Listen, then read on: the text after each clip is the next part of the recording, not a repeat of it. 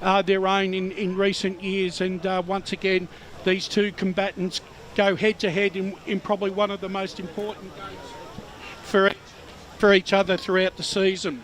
Joining me on the pre-match this afternoon is an established crew of experienced individuals who between them bring a wealth of knowledge to our competition. And first and foremost, to my right, I'll introduce the media manager, Ryan. Hello, Ryan Long. How are you?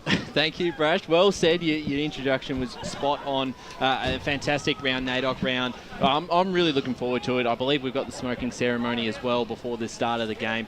Always very important. Was lucky enough to head off to Norwood on Thursday night. Yep. Listened in to Jamie Bennell. And then obviously we had Braden Kilpatrick at South Croydon as well speak. And that's up on our socials. And today, fantastic. We'll be able to hear from them. It'll be on our broadcast before the start of the game. So it'll be good to, if you're unaware on some of this stuff, definitely tune in, Jared, and have a listen. And it's a good learning experience for, I guess, all of us. Yeah, I'm really looking forward to listening to that. G'day to all the listeners. G'day, Ryan, Brash, and Scott down the end there. I'm really looking forward to this game and the smoking ceremony and everything. It's a fantastic initiative to, bring a bit more awareness, dispel some of the prejudice, and, have a bit more of an understanding of the roots of this great game and the roots of this land as well.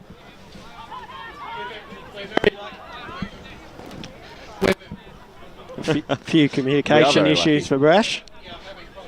Yeah, not coming through there, but I presume you were going to introduce me, so I'll just introduce myself. Yeah.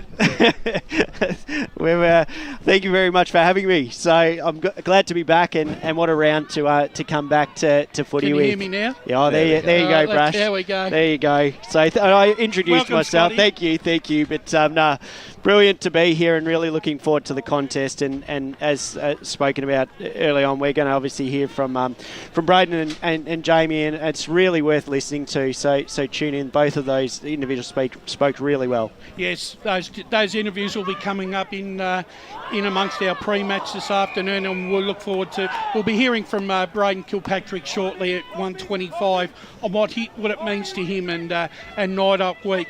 Well, gentlemen, we've got quite a bit of we've got big games and big rounds to go through in all divisions this afternoon, and it's going to be pretty fast paced. So I'm going to kick everything off with 4th division. All right, and 4th division, there is some interesting games this afternoon, but there's one game that's piqued my interest, and it's the Kilsyth versus Chirnside Park contest. Kilsyth have become a real tour de force in Division 4. Ryan, they won by 100 points last week.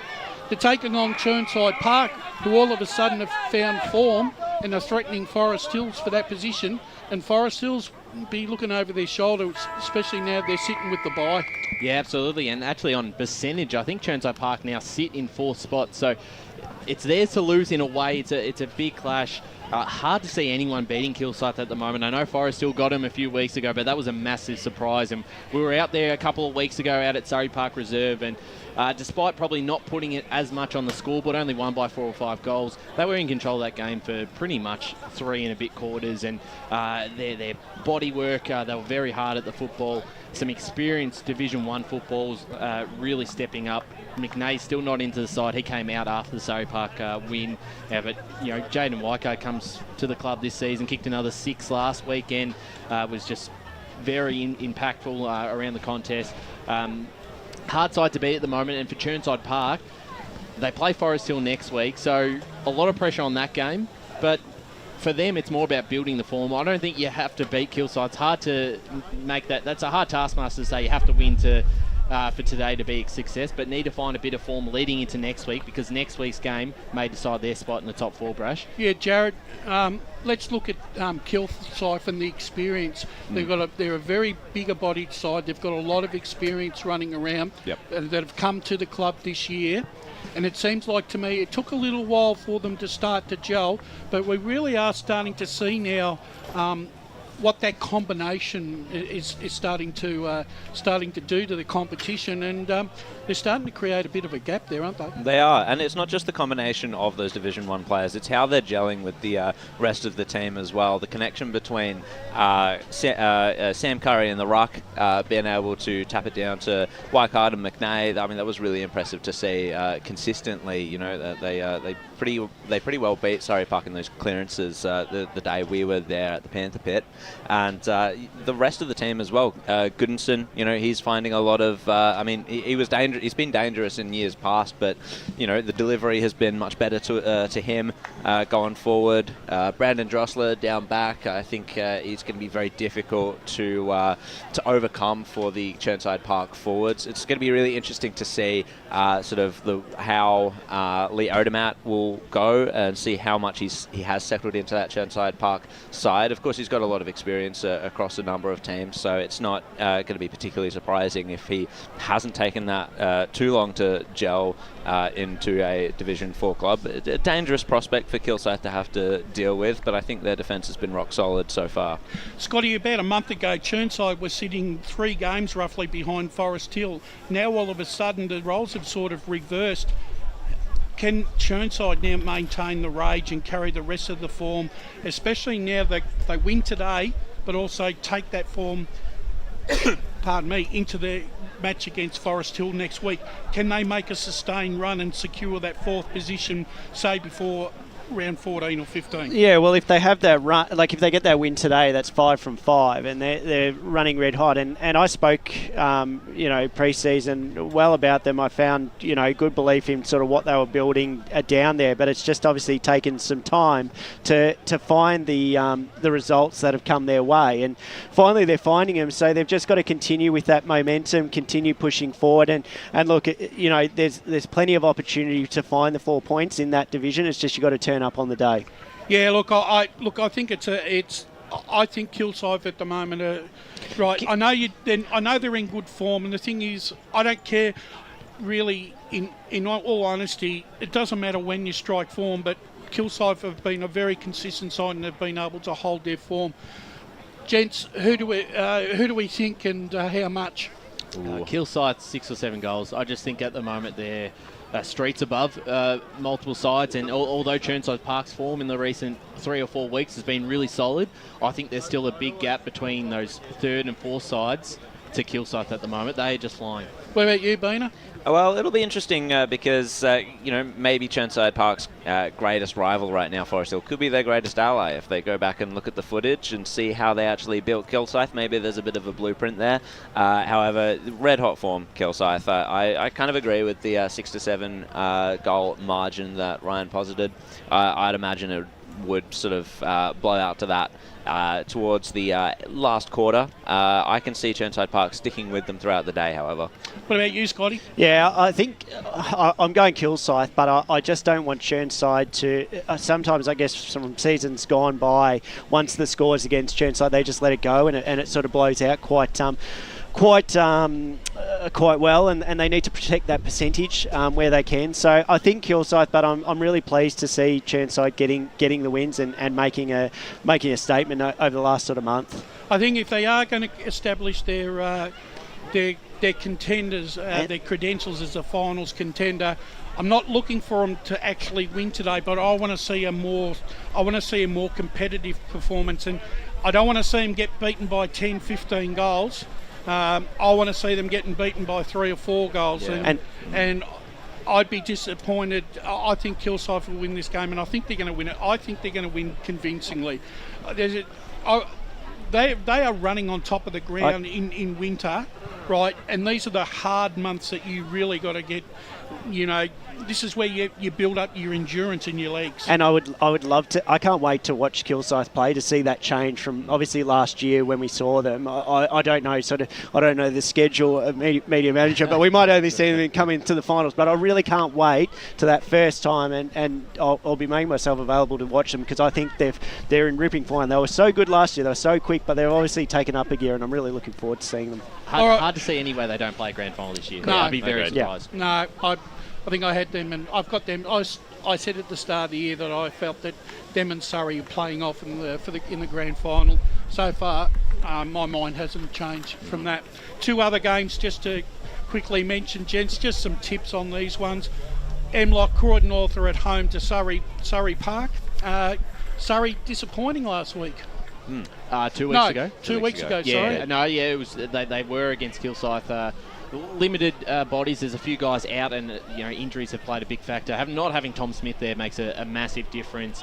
Kennedy went down in that game against Kilsyth, but a great response last week against Forest Hill and against Croydon North MLOC. I don't see him having any troubles, and just got to keep winning to finish in the top 2 at the end of the season. And they were right for the picking last week. Surrey Park, considering the personnel they had on the park, and after getting thumped the week before, if there was ever a chance Forest Hill had last week to knock them over, then they couldn't. They got smashed. So what do you think, Jared? Surrey to continue the winning ways? Yeah, I have to agree with that. They really dug their heels in well last week. Not particularly a backs against the wall performance necessarily against Forest Hill, just because of the form line there and the fact that Surrey Park are generally going to be a better side than the Zebras, and they are, of course, going to be a better side here than the Kangaroos, and I have to go with the Panthers. Well, yeah, mate. I'll just go Surrey, and we'll keep it short. Fair. And our resident clairvoyant, the Oracle, once again has sent his selection through to EFNL House, and let's having a look at Division 4 at the moment. He's for 29 selections, he's got 18 wins, 11 losses, at an average of 62%. He's got actually Surrey Park 72. Defeating Croydon MLOC 57. Scoresby 47, who we'll talk about now, to beat Nunawading by a point, 46. And the big turn up, he's got Chirnside Park 97, beating Kilsyth 92. I'd be very surprised. Yeah. I'd be very, very surprised. I couldn't have Chirnside based on, but Scoresby, they got beaten up. They got worked over last week. Can they recover enough to get the chocolates against Nunawading? Oh, well, they can, and they will, and they should, against Nunawading. You remember the last time these two sides played, that first half, Nunawading were in that game. It was quite close, and then they blew them away in the second half. But just need a bit of a response. There's 5 or 6 changes to the side. I had a look on Friday. You looked at their performance last week, 11 goals they gave away in the last quarter, so it looked like they may have just thrown in the towel.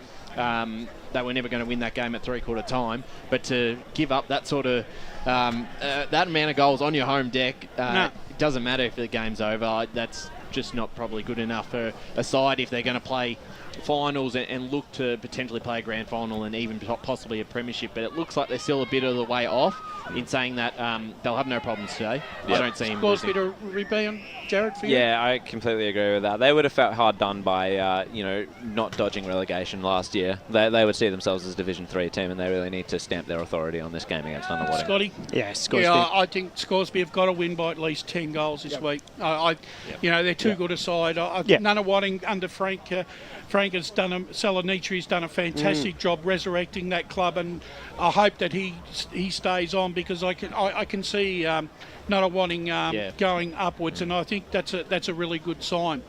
Well, we're going to have one of our first feature interviews on NAIDOC week, and South Croydon's Braden Kilpatrick, a star player, premiership player. He sat down this week with Ryan Long and gave us his thoughts on what NAIDOC week means to him.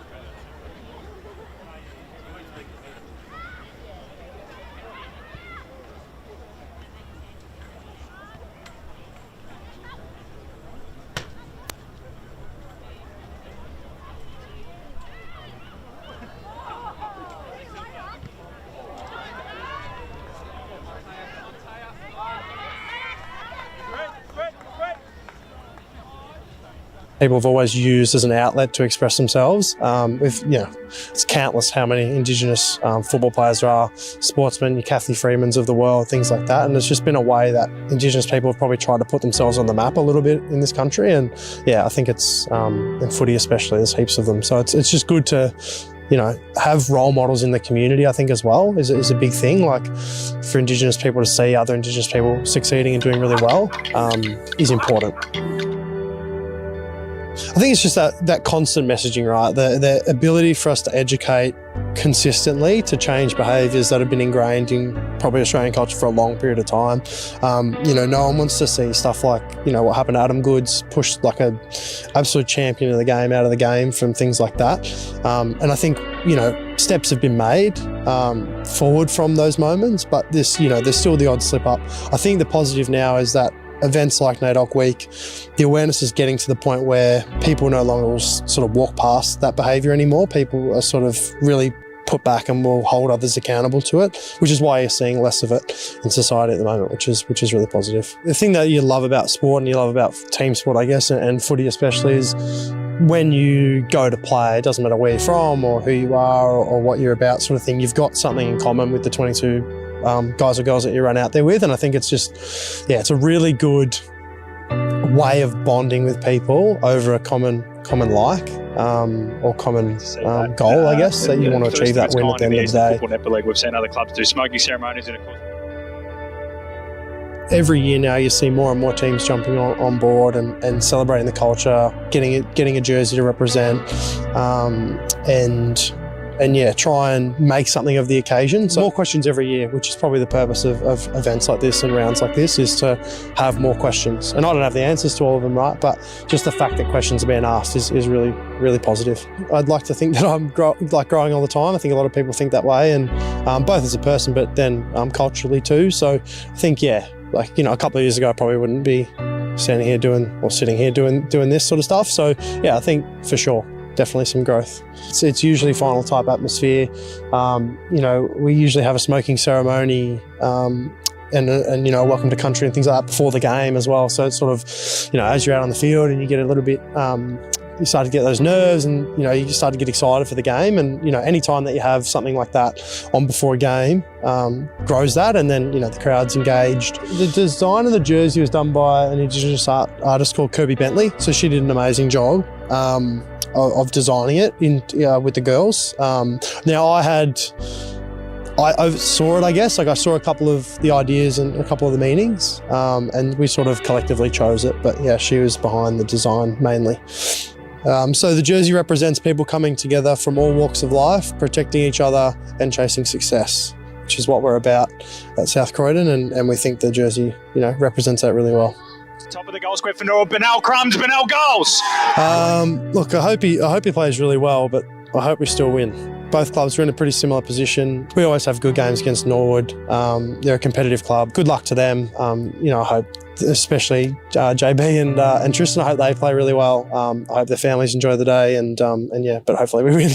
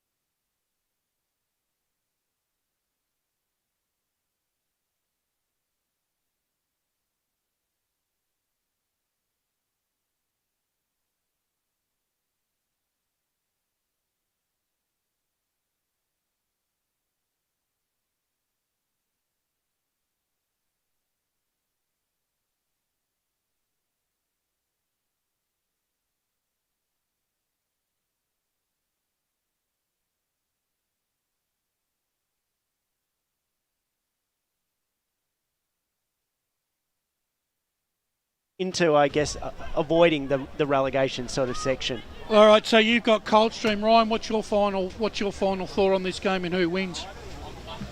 I'm tipping Fair Park, but I think this is going to be close either way. And Coldstream obviously got him earlier in the season, but it is very interesting that it's so important for the two clubs in two different ways that Fair Park need to keep winning if they are to manage to take a top 4 spot over either Oakley or Sylvan. And then for Coldstream, they're in a bit of a deadlock, as you said, with Whitehorse and Warrandyte. So for their sake at home, this is a winnable game and one that they can get something going and avoid sitting in last position at the end of the season. But I just think with the Lions' form over the last month, a little bit more solid. They've been able to string some wins together, which, as you said, Brash, earlier had been a struggle. So just on the way they're playing at the moment, I'm going Fair Park. And just, sorry to butt in, but I was just looking at the ladder. So if Coldstream get those 4 points, they go to 16. Yep. Fair Park are currently on 20 points. So they then are sort of chomping at Fair Park to get back into that sort of 5th position, and then really it's up to anywhere. So the game is huge. I would hope that every person from Coldstream in that town gets down to that ground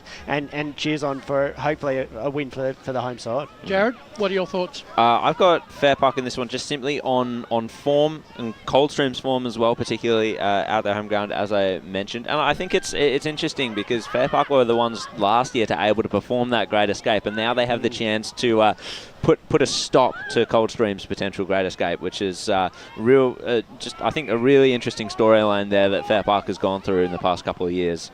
So you're going for? I'm going for Fair Park. Yeah, so am I. I think Fair Park, they don't put 2 or 3 together, but when they do and hit form, they're a difficult side to beat. It's going to be, for me, this is their biggest challenge so far this season, going up to Coldstream. But I think they are up to the task because there's a big carrot dangling right in front of them, and they can smell it, but they can't touch it just yet. No. But if they win today, it's within grasp. Right, so I'm thinking that Fair Park will try and make all posts winners and probably try and get off to a really good start and probably try and dictate the play for the rest of the afternoon. The Oracle has got his Division 3 or her Division 3 selections so far this season, 40 matches for 22 wins and 18 losses, at a strike rate of 55, which shows how hard this division is to try and pick winners on a week-to-week basis. It's got Fair Park 60, defeating Coldstream 43. Donvale, who are in a class of their own at the moment, 120 to beat Sylvan 75. Oakley District 90 to beat Pioneers 37. And Furniture Gully 69 to beat Warrandyte 54. Any surprises in that?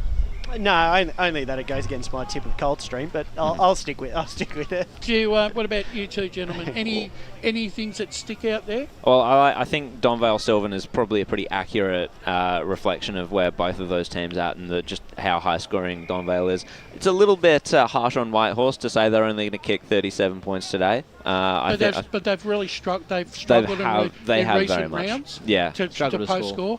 And I think that's the thing.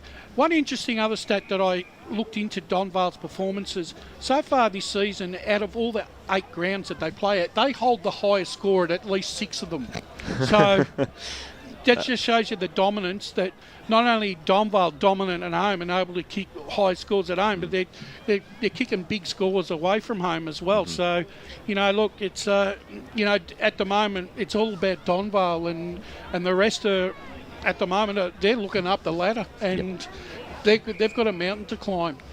Well, look, once again, we're going to take to our second interview this week, and we're going to take a Norwood perspective on this. And our EFNL man, Dylan went out to go and chat to Jamie Bennell of the Norwood Football Club for his thoughts on what happens and on his thoughts on NAIDOC week.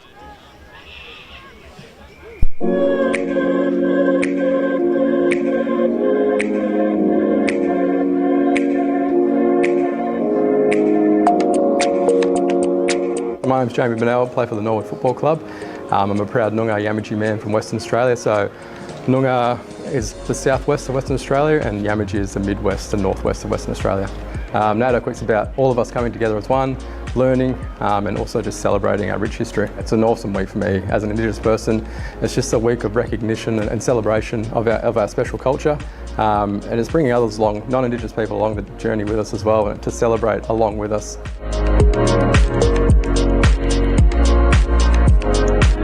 I feel Reconciliation Week is a time where non-Indigenous people need to come together and reconcile with Australia and Indigenous people. And then we come to NAIDOC Week, it's more that celebration type setup. Learn about our history, our culture, and walk the walk, I guess, with Indigenous people and learn our history and culture. So it's a massive week for Indigenous people. It's a very enjoyable week. There's always things on in the community, and for me personally it's always nice to get out to different organisations and show my face and be immersed in the culture and community over here. Yeah, footy's massive. It's a game we all love. We play the game to make mates. It's very enjoyable. But at the same time, there's a good opportunity for things like to celebrate NAIDOC round, to celebrate different rounds through football. It's massive. Like, we all come together as one. So why not share different stories and I guess journeys along the way with that, no matter what it is, Indigenous, non-Indigenous. We're here as one football team, so I guess the more we know about each other, that's going to bring us tighter as a football club. From an educational point of view, they're always keen to learn more from me. I've done cultural awareness sessions here with the boys as well, so they're a very eager group and always wanting to learn more, and it's just, I guess, someone to provide that opportunity for them to learn, because I guess if it's being in a football club, you're very lucky and fortunate. You get, I guess, overexposed to our culture by playing alongside Indigenous players, where in the real world, like day-to-day life, work, you're not really exposed as much to that. And for me, I take that responsibility on. I look to share my culture and be proud of who I am and the culture I come from. Yeah, it's been big. So we got the first ever jumper up and going a few years ago now. And then from there, we played that game against South Croydon, and they wanted to jump on board with us. So we've made our game NAIDOC round game. And even last year, seeing, I think it might have been 5 or 6 more other teams produce their own jumper and get that up and going. So hopefully again this year, this weekend, we see a few more out on the park. So for me, it's a proud moment for me, because being able to do the first one for this league and now sit back and see 7 others, hopefully more. Yeah, it's something I look back and I'm pretty proud of. Yeah, so a new one, which I'm excited to show the boys tonight. It just came about, we've had our previous one for a few years now, and we're due for a little freshen up, so this was the right year to do it. It's come along together. It's probably my favourite one. We've only done 2, but this is my favourite by far. So yeah, I'm looking forward to running out this weekend. And the meaning behind the whole story is together. So we're together as one football club. It's one big family. It recognises our supporters, our volunteers, all of our members and stuff like that. But yet the football club in general. And then on the front, we've got represents our 4 players, our 4 Indigenous players that represent this football club. So we're at the forefront of this club. The logo in the middle, it's got some gum leaves that represent our connection to country and culture. But yeah, the whole jumper is just a recognition of First Nations people and our culture and contribution to the game. My cousin, she does boots for me. I got onto her a few years ago and asked her to do a pair, and then from there it's grown ever since. She's done an awesome job. So it's got my 3 boys are on the footy boot this year, so Jed, Bo and Louis, so it's representing who I play football for, is those 3 boys, and I guess my journey as well from Western Australia to Victoria. As I get older now, I feel I'm more, I guess, educated myself. As a young kid growing up, I kind of just went through the motions, knew who I was and where I was from, but being older now, I've learned so much throughout my journey, through football, through work, to now presenting cultural awareness sessions. I do hold that responsibility close to me, and it's something I'm very proud of. I guess the development I've had over the years to be able to stand up in front of a group now and actually tell them who I am, where I'm from, but not only that, but all of our Aboriginal history and culture. So yeah, it's something I really enjoy.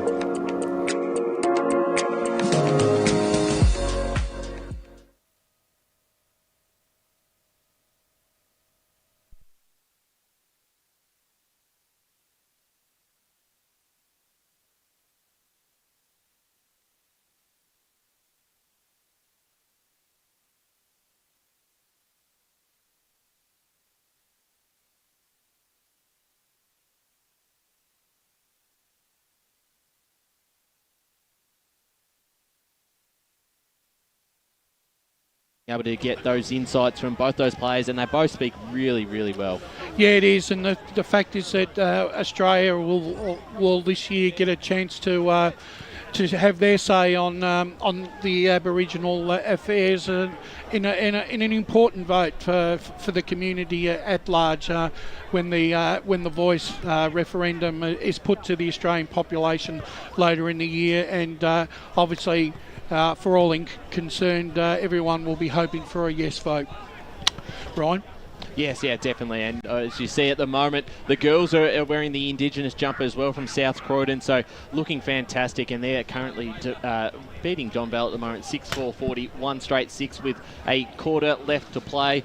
A fantastic round ahead. And where were we just before we heard from Jamie? Well, we're now ready to start on Division 2 now.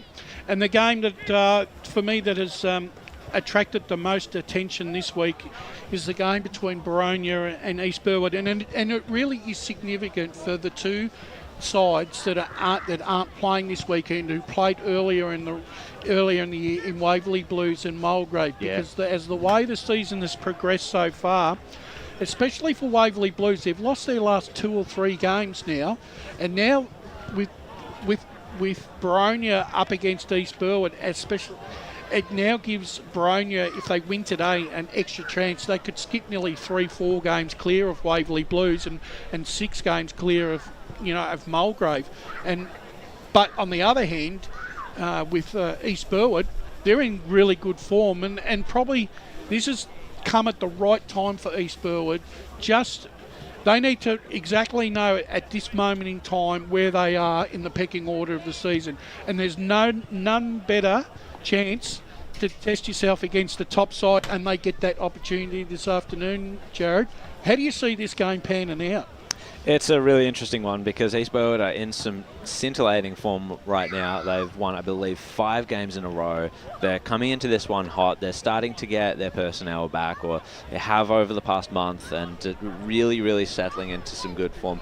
Definitely stamping their claim as finals contenders. They come up against Boronia, of course, here, who are the benchmark of Division 2, looking a lot more like a Division 1 side almost. So it's going to be fascinating. I'd say there's a little bit of a mental edge there for East Burwood because they always take Boronia to task. There's always close games against them in the past couple of years. But I think Boronia will be able to dispel that, Scott. Yeah, I just was wanting to make the point that obviously you're talking about the points that Boronia could get, but East Burwood as well on the other side, because Waverley and Mulgrave are both going to be watching, because if East Burwood gets the win, it equals them on 32 with Waverley Blues, and then if they get the win also from East Burwood's perspective, they'll get a bigger gap from Mulgrave as well. So for East Burwood, it's a really important game today, and if they can get those 4 points, and we say you've got to find those 4 points, against games that may not be sort of penciled your way, if you can steal them, then magnificent, and they're coming in at the right time to come up against Boronia, and I think it'll be an absolutely ripping contest. Ryan, the significant difference so far in this competition is Boronia's midfield. They bat exceptionally deep, and when we've spoken to Matt Clark, that was the impetus and the thing that he's been striving for all year. I mean, it's all right to have your 6 to 8 guys running through a midfield rotation, but he's got up to a dozen blokes to run through, and that makes it really impossible for an opposition coach to try and coach against. Absolutely, and it comes back to the depth of the club, and obviously their reserve side is really, really strong, and I don't know if they've lost a game. I think they're undefeated in the reserves and probably on their way to a premiership, so they've got that depth. Dylan Dower's one who's come up from the twos in recent weeks and has been able to held his spot in the side. You look at Max Brasher, who's come to the club. He's had a fantastic start to the season. Mitch Mellis is in some brilliant form in the moment. The last month, he's been listed best on just about every game. So when you get some guys like that, we haven't even touched on Josh Begley, who I believe plays a bit more forward as well. And they've just got so many options. And then up forward, Ben Robertson is reliable to kick 4 or 5. Damon Fairchild's had a really good last 2 or 3 weeks. So they're flying at the moment, and it's going to be tough to see them not playing in a grand final this year, similar to some of the sides we've already spoken about. We had that conversation with Kilsyth, similar with Don Val and Ferntree Gully in Division 3 as well. So they'll be hard to beat, but East Burwood 5 in a row now. They've been able to hit some form, and I don't think it's any coincidence that they've been able to hit some form while they've been able to keep their best players on the park. That first 5 to 6 weeks, they had injuries, Scotty. They had people coming in and out each week. Weddings, Mariani's wedding, missed overseas the game there. travel. Overseas travel. So they haven't had the luxury of having everyone with them each week, and it's made a difference now. And they're a game behind Waverley Blues. So at first we thought they may not even make the 5. They could even finish 4th at the end of the season if they do have a fantastic run home, Brash. Yeah, Jared, the other player coming back into the lineup who will make Robinson accountable will be Eddie Rixton down in that back line. A very much maligned back player, but an important cog in the East Burwood scheme. Yeah, I'd have to agree with that. I've seen Ed Rixton play on a couple of occasions. He's done really well to lock up some of the main attackers that, whichever opposition that they've come against. The issue for me, however, is the flexibility that Baronia have. They can throw Begley forward, they can throw Kieran Edwards forward, they can throw even, we spoke to Matty Clark earlier in the year, and he mentioned how Jared Lake can play forward as well. There's such a flexible team. Every single player there can play 2 or 3 roles, and throwing the magnets around for Baronia is more of a modus operandi rather than a desperation move. When they're trying to win a game, essentially. Final thoughts, Scotty. Where do you see this game? It's down at Tormore. That's obviously, and no sides been able to crack it down there this year. I don't believe. Except Ringwood, I think. Except Ringwood by a point. Yeah. So. No, I think I'm definitely going with Baronia, and I think East Burwood would be kicking themselves from the early start of the year. Some of those results that could have gone their way. They only lost to Baronia last time they met in round, I think it was round 4, round 4 by 7 points. So definitely, playing better footy than they did back then. But yeah, Baronia at home I'm going with. What do you reckon, margin-wise? 7 points. Yeah, fair enough. What about you, Ryan? Yeah, I actually on the podcast gave East Burwood my Super Boost Roughie of the week. I think they're a chance. Yep. But in saying that, Baronia by 2 goals. I think if Baronia are vulnerable, it is this week as East Burwood come into this game as one of next to Baronia as the side running hot. Yep. What margin? Who do you think, Jared? I've got Baronia in this one as well. I'll have it at about 10 points to split the difference between those two. I think about 4 goals for mine, Baronia. Yeah. What's the Oracle? Well, we've got 3 other quick games. We've got Heathmont taking on Knox. Anyone make the case for Knox? Nope. No, to be honest. What about you, Scotty? No. Well, I certainly can't make a case for the next game because I think Ringwood will beat Upper Ferntree Gully. Yep. Yeah. Yep. And I think the other game, slow starters, Templestowe, who were very lukewarm last week. They warmed to their task and end up running away. They take on the Basin, who don't win out of term, but unfortunately they're a little bit below the best this year. Yeah, there's still a bit of a gap there, and Templestowe need to keep winning if they want to finish in the top 3, potentially a top spot maybe up for grabs at the end of the season if they can pinch a couple upsets. So they just can't afford to lose these ones, and they won't. I also think that with Baronia winning today, really the only spot left for Waverley Blues if they want the double chance is second. Because they're going to need to win a stack of games in the Homewood run to overtake a couple up front. I am very happy that we're all going to be at level pegging it. Everyone's going to be at 13 games at the end of this round. Yeah, so thankfully. That's been frustrating going I find back that yeah, I do. I find that. Yeah, I feel like it's kind of inflated our opinion of Waverley Blues a little bit. Just seeing that extra game that they won against Mulgrave on the ladder, whereas the only team that they've beaten in one of their fellow top 4 teams is Templestowe, and that was all the way back in round 1. Right, our friend the Oracle has got Heathmont 62. Knocks the Boyle over there 78. Well, I'm not sure about that one.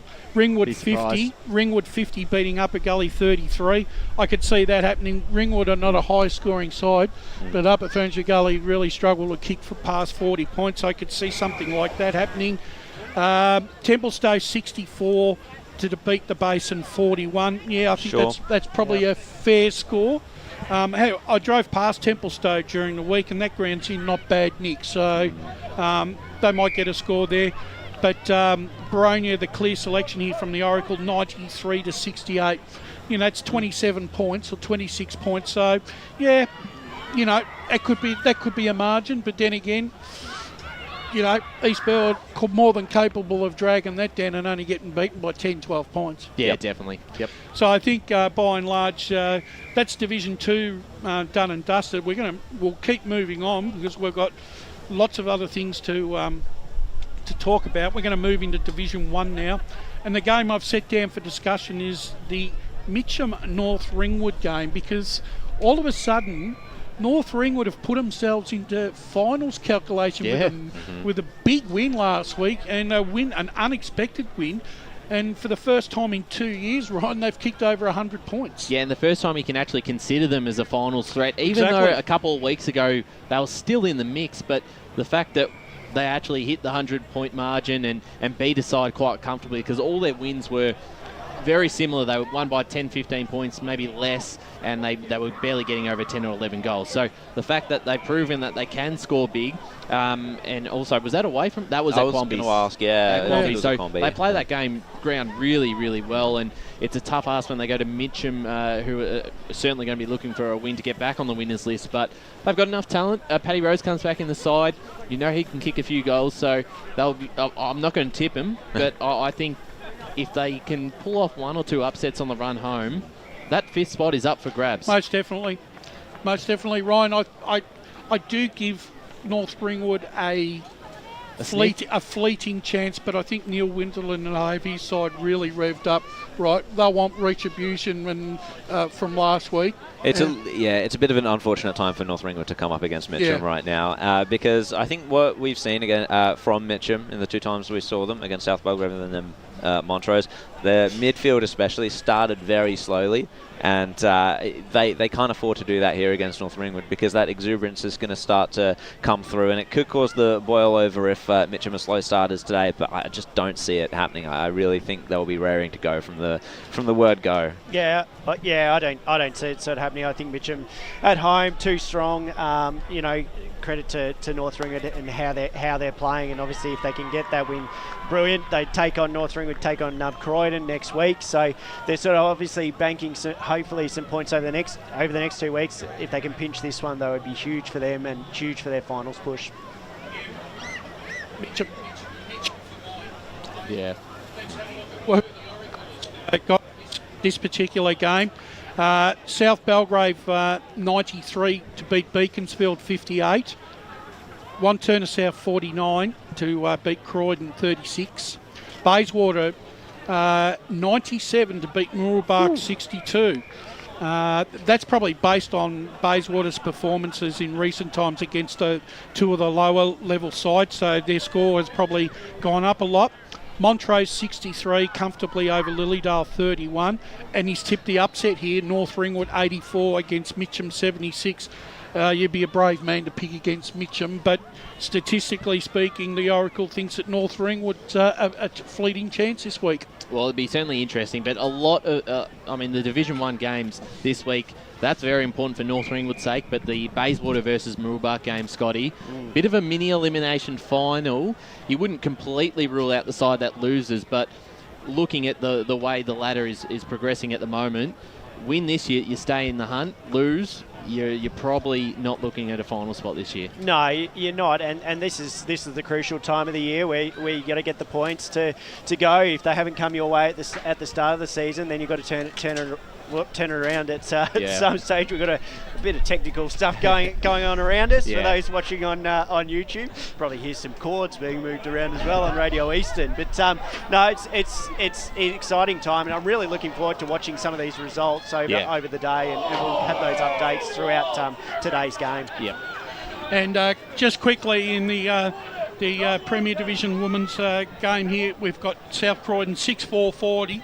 8 minutes into the last quarter, leading Donvale 1-8. Gentlemen, we now move into what I feel is probably the one of the best rounds set down for decision in Premier Division this weekend.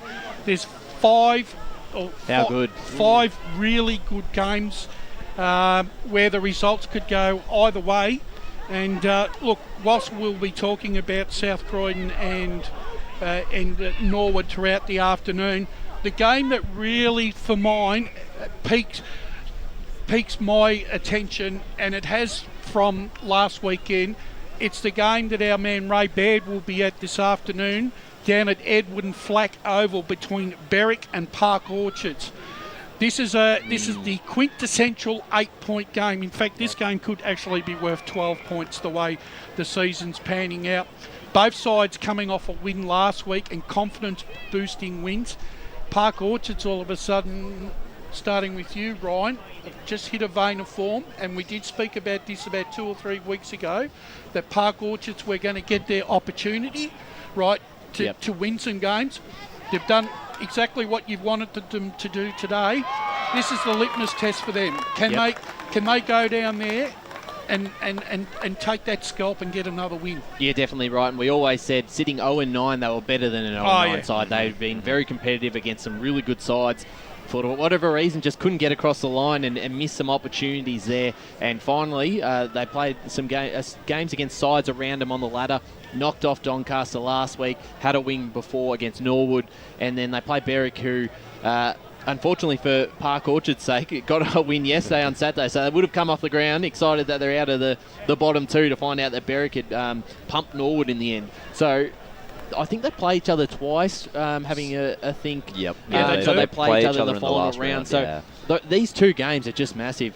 You've got to win this first one, I think, for both sides, Scotty, and whoever does gets themselves out of the bottom two, and then they can start to maybe pinch a couple upsets, so that at the back end of the season, when they do play again, they're not relying on having to win that game to not get relegated. It's these 2 weeks for Park Orchards especially, and even for this game for South Croydon and Norwood, because Park Orchards, again, if you're looking at the ladder, South Croydon are on 12 points, Park Orchards are on 8. Park Orchards play South Croydon next week. Yeah. So it's massive in the way of sort of results, of the way of sort of getting out of that bottom sort of relegation zone. And I'm really interested in these sort of games. I know obviously we'll talk about some other games in the higher end, but there's always a bit of interest around relegation and those teams, like, who, do they deserve to be down there? What's gone wrong, what's gone right, etc., etc. So, look, I'm picking sort of Berwick at home, but I think Park Orchards are within striking distance. They're playing enough good footy, but they need to really find either the win this week or next week, if not both. Yeah, I tipped Berwick on the podcast yesterday, so I won't change my mind, but I think this is going to be really close either way.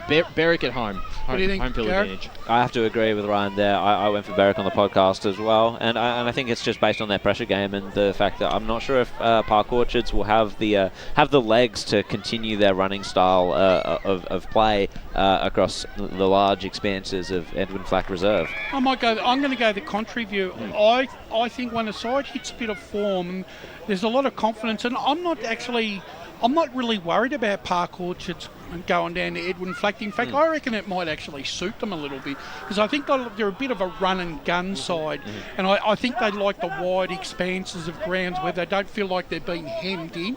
And I sit back and I think the X factor in this game, there's two. You got Michael Prozenak for Park Orchards, but you got Harry Money. Now, I said weeks ago when Harry Money came back into the side, there's going to be a game where he's going to take the opposition apart. It could be today, but I think he'll need to play a real prominent part, right? And in this game for Berwick to get over the line. And then I sit back and I look at both these sides individually, and I'm asking myself, if either side won today, which of these two sides are going to be better credentialed to try and pick off future wins for the rest of the season to get them out of the relegation mix. And I feel that I think the Park Orchards are better credentialed, mainly because of their experience in this competition and the fact that they've got a bit more of a hard-nosed edge, and they have got better record overall against some of the other sides in previous occurrences. So, look, this is a really important game for both sides, and I'm going to tip Park Orchards, but I think it'll only be by about 3 goals. Yep, no, I think that's fair. I think it's going to be one sense. to certainly look out for this afternoon. Right, another game that is set down for discussion afternoon down at Cherry Road. Balwyn taking on East Ringwood. East Ringwood just keeping on, and this week they go down to Balwyn to take on a Balwyn side who up until last week were really struggling to kick goals.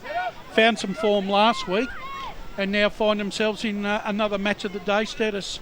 But somewhere along the line, I sort of feel that East Ringwood's form still is more consistent than Balwyn's, and I think they've got the side to be able to hold Balwyn like a Noble Park, Ryan.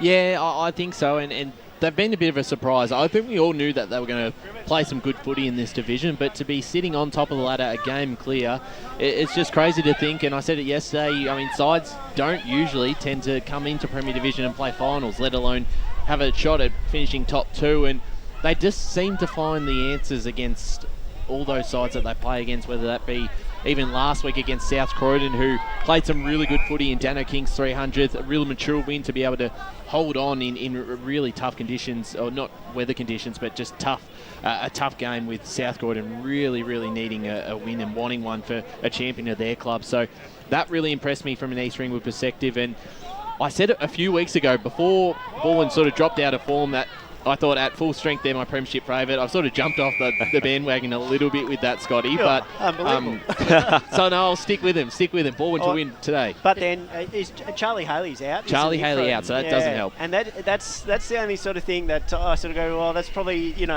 in Ringwood's favour. But I think Balwyn at home, we've sort of seen how they play their footy there. They do it well in what's a little bit of a different sort of ground. Smaller I guess. ground. Yeah. It's not the certainly a bit of a different one. But a lot of Premier Division grounds are smaller size, aren't they, Brash? If you look at the overall. Jared, quickly, your thoughts? Yeah, I think what you mentioned about Noble Park and that Balwyn game earlier, ring true for me. I think East Ringwood would have a very similar style of play, and I think that they will be able to find Balwyn out on the home track. I like East Ringwood. I love they've got a tough, uncompromising game plan. And they've also got some players that can add some added flair to it. I think they'll get the points as Arvo. And I think you guys spoke on the podcast. Like, does that, if East Ringwood then gets this win, does that then say to everyone that they're the final sort of contender, or what do they have to do to prove otherwise? They're probably wondering what else do we have to do? We've done everything else. They knocked off the Doncaster East Lions, who I think are going to be a contender this year. Yep. Beat Balwyn. They've beaten Noble Park, I think, or they haven't played Noble Park. But I think you've got to put a bit more respect to their name if they do get up today and consider them as not just a finals team, but a real premiership contender at the end of the year. Danger game for the Bulls down at the Bullring this afternoon. They take on Blackburn, who have been flirting with their form in recent times.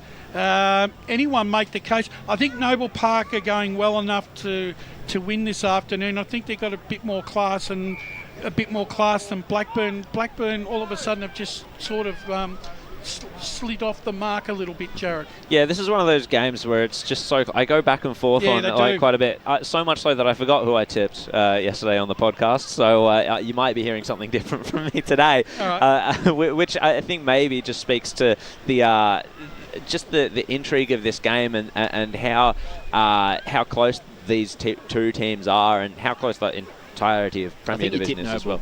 Yeah, it would make sense, especially at home, and especially given they'll be wanting to. I mean, they're the reigning premiers for a reason. Their home record hasn't been flashy. It's not been fantastic, but I think such an experienced, such a classy, such a well-coached side will be able to overcome any sort of those sort of obstacles and just figure out how to fix and find those solutions to the issues that they've been having. I was surprised to see how soundly beaten in the midfield they got by Doncaster East last week. It was an absolute shellacking in there, and they're not going to want to repeat that performance. And they have the experienced players in there, Casey Sketcher, Horton Milne. They're not going to drop their heads. They're going to pick themselves up for this week, and I think Blackburn should be aware of that. I think the Bulls for mine. Bet you, Scotty? Yeah, no. Well, coming back after that loss last week, they'll really want to find form and get those 4 points against their matched opposition. Brian? Yeah, Noble Park for me. All right, next game.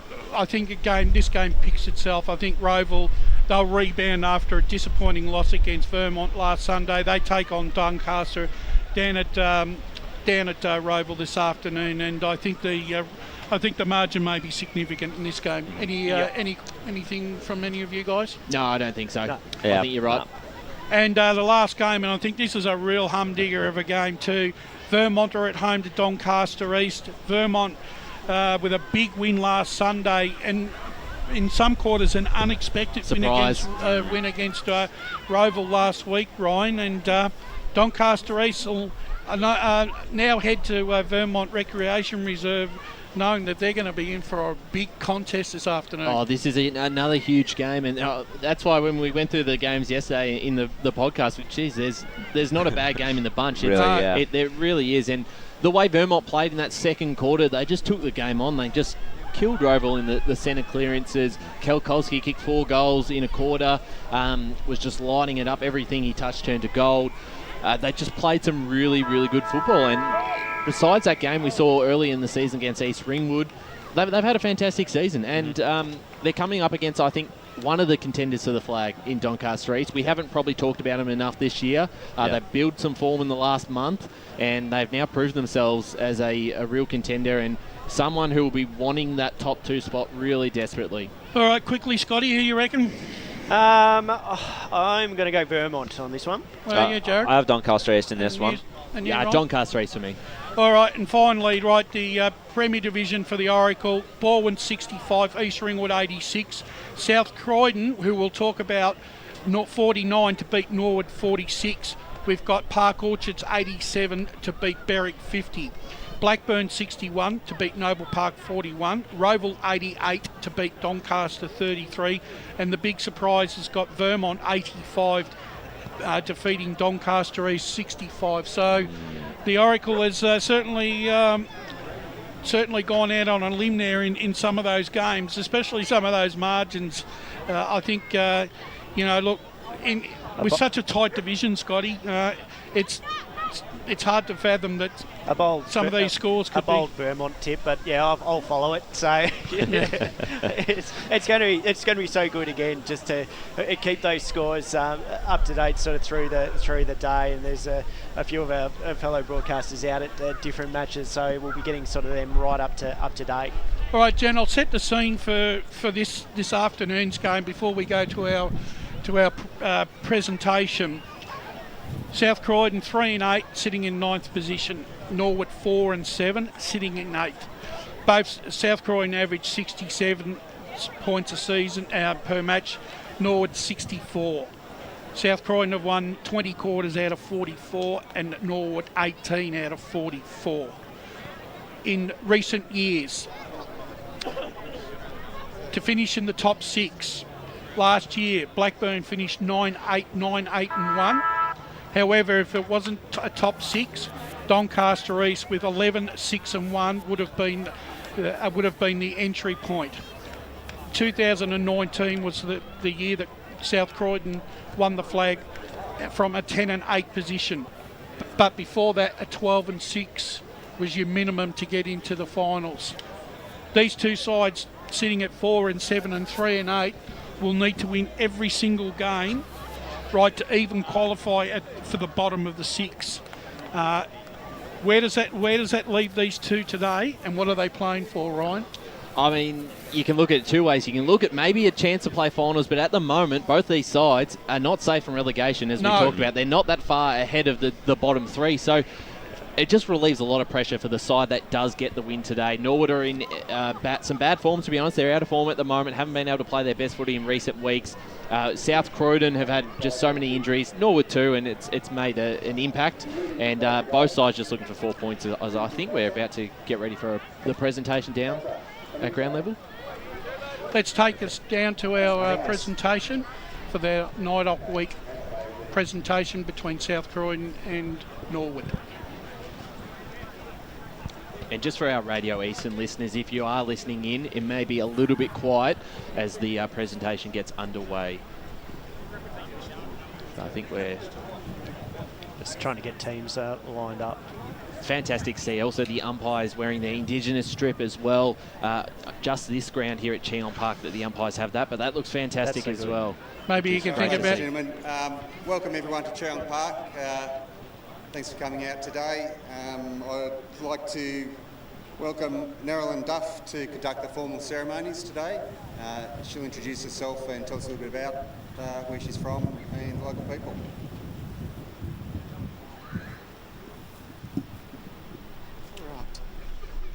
Good afternoon, everybody. It's a really wonderful pleasure to be here, and particularly to witness your wonderful jerseys. Jumpers, whatever you call them. I'm really impressed and so delighted to see everybody in their Aboriginal colours, and it's actually really touching for me to be here. I was just sharing with Jane before that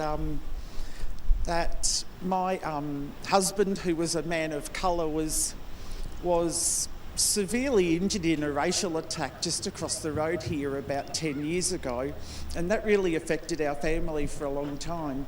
I feel like coming here today has really brought some healing to that terrible experience.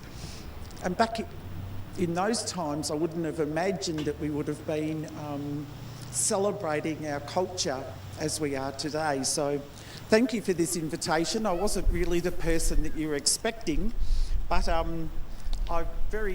it's a real delight for me to fill in and be here with you all today. I'm not quite sure which way to stand, but I'll keep spinning around. So yes, my name's Nerylyn Duff. I am a Trawulway woman, but I've lived on Wurundjeri country all of my life. My family are originally from Tasmania. I've worked at the Mullumbulum Indigenous Gathering Place up until quite recently, which is the gathering place that's just a couple of blocks up there. So I'm really connected with the local community here, and so it's a real honour to share with you today. I firstly just wanted to thank the Croydon South Football Club for having the insight to and the initiative to be arranging an Indigenous round and to have your Indigenous jerseys and to be honouring Indigenous people today. This is a ceremony that Aboriginal people have been doing for thousands of years. And as I acknowledge country today, I ask that you tread lightly on the land, and by that I mean to care for it by removing rubbish, caring for our animals, respecting each other, being fair and showing justice and equity in your everyday life. And I can see that those things are a big part of this club, so you should be very proud. As Aboriginal people, we believe that walking through the smoke is a way of cleansing our mind, our spirit and our body. So as we do this ceremony today, I'll put a large amount of gum leaves on the fire, and then if we can, it'd be wonderful for those circled around here to be able to come and walk through the flames, not through the flames, do not walk through the flames, walk through the smoke and feel that cleansing. Sorry, I'm having a technical difficulty here. Which of course always happens. Just a moment. Okay.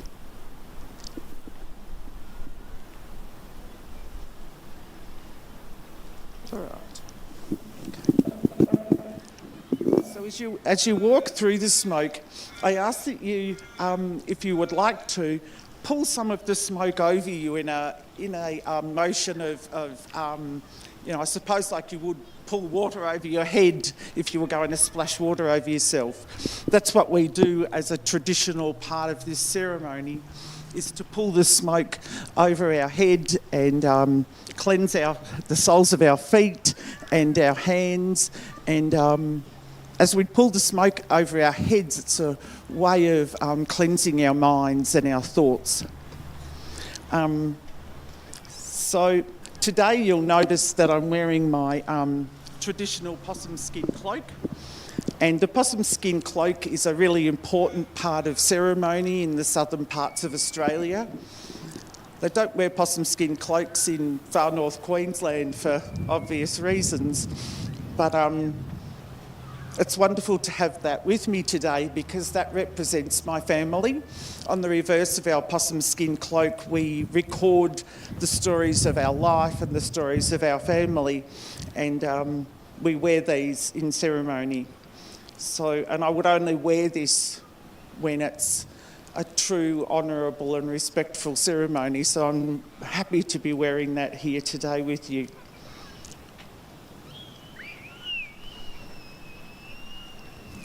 So please feel welcome on this land. I acknowledge that we are on the lands of the Wurundjeri people, the Woiwurrung speaking people, part of the Great Kulin Nation, and we pay our respects to their elders, past, present and emerging. I pay respects to all elders here today, to all of our Indigenous players, and indeed to all of the allies here today. And by allies I mean those people that walk beside us as Aboriginal people. You're the people that we need to continue to change the systems that colonisation set up. And so our allies are really important to us, people that will help us to continue to fight for change and fight for justice for Aboriginal and Torres Strait Islander people. So I'm about to put some leaves on the fire, and then I ask that you just come through single file and walk through the smoke, and then I will that will be the ceasing of this ceremony. But thanks again for your inviting me along and for agreeing to hold such a ceremony as this. It's a great honour for Aboriginal and Torres Strait Islander people to see this, and thank you.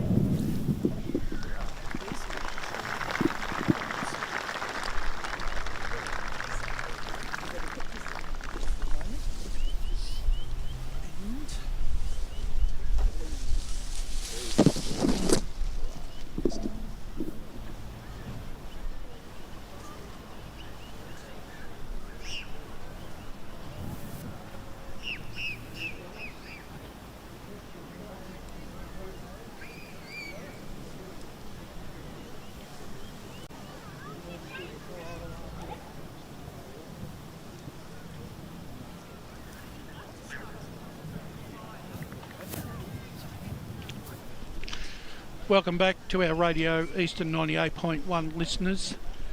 Introducing the call team for the big clash between South Croydon and Norwood, and on our two call-by-call commentators, I'd like to welcome Brett Beston and Jarrett Beanland. Good afternoon, gentlemen.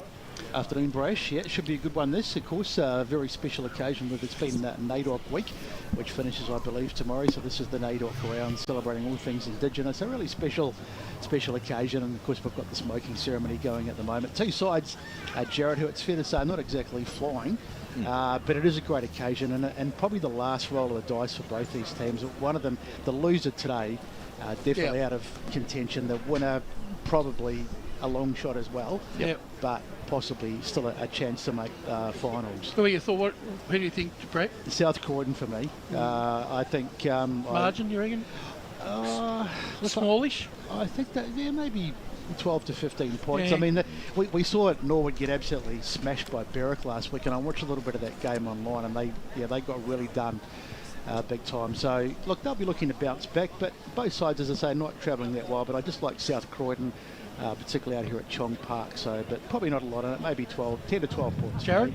I'm a little bit more bullish on South Croydon. They really took it to East Ringwood last week, and East Ringwood, they're looking to stamp their name as premiership contenders, perhaps the premiership's favourites if they're able to get up over Baldwin today. And so for South Croydon to be able to do that, they're starting to show some real form. I just worry a little bit with a couple of the outs for South Croydon, both Walker and Cooper coming out of the side today. and Dan Cooper's a big, he's a big out. yeah, So. and Tom Schenk already not in the country, actually. Yeah, I believe he's being a big maths master contest overseas. Yeah, really Good luck to interesting. him. Yeah, absolutely. I wondered why he was missing. I figured he must have been injured, but yeah. No, he's a maths South king. Croydon for you? I've got South Croydon, and What do you reckon? I think 6 goals. All right. Yeah. Well, that's very bullish on your part.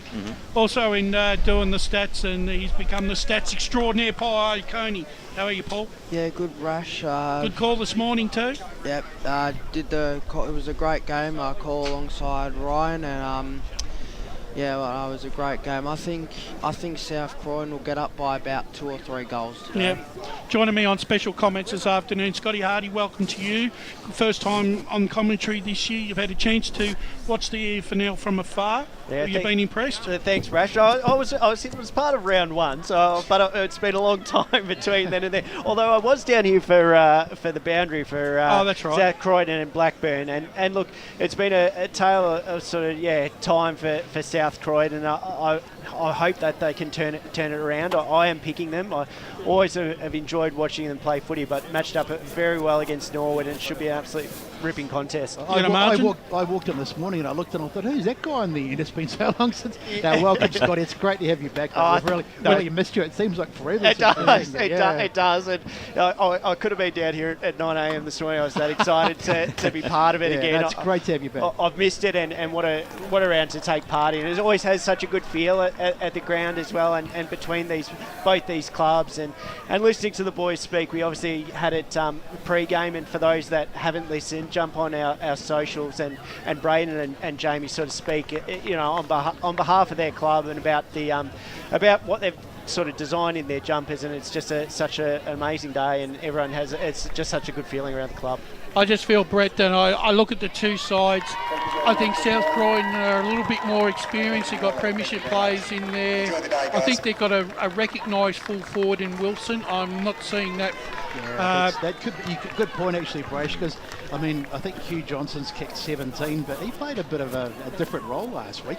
So they don't have an out-and-out full forward. And James Wilson is a very good... And I think the only guy that I think that could offer Norwood a decent or a multiple goal kicker is Rhett Jordan, who we know in the past is more than capable of kicking more than 4 or 5 goals. He's going to really have to be prominent this afternoon, depending on where Marty Pask has him playing.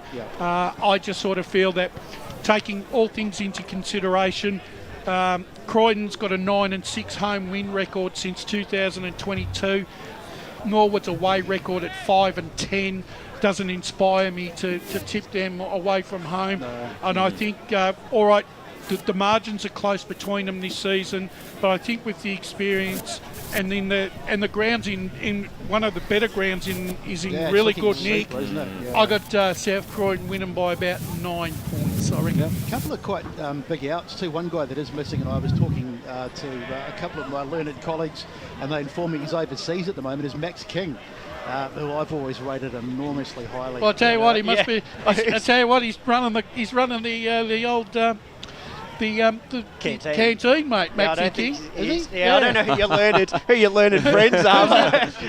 They told me he was overseas. He's just here in front of us. It wouldn't surprise me. It wouldn't surprise me if it was that Blake Tennant. It was, actually, I think it was. Yeah. He told me he was overseas. Are our boundary riders down there, Ed? Someone get a chat with Maxie. He's to your left. He's just in front of us and asking what happened to his overseas trip. You told me he was overseas. I did not say that. You did so. Anyway, good to be back here. Been a while since I'm on the boundary, and I'm on with the young and emerging Dill Smith. But I think South Croydon won the toss, and they'll be kicking to the right of your screen. Who wins? I think. Who wins? I think I've got South Croydon just at home. How much? I'll give him about 15 points. It'll be really close. Dill, what do you reckon?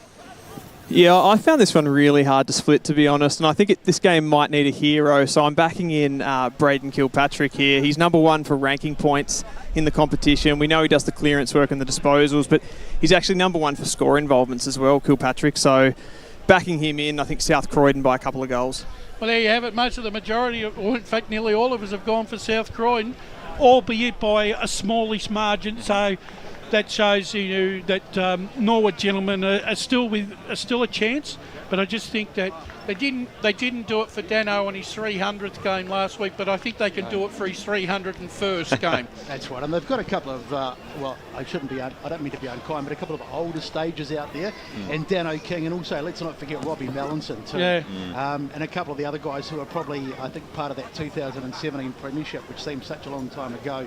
But they've just got a bit more experience, and as I say, neither side been travelling that well, but I think on their home deck, and I think they've just got a little bit of an edge today, and I think they'll get it.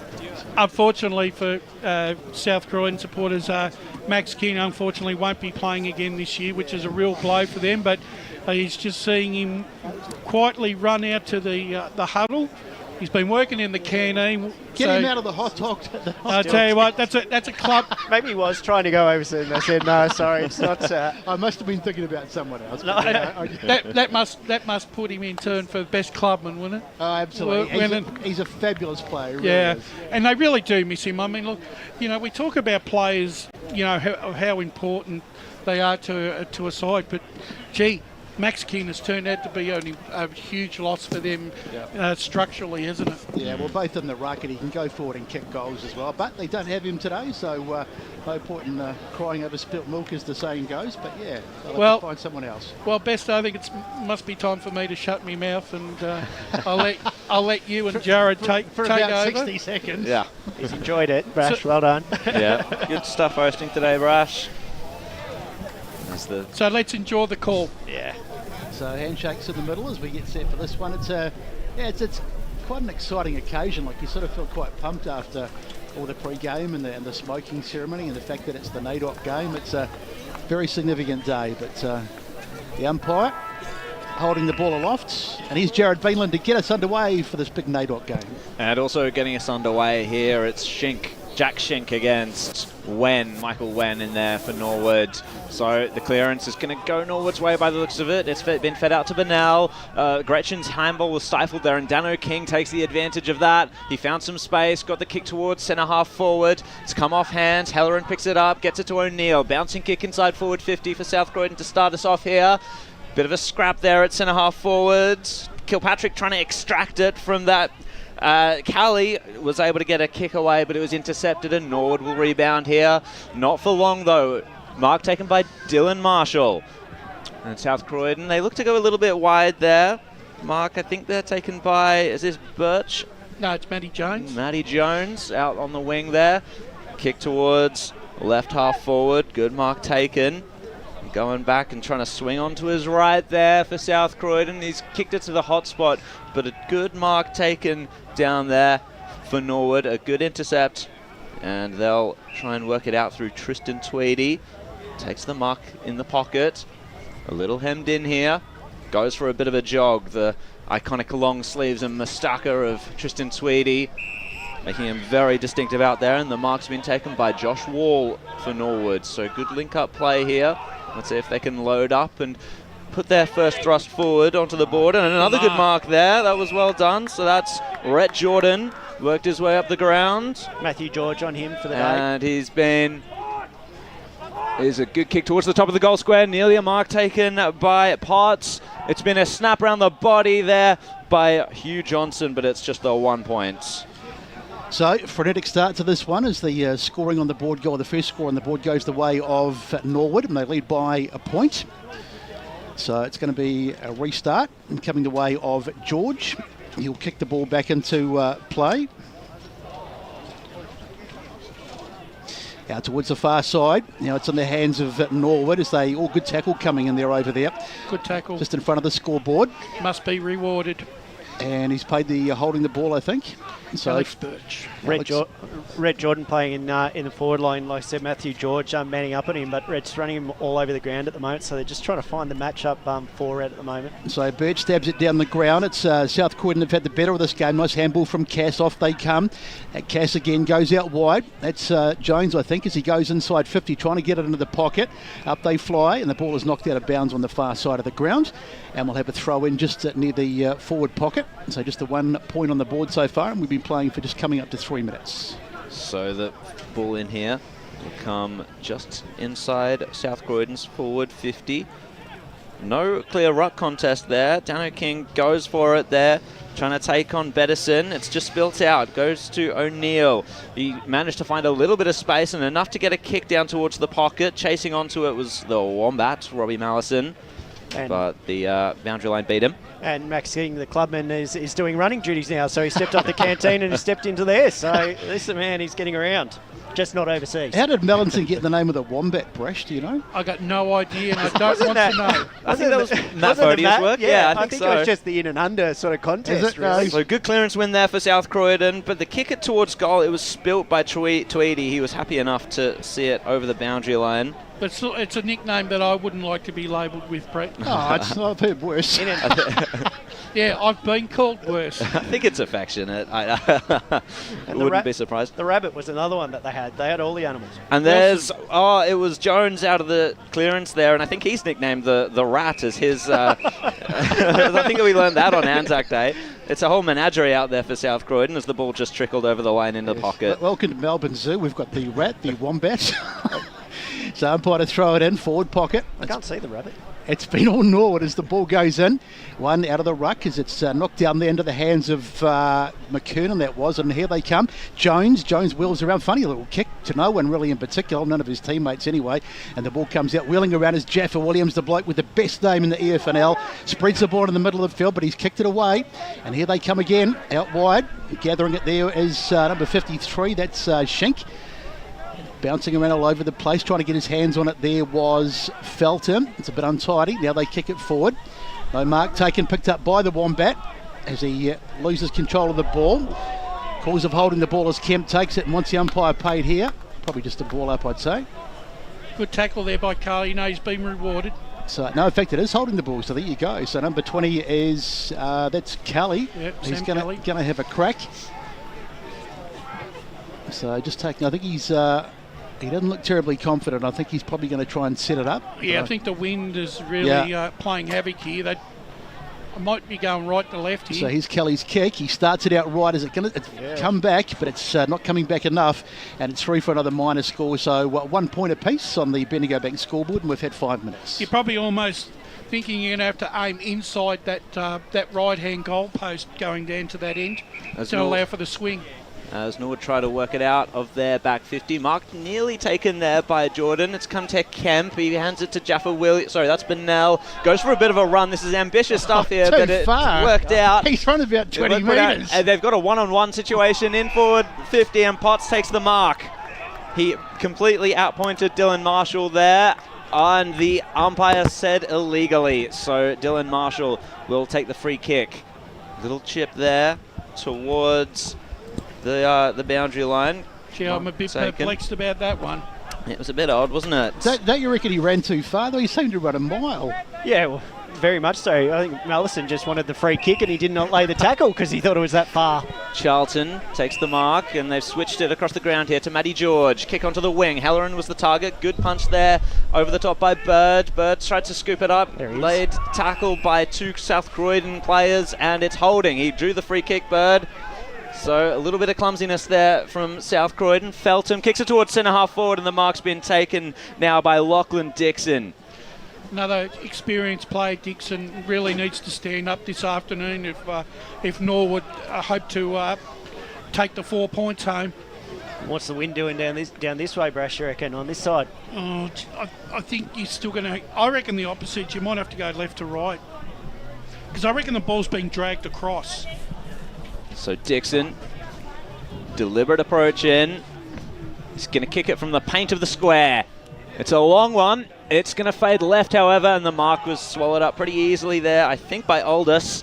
And South Croydon will take it away. Shink is the target down the line. It was tapped over the boundary line. Let's go to the score centre with Ryan Long. Just an update from Edwin Flack Reserve. Park Orchards 4-1-25 to Berwick 2-1-13. Oh, okay.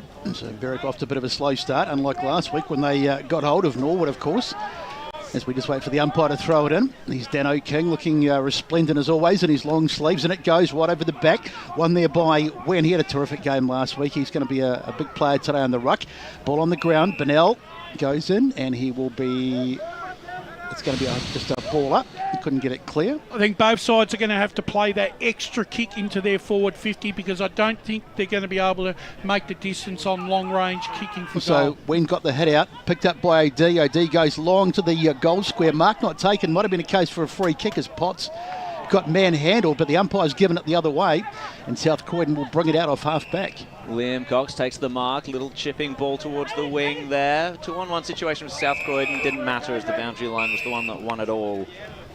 And so we'll get a throw in there, just in front of South Croydon's interchange benches. It's 1 point apiece here, 8.5 minutes gone in the first quarter as we look at the Bendigo Bank scoreboard. The two ruckmen go at it. Akaruru was pushed out by Wen, but didn't matter in the end. According to the umpire, Bichetti found himself in some strife, gave it to a man who's even more strife, which was Maloney. But it's okay for Norwood. Both sides, Scotty, finding it difficult for clean ball. Very much so at the moment. Just here's one way they might get it out. Wen just took it out of the ruck contest, and the kick came towards Norwood's forward line. Scooped up there by Hugh Johnson. Got the pass back, got it back now. They're trying to centre the ball here, Norwood. They've gone a long way back to Cooper Holmes, who's going to switch it across the ground. They're going to go the long way home here now through Tristan Tweedy. Sells a bit of the candy. Goes for a long kick.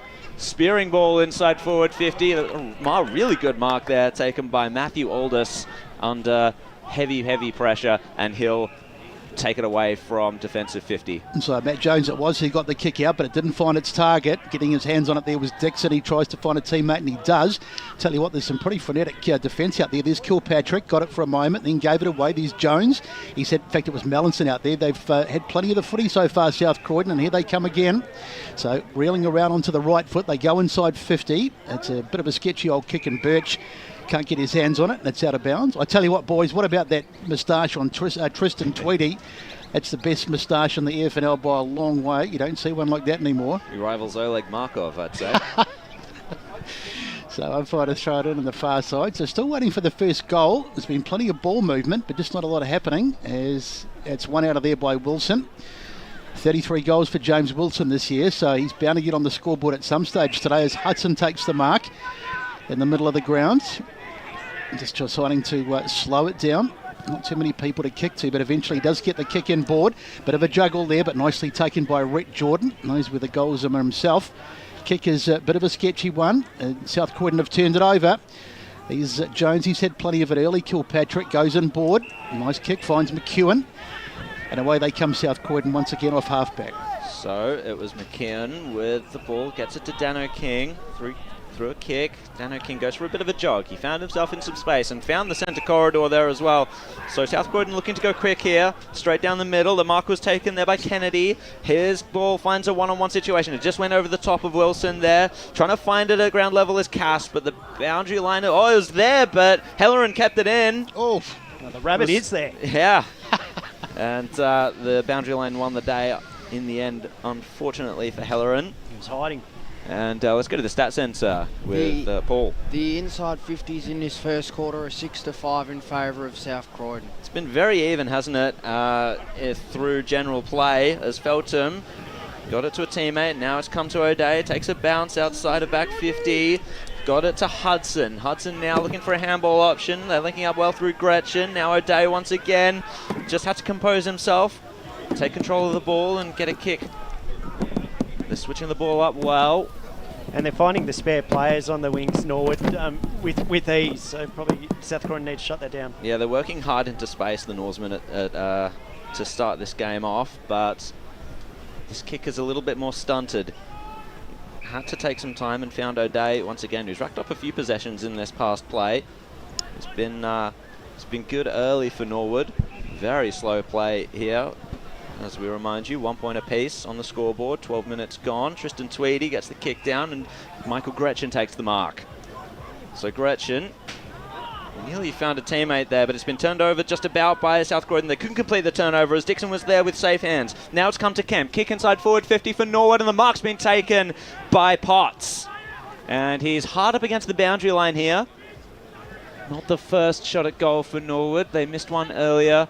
Tell you what, if he kicks this, I he'd be an early contender for goal of the day because this is absolutely. a very difficult Tough kick, shot here. Yep. It'll be interesting to see if he goes the drop punt or goes around the corner. He's holding the ball like it's going to be perhaps a check side on the right. Daniel Potts has pushed it across the face of goal, just the 1 point. But they've doubled their score, Norwood. So the laws of physics certainly against him there, but he gave it a good crack. But we're still waiting for our first goal, 2 behinds to 1. We've had 30 minutes gone out here at Cheong Park, the big NAIDOC match. Reasonable conditions. We've got a bit of overhead cloud, but the sun is poking its through head as they are poking its head through, should I say, as George goes. Take it over the time to go home, I think. Young as the footy gets a little kick in board, and here they come again. The Norsemen. Nice chip into the middle of the grounds. They've actually gone backwards, Norwood. Yeah, but they'll find this space out here. So Tweedy with the ball. Just looking for the open spaces to try and set it up now. Tweedy goes across. It's all well and good to go across, but you've got to go forward at some stage, and that's not a good kick over the top, and it's close to the boundary line, and it will go out of bounds, and we'll have a throw in.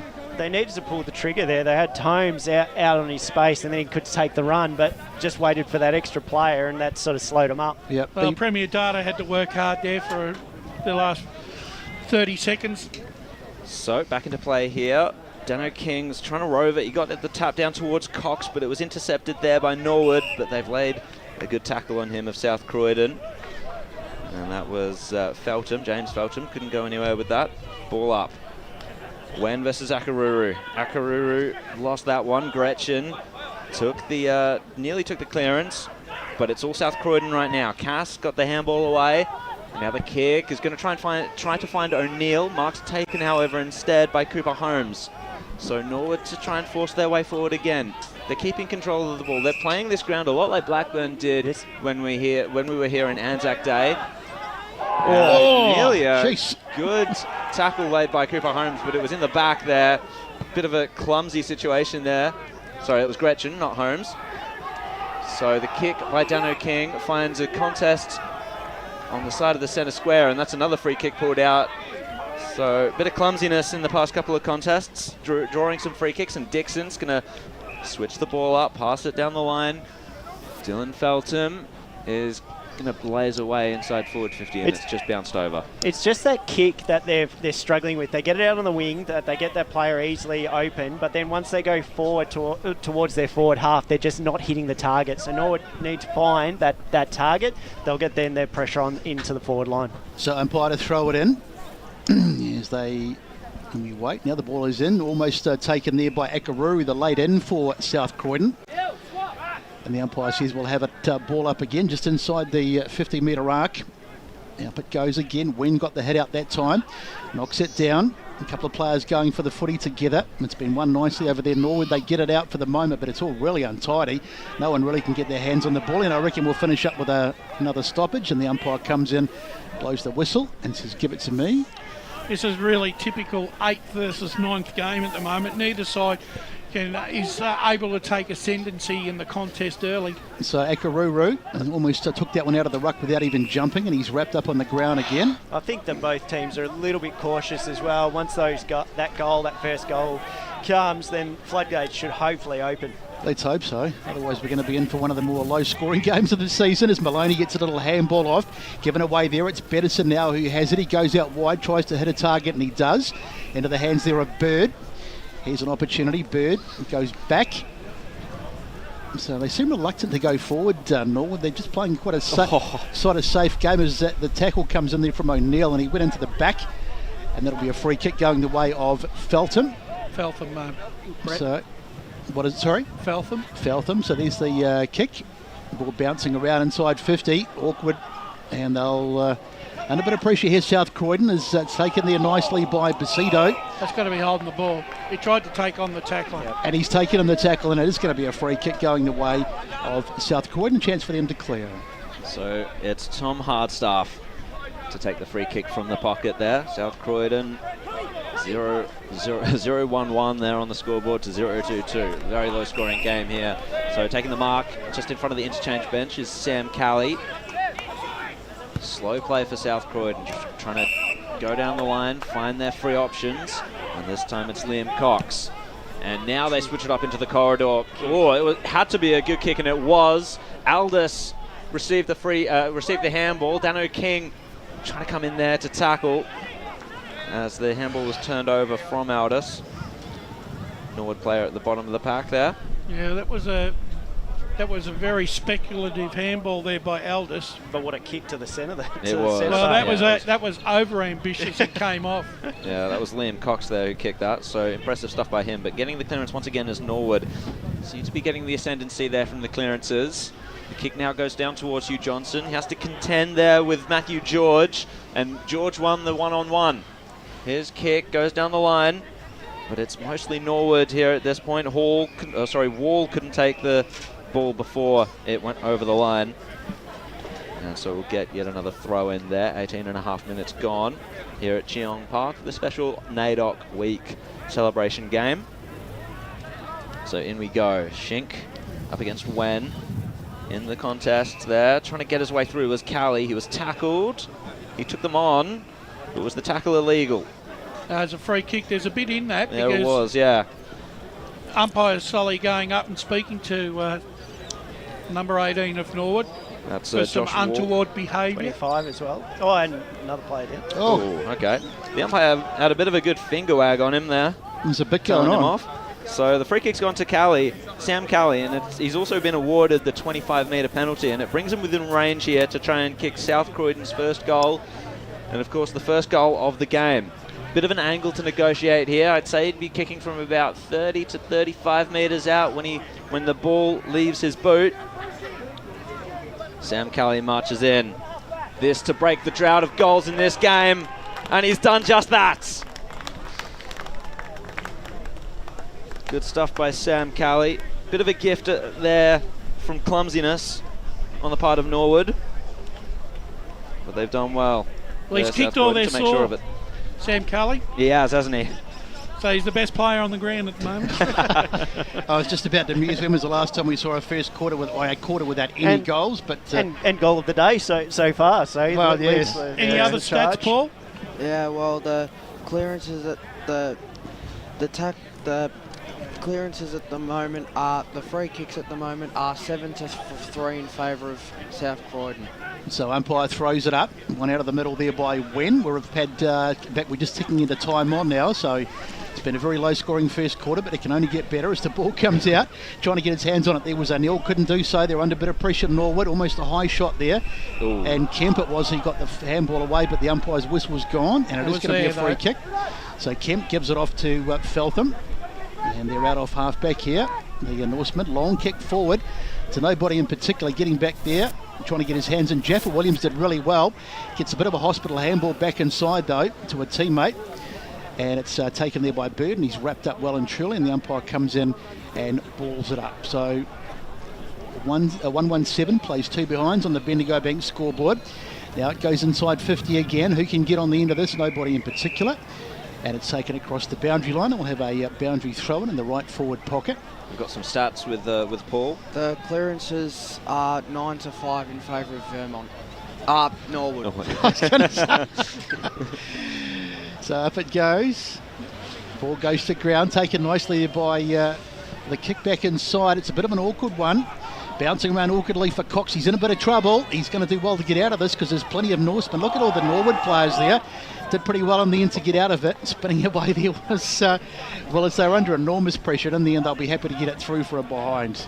Let's go to the score centre with Ryan Long. Just some scores from Division 1. Moolbark 5-3-33 to Bayswater yet to score. Croydon 2-1-13, 1-10, South 1-2-8, and South Belgrave 16 points leading Beaconsfield at quarter time. So Birch got the handball received, but he was tackled immediately by Bedison, who got the, they've taken the advantage here in Norwood. I'm not sure if it was well advised, but Yaron Jaffa-Williams had the composure to skewer the ball inside forward 50. It's a bouncing one. South Croydon to try and clean it up here through George. Gives a bit of a step to the invisible man. And, it was Maloney there who tried to contest that, but it's come away for South Croydon once again. Liam Cox kicks it down the line. It's Kilpatrick and Helleran here. Helleran actually took the ball from the bounce, got it off to Hardstaff. His is a kick inside forward 50 towards the pocket. Wilson, it was out in front of him, but too far out in front of him, and they escort it over the line. Something tells me it's going to be a real tough day for forwards this today. The delivery hasn't been perfect for either team. No excuse. I mean, the conditions are perfect. Yeah. I think the wind's got a bit to do with it out there. I think it's a bit of a swirling breeze. What's it like down at the boundary to Dylan and Blake there? Yeah, it's not too bad. There is a bit of a wind heading in the South Croydon goal direction down that end, but it's not too bad. So the inside 50 worked here from Kilpatrick. Tried to find a target. Oh, Mallison just off the ground level. And it hit the post. Oh, good opportunistic shot there by Mallison, but didn't come off, unfortunately. What do you reckon, Dylan? Is it a 2-3 goal breeze? Oh, 1 or 2, I reckon, mate. It's I think the bigger issue with the kicking inside 50 is down to ball movement. Both teams have looked to go pretty slow, and that's sort of given the defences time to push back. Yeah, no, good point, I think. 23 minutes played, so it's 8 played 3, 1-2 played 3 behinds. As we just wait for the restart. Long ball in, getting over the back there. Wen got the hit out, I think, for Norwood. And it's fallen for them again. The kick goes up. Getting his hands on it, in fact, trying to get his hands on it there was George. Did pretty well in the end, but he's wrapped his opposite number Hudson up. And the umpire will come in and... I tell you what, there's a bit of feeling in this one, and it's on again here. There's a few players. Jaffa Williams got pushed out of the way. Meanwhile, the play goes on. Oh, my gosh. And it's... You watch the ball, I watch the fight. Well, George... It's a bit hard to know where to... It's just a fight now. I reckon Blair Hudson's going to get a card here. I was watching the play, but over to the right, there's about... Most of the players are in there. And there's a boundary. Yellow card as we go down to the boundary. Yeah, it was Blair Hudson there for a strike on Matthew George. I'm not sure if he's been reported, but the umpire's got the yellow card out now, so... Well, actually, George started that because that was a very, very heavy tackle that he laid on Hudson, and he rode him really into the ground. And I think he took exception to that, but what always happens is the person that reciprocates always comes off second best. He wasn't happy, Hudson, either. He was pointing to his head as if to say, what about me, ump? But, but he's then given an elbow to the back of the head of the other player. So two wrongs don't make it right. Absolutely not. So once again, South Croydon just trying to chip it backwards here. Oh, they've just it's all come unstuck there for South Croydon. The kick towards the goal square has come from inside the paint of the square. We're going to have to look at which Norwood player it was. And it was Rhett Jordan kicking his 23rd goal for the year. First goal of the game for Norwood, and they have taken the lead by 1 point. Yeah, well, that's what happens when you don't hit your target and you go on a cross goal. Right, you expose trying to go to that fat side. If you don't hit that target, you're in trouble. Let's go down to the boundary.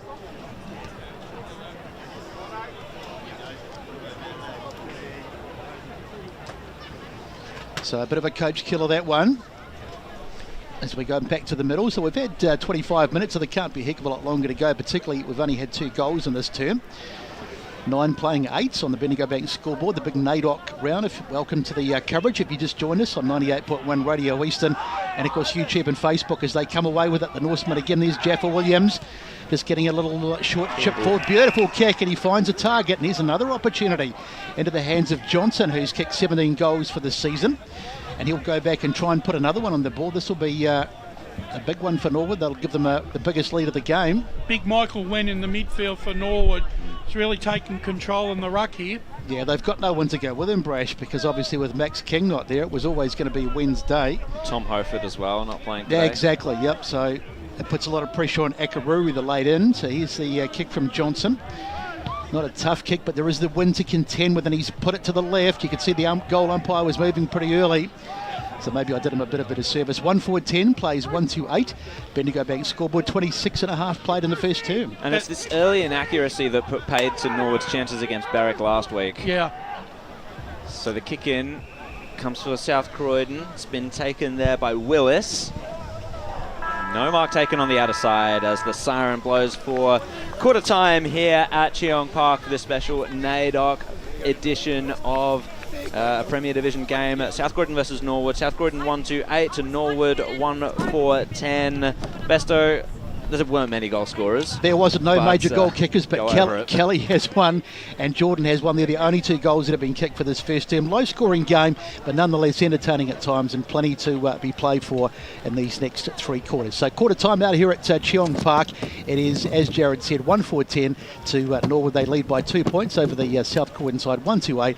And we'll take a quick break and come back and wrap up. We'll take a look back over the first quarter in just a moment. As Sarah opened her best friend Jackie's wedding invitation, she was overcome with a wave of emotion. While her 2 young boys wrestled on the floor, tears of happiness rolled down Sarah's cheeks as she saw the words she'd been longing to see. Please note, this wedding will be a child-free event. Well, Sarah, looks like we're off to Eastland for a new frock and some heels. And let's book in that babysitter. For all of life's little moments, there's Eastland. Eastland. Live real.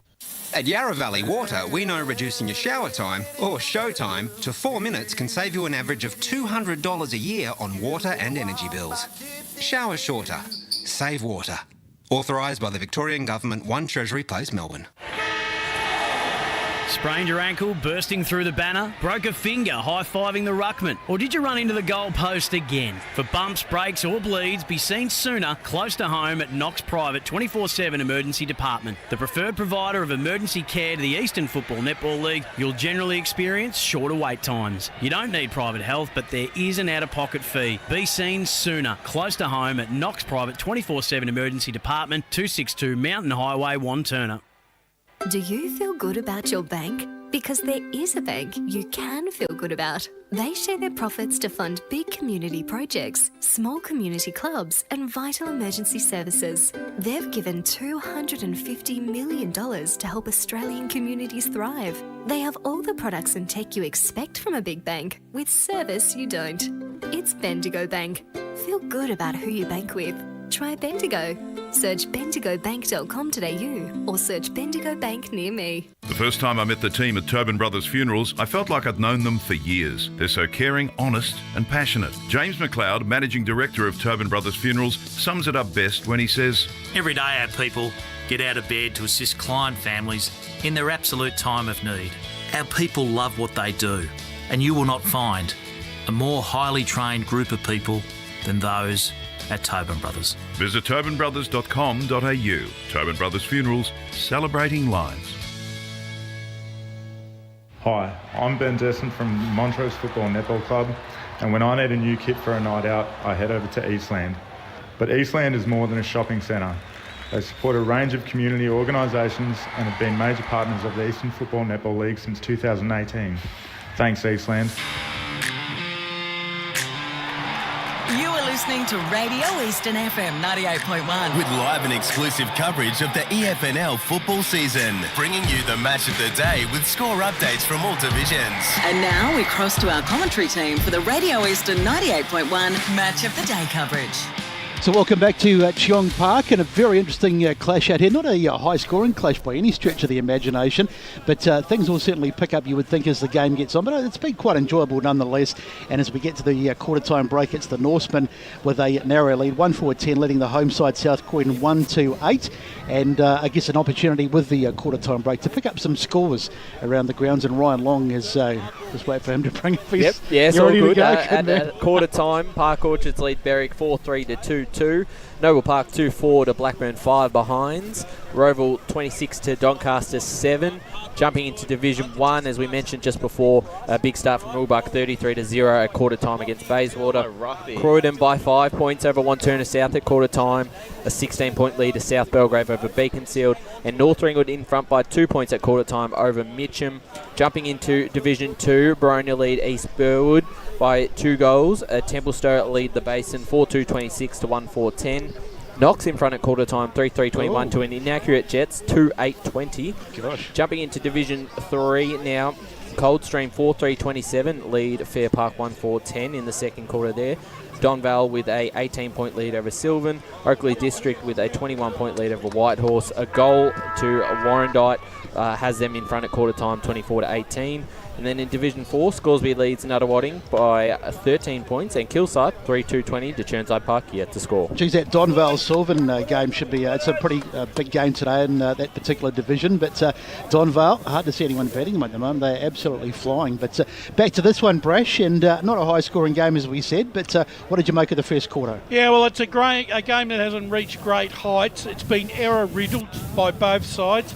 Neither side are able to find any sort of clean air or chain plays together. I think it's going to come down to who uses the ball better moving into their 50 and who makes the less mistakes. Let's go down to the boundary with Dylan, who's got one of the coaches with him. Yeah, I'm here with the Norwood senior coach, Marty Pask. Marty, how did you find that first quarter so far? It was a bit difficult, obviously, with the conditions, just trying to work out actually what you can and can't do. It's a bit of a swirly breeze. If anything, I think we were probably kicking into it a little bit, so it was good to probably jag one down that end. I felt we controlled the ball really, really well. Our contest stuff was really good. Just a couple of lazy little things around the contest, a couple of free kicks against, that sort of thing, just to tidy up. But other than that, reasonably pleased. I was going to talk to you about that ball movement. It looked like you really tried to control the ball and slow play it at times. Was that something that you had planned for South Croydon particularly, or was it just sort of getting into the game? It's probably more, mate, going down that end, particularly with this breeze. And I think when you can control the ball and you can understand that you can sort of look at what you need to do, what angles might pop up, what part of the ground might open up, because it's really an interesting day with this swirly conditions in terms of which actual ground, which end you can actually score from the most. So we're sort of learning that watching the two games beforehand. But look, I think today's a day that, yeah, you certainly want to be controlling it ball in hand and then working out sort of what your next plan of attack should be from that next mark. All right, mate. Thanks for that. Good luck. Thank you. Thanks, Dylan. Good job. Paul, normally catch on the hop. Have you got any key stats from that first quarter? So in the clearances in the first quarter, Norwood 12-5, 3 intercept marks to zip in favour of Norwood, and the inside 50s 12-8 in favour of Norwood. So it's Maloney who takes it out of the middle, gets a kick forward, a huge tackle. Cat's got to be on the back, surely. The umpire, it's been paid against Shink, and it's going to be a free kick going the way of Norwood in the hands of Grecian. Sums would always point towards that being a free kick. Geez, he almost drove him into the ground. He almost went underground. Grecian, he's going to have a crack, so this will be a great way to start the quarter. If Norwood can get this through, they've kicked just the one goal today, as have, of course, South Croydon. But nothing like an early one. He's a left footer. He strikes it okay, and it's not going to get there, though. And it's been seen across the boundary line there for a minor score off the hands of, it was Aldous, I think, back there. And the first score of the second quarter is a behind. It's 1-5-11 playing 1-2-8, Bendigo Bank scoreboard. Matty George to bring it in here for South Croydon. His kick comes down the line, trying to find Birch, and it was a good mark taken. So this is the link-up play that South Croydon need. Kick towards the forward line, but it was a little pedestrian there. And so it's going to be swallowed up and taken over the line by Dylan Feltham. Both sides have decided that the scoreboard side is going to be the area of attack, or preferred area of how they're going to attack their forward 50s this afternoon. So throw in here. 1.5 minutes gone in this second quarter. Wen taps it down. Trying to get the clearance here is Dixon. He dodges around Dano King, gets a scrappy ball forward. There's a low kick, and South Croydon are going to feast in this as Braden Kilpatrick gets the kick. He went corridor side, and Michael Wen was completely in the way. Took the mark, got it off to Feltham. Tristan Tweedy's the free man. Norwood on this slow play again, but Tristan Tweedy is trying to get around his man. He was tackled, it's play on, he just got the kick away, but South Croydon score the turnover. Mark not taken by Mallison, he hands it off to Wilson. Wilson on goal! Has missed. Let's go to the boundary side with Blake Tennant. Yeah, g'day. I just spoke to the South Croydon coach before, and he said that they're just lacking a bit more composure. I think we all saw with George that kick. He just needs to don't really look for the corridor, just look for the switch kick, and hopefully they said that they won the quarter as well. So he's very proud. So Norwood to bring the ball back in as Jared was winding up for the big call there, but it was all in a bit pear-shaped as Atkins gets a kick straight down the middle of the ground. Ball on the deck, won by South Croydon. They get out of the tight stuff, but it's been smothered. Picked up over there by the Wombat. Gets a little short kick. Now it's Birch. Had it for a moment, lost it, but then got it back again. He goes inside 50, but he's overcooked it. Wilson, it was a 2-on-1, so he was up against it anyway, and the ball's gone out of bounds in the left forward pocket.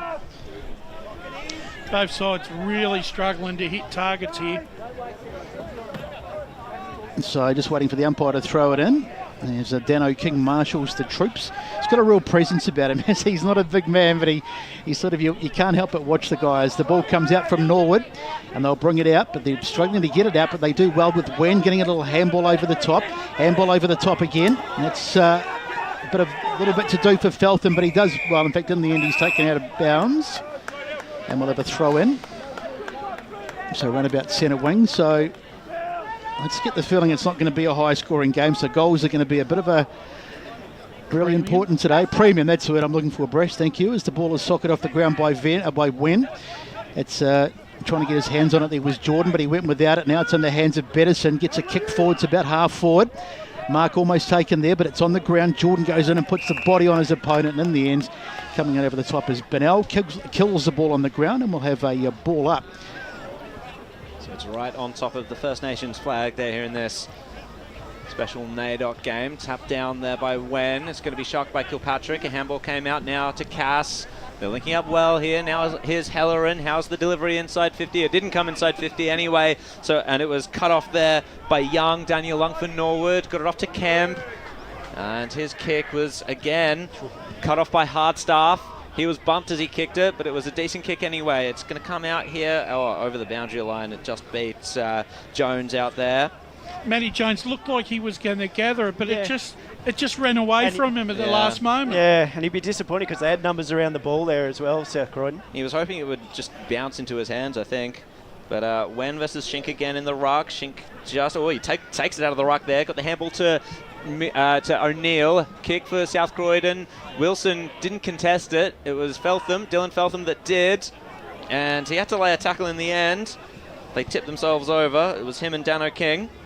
And it'll be a ball up there in South Croydon's forward line. 139 South Croydon. Norwood. 1-5-11. Umpire Sully's going to ball it up. Indeed.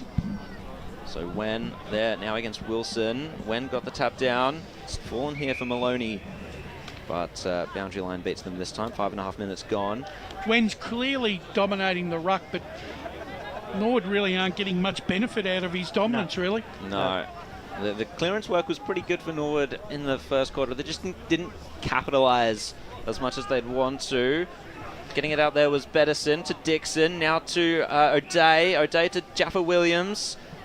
Norwood linking up well through handball here. We haven't seen this too much. O'Day receives again. Got it off here to Bennell. And his kick inside forward 50 wasn't marked. It just came off hands. Jordan's there to try and rove it off ground level, but he was wrapped up in the defense by the defense of South Croydon. Another ball up. Crushing in here was Shink. Roving it there was Marshall. Norwood really trying to get their hands on the ball here, but Hardstaff took it over. Let's go to the boundary line. Yeah, just noticing Norwood kicking up that end that we said was the kicking with the wind, I guess you'd say, but it looks like it's holding up down that end as well, so it's not really evident which way the wind or which side the wind is helping. So Johnson he took it out of the ruck that time. A bit of a push on Bennell, but he's gone back in and got it again. He might be done for holding the ball here. What's the umpire pay? Oh, he has definitely. When you're trying to bust it was open, worth the shot. You got to try on these days. So Marshall getting the ball off to Cass. Now Cass goes out wide and he almost turned that over. They're in a bit of trouble, South Croydon. They've just bitten off a bit more than they can chew here. The pressure from Norwood is good as Gresham got in there. And in fact, it's a free kick, so it's going the way of Norwood. Yeah, tackled by Gresham on Birch. Got a free kick for a throw there. Yeah, he pinned the arm. A really good tackle. So Grecian it is. He's going to put it a little chip forward. And he finds a target. That was just too easy. And I think that's Tweedy, is it, that's taken that? No, I think it's Jaffa. Oh, Jaffa Williams, sorry. It is too. So Jaffa Williams. I just love that name. I could say it all day. Yaron Jaffa Williams. Best name in the comp. So the former Baldwin man is going to go back and line up and try and kick Norwood's second of the day and extend their lead. Very kickable, but as we've said, trying to get to the centre of the square here. He kicks this. And so the breeze is a factor. There's the kick on its way. How is it looking? It's there, I think. Yes, it is. So Yaron Jaffa Williams gets his first of the day. And it's goals, as we say, going to be a bit of a premium today. So it's the second of the day for the Norsemen, and they lead 2-5-17 to 1-3-9 on the Bendigo Bank scoreboard. And we've played 8 minutes in the second term. We've got some scores over with Ryan Long. Just an update at the LSO. Montrose 38 to Lilydale 20. The Jets back in front 40 to 21. And North Ringwood holding a lead over the Tigers by 8 points in that second quarter. Yeah, with the amount of scoring shots that Heathmont had in that first quarter, it was hard to see them not get back into the lead there. As we return here to Cheong Park, the tap down came and the clearance will be for Norwood. If he's able to withstand the pressure there, was Jordan. He got the handball off to O'Day, and his kick inside forward 50 just eludes Yaron Jaffa Williams. Gretchen is there to try and scoop it up. Just got the handball away, but it had come unstuck as George got in the way. And now, Bichetti, he got in the way there, and it was O'Day who was free. Heath had the space, and now he has the goal. Good stuff there by Liam O'Day, and that's Norwood's third on the board for the day. Yeah, nice running pressure there. Keep it trapped in their forward line, find the spare player and get the goal. So it was a horrible mix-up. Someone threw a terrible hand pass here, which got turned over, but that's, as you say, a result of the pressure. Well, they probably should have got an easier goal there about 5 seconds earlier. They fluffed their lines, but they managed to recover. So the Norsemen have certainly taken control as we go boundary side with Blake. Yeah, just another good goal there by Liam O'Day. Just a quick one as well. That scoreboard pressure could be very handy for Norwood, just judging by with the wind going down Norwood's end at the moment. So Dano King, he put his head down there. What's the umpire going to pay here? Anything that involves the head, you're going to get a free kick. So he gives it off, and here they come, the South Croydon side. They could really do with the next goal as the kick is a little bit too hot over the back into the hands of the Norsemen. Here they go again off half back. Little ball into the middle of the ground to no one in particular. Wilson does well, picks it up, wheels around, puts a little kick. In fact, it wasn't Wilson. I think it might have been McEwen as the ball goes inside 50 again. Here's Tweedy, and that's out on the full. Bit stiff there. Yeah, he was a bit unlucky, but he couldn't do much else, and he's put it out on the full, so free kick. You can see the humour of it. So it's going to be Wilson who's going to take the free kick, and he will pump it inside 50, looking for a target, which they don't necessarily have today, South Croydon. That's easily cut off. That's poor play, intercepted there by Bichetti, and here they come again. So Bichetti found the man on the outer side. This is going to be Dylan Atkins. Is he going to find the handball off? He does. He finds the option there. And a kick down the line finds Yaron Jaffa Williams. Yaron Jaffa Williams hands the ball over to the running man. The Norsemen press forward once again. They've done this well. It was a good stuff there by Bennell. Got the tap along. O'Day once again. He's going to try and find the handball option there to Gretchen. Turns around onto the left. It's a snap towards goal. Oh! Has he kicked it?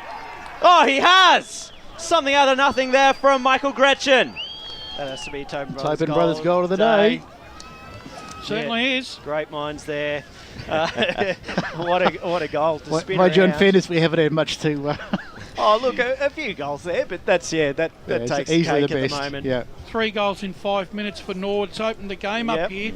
South Croydon are in a bit of trouble here. They're struggling to get the ball inside 50 and hit a target now. Those targets. Wilson's sort of turnover kick there right in front of the coach, which will never keep Marcus happy. But and then down the other end and a goal. Yep, it's been a real boost since quarter time. Not sure what Marty said to the boys, but it's really fired them up as the ball sends it, or the umpire sends it high, sorry. Now it's been socketed forward, and they've got it again, the Norsemen. Little handball out there from Dixon out wide, and they'll come forward again. Little chip down the line, gets over the top, nicely taken there by Wen. Geez, he's a monster as he gives a handball off to Dixon. Dixon's going to go inside 50. Where are the targets? Nowhere in particular. Hardstaff was there, and he's happy just to see it over the boundary. Free kick. In fact, a free kick going the way of the Norsemen. There's a few players with arms out, and it's a bit confusing. We don't know what's going on. I think it's a free kick there to Hardstaff. Hardstaff, it is, yeah. I was going to say there's players waving their arms around, and in the end, it is a free kick to Hardstaff. So his kick, once again down the line. Akaruru was the target. It was been punched down by Wen. Wen went to ground level. South Croydon will come up with it, however. Over to O'Neill and over the boundary line. I know this is an understatement, but at the moment, South Croydon need the next goal, I feel. Absolutely. That they do, but they haven't kicked it since the 19th minute of the first quarter is when they kicked that goal. So they struggled to find it when they got their first one, but yeah, haven't been able to match it.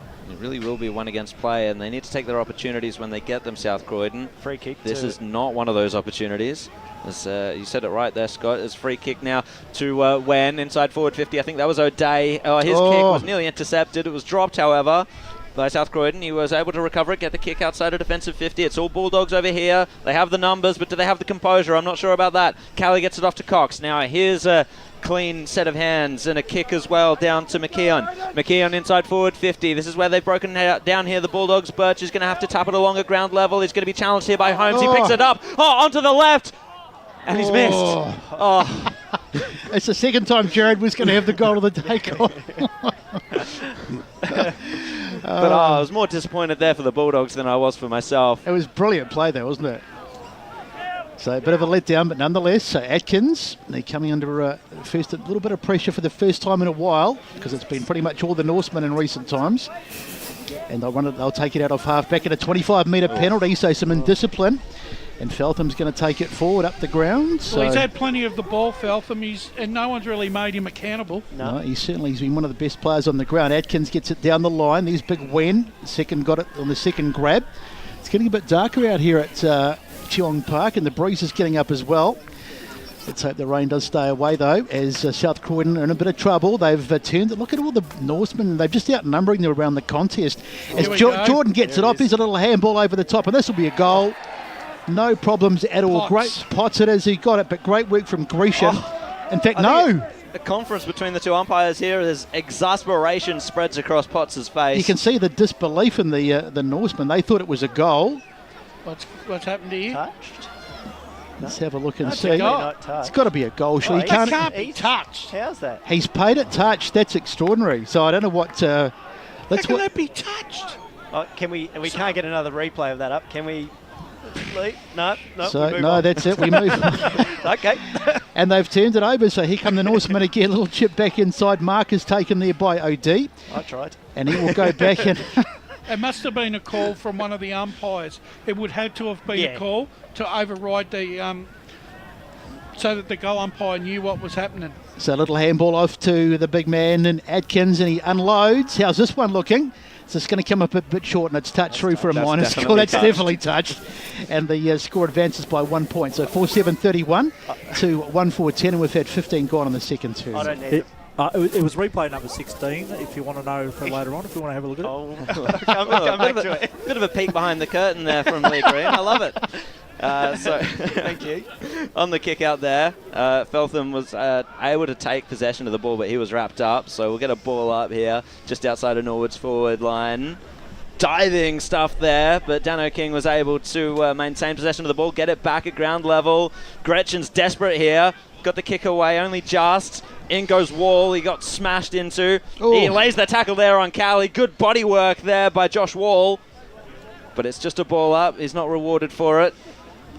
Here we go again. Wen didn't get the tap down. It was read, though, by O'Day. He's wrapped up by Kilpatrick. A standing tackle. Bit of an embrace, bit of a laugh and a hug, and Kilpatrick will take the free kick. Unfortunately, there was no Liverpool kiss, though. No. Perhaps fortunately there. I think Braden Kilpatrick, not a malicious man by any stretch of the imagination. His kick came down to Jaden Cass, who took the mark.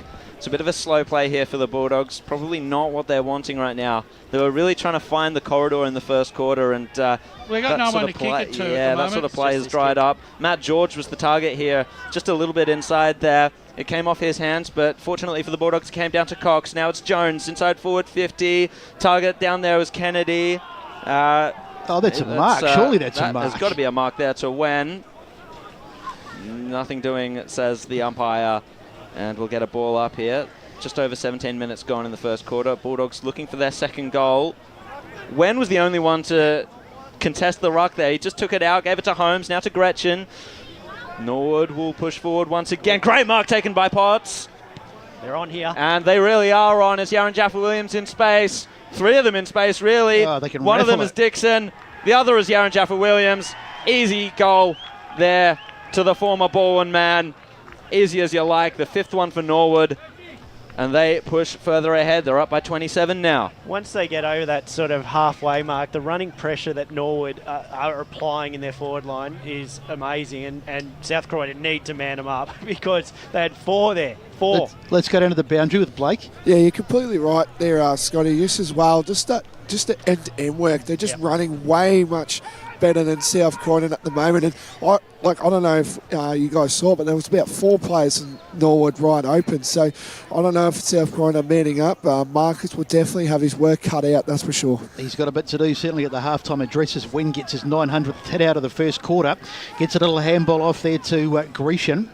Out wide it goes. Good mark taken there. And the other thing that will anger Marcus Pizzaglo was the fact that there was no contest in the ruck down in the back in the back 50. Wen's just taken it out and created the goal. Really poor communication on the Bulldogs' part there, I think. So Jamie Bennell is going to line up. They're in big trouble here if at the moment South Croydon.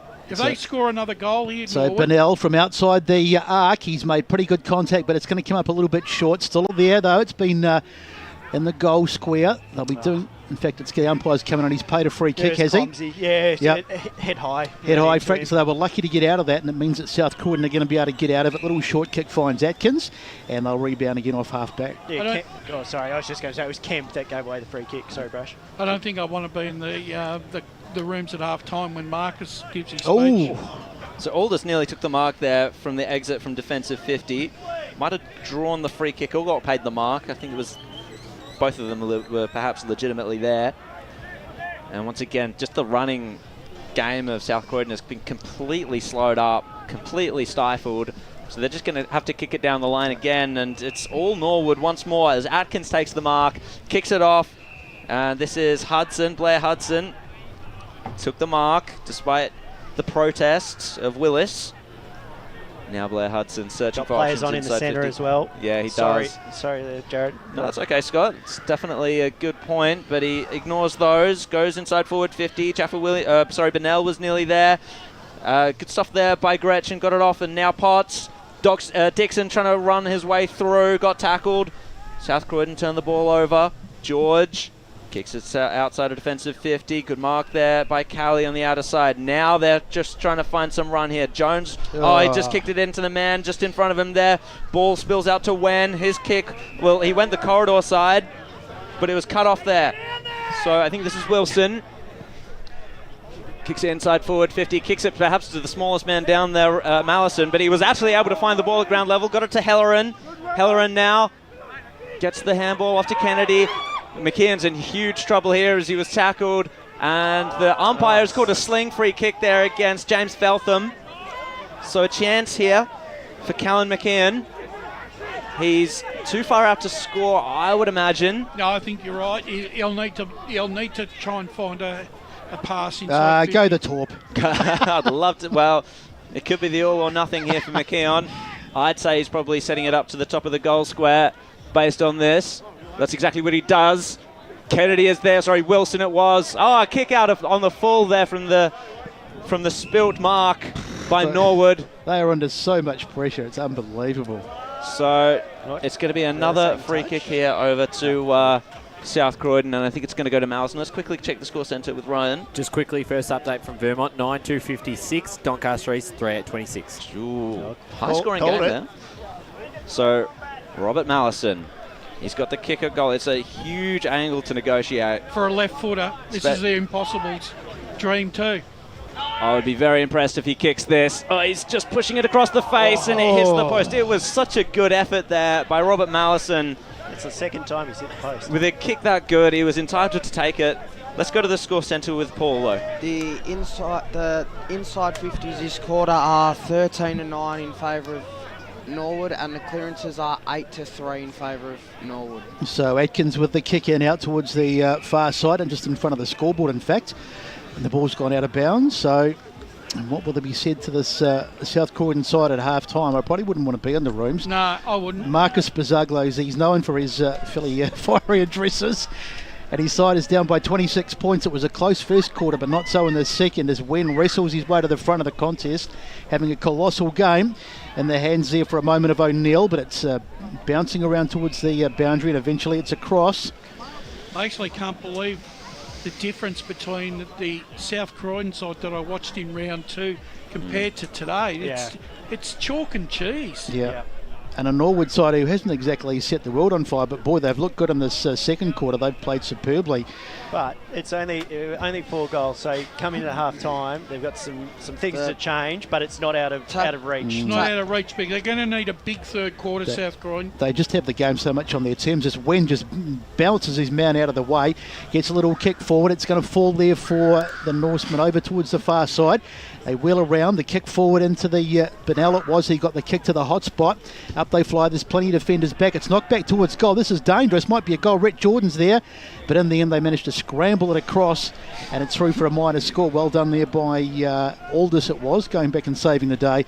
One more to the score. We've had 23.5 gone, and it's 5-8-38 to 1-5-11 on the Bendigo Bank scoreboard. Norwood small forwards are causing the South Croydon backline real major headaches. So the kick in for South Croydon comes off hands, but it's come to Jones here, lifts the ball aloft and gets the handball away. Kilpatrick upended. Gretchen takes advantage of that, kicks it inside forward mark. 50, and Daniel Potts takes a really good diving mark. It's just that pressure that Norwood around the ground, the tackles here. This tackle on Braden, big tackle, good turnover, and then into the forward line for a shot at goal. But there's no point to South Croydon by complaining there, right, about his own player. He actually let Potts get 5 yards in front of him and didn't take any notice. Daniel Potts arguably kicked a goal before, taken from him by the umpire in a touch decision. Bit of an angle to negotiate, but it's on line here. Another goal to Norwood. All right, well, we're going with a few more goals, so that they have to fight back. So Daniel Potts takes back what was taken from him earlier. His teammates celebrate, and Norwood go to 6-8-44. South Croydon 1-5-11. So this could be a match-winning lead here for Norwood.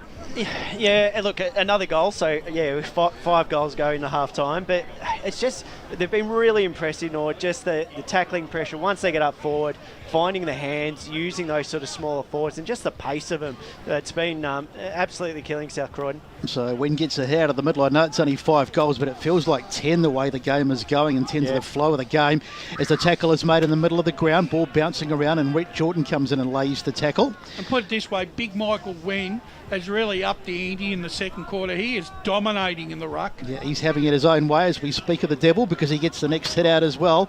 Knocks it down into the tight stuff, and the umpire comes in and says we'll have another ball up.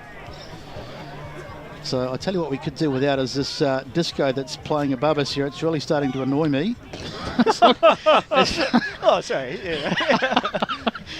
Someone's playing music up above, and I'm going to go and have a word to them. As Jones gets a little handball, and now he gets a little kick down the line. Mark, I think that's been taken. Wilson it was. The umpire says that was good enough for me. Chip back inside, finds O'Neill. O'Neill goes long, trying to find a target. Bit of a 2-on-1. Wilson was there, but he couldn't get hands on it. As the ball falls for the Norwood side, they get it out wide, and here's a chance now to rebound with OD. Goes down the line, trying to hit a target, and I reckon that might be downfield, is it?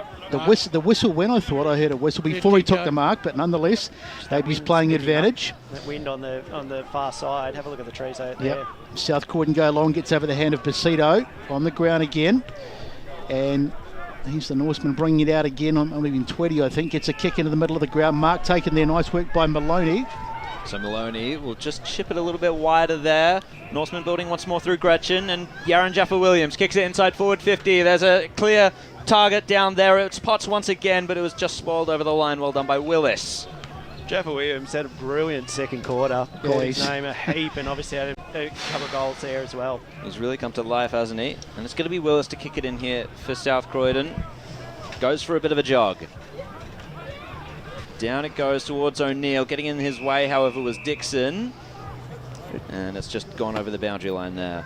3-on-1 there for Norwood. Again, South Croydon, they just need to find better options. They just can't forget they can't get the numbers around the contest, and then when they do, their disposal and the way is deplorable. Ineffective. Let's go boundary side with Blake Tennant. Just a bit of a weather update. There's a little bit of drizzle around at the moment, so just wanted to let you guys know. It's going to make things more difficult for South Croydon. Are they not working hard enough, South Croydon? Is that the issue without the players at the contest? Oh, I just don't think that they're just not finding the man, and they're just not using it. And you've got this where they're going to hand it over, and find the space. So as you say, the Norsemen chaining up through handballs. Kemp and Holmes here.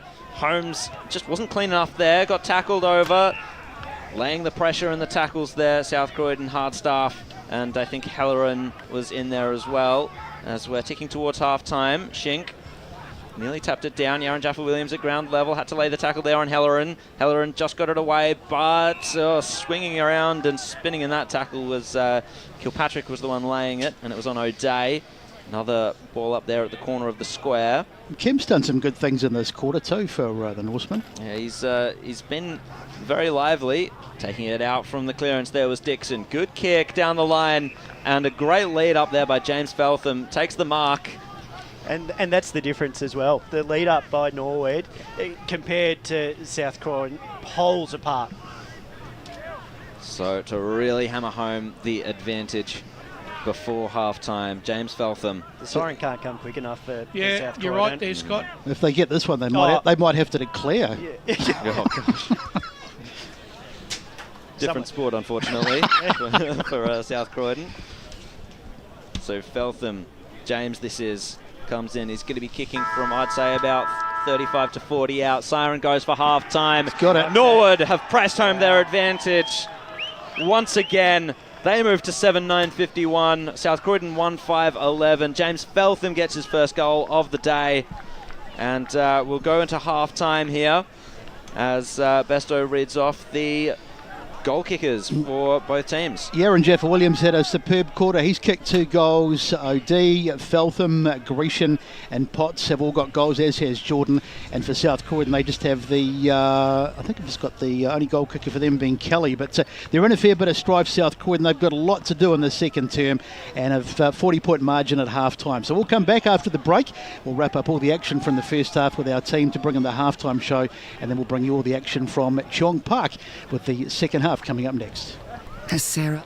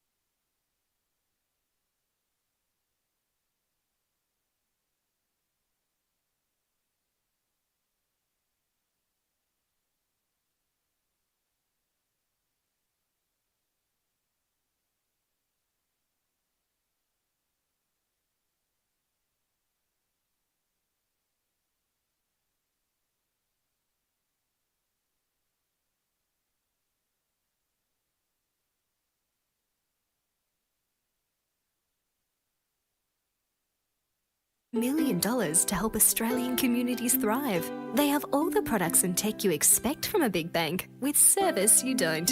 It's Bendigo Bank. Feel good about who you bank with. Try Bendigo. Search bendigobank.com.au or search Bendigo Bank near me. Tobin Brothers Funerals wear their heart on their sleeve. Their clear and easy-to-use website and Memory Maker app make it easy for families to make an informed decision. Here's James McLeod, Managing Director of Tobin Brothers Funerals. We pride ourselves on being the most transparent funeral company. All pricing on goods and services are available on our website. It's all there for you to see and make very informed decisions when planning a loved one's funeral. Visit tobinbrothers.com.au. Tobin Brothers Funerals, celebrating lives. At Yarra Valley Water, we know reducing your shower time, or show time, to 4 minutes can save you an average of $200 a year on water and energy bills. Shower shorter. Save water. Authorised by the Victorian Government, 1 Treasury Place, Melbourne. Sprained your ankle bursting through the banner? For bumps, breaks or bleeds, be seen sooner, close to home, at Knox Private 24/7 Emergency Department. You'll generally experience shorter wait times. Knox Private 24/7 Emergency, 262 Mountain Highway, Wanturna. You are listening to Radio Eastern FM 98.1. With live and exclusive coverage of the EFNL football season, bringing you the match of the day with score updates from all divisions. And now we cross to our commentary team for the Radio Eastern 98.1 Match of the Day coverage. Welcome back to the Eastland Match of the Round out here at Cheong Park. It is NAIDOC round, and what a performance from Norwood in the first half. 7-9-51 to South Croydon, 1-5-11 to take a 40-point lead into the halftime break. I'm Ryan Long, Media Manager of the Eastern Football Netball League, joined by Dylan Smith and Blake Tennant. Boys who have been in the boundary, how have you seen it? It's just been a very one-sided contest so far. Yeah, especially in that second quarter. I thought in the first quarter it was a bit of cat and mouse. Both teams were trying to feel out the game. That slow ball movement for both teams, even Norwood, who have dominated in the second. But after the quarter-time break, Norwood started to come out the front of the stoppage, win that clearance battle, and the small forwards started to dominate, and it was kind of season slipping away for South Croydon, really. Yeah, it is, and there's also another game out at Edwin Flack Reserve, which will have now ramifications on the loser of this game if it's South Croydon, by the way it's going. We'll talk about that later, but just Blake, you mentioned before the amount of space they have in their forward 50. I was watching up on top of the van at one stage, and there was 3 Norwood players ahead of the ball, not a South Croydon player in sight, and they pretty much had 3 players to raffle it off to. I think Yaron Jaffa Williams finished it. There's too many times that happens, and they just seem to be out of position, and South Croydon want the ball.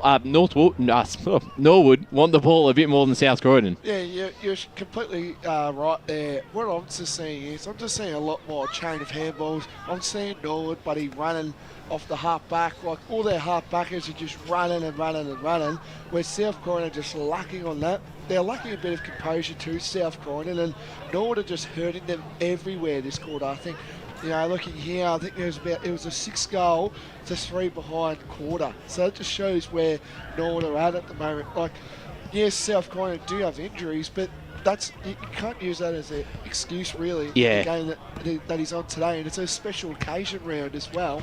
And it's just been all Norwood. I've just never seen that much running to get free in Premier Division. Well, it's a good point, Dylan.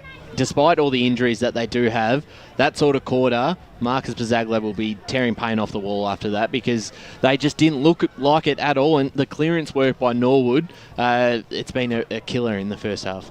Yeah, absolutely. And when Croydon do get their hands on the ball, it's so slow. They can't seem to decide whether they want to go fast or slow. They're looking for that corridor kick to try a bit of boldness, but they push all their numbers up the field with that slow ball movement, and then they're getting hit. And like you said, with the space inside forward 50, I think that's Croydon pushing up really high and then not being able to get back in time to stop that sort of tsunami of Norwood. Yeah, it's a good point, and it's a very risky sort of way to play the game if it's going to hurt you coming back the other way. And just even a couple of times there was a drop mark in their back half. There was no one around that South Croydon player, but a bit of perceived pressure. So clearly at ground level they are a bit aware of that, Blake, and it's starting to play probably a bit on their minds. Yeah, 100%. I think everything we're saying is that they're just cleaner. There's a lot more dare with Norwood at the moment. And I think what I'm gathering with South Croydon is at the moment is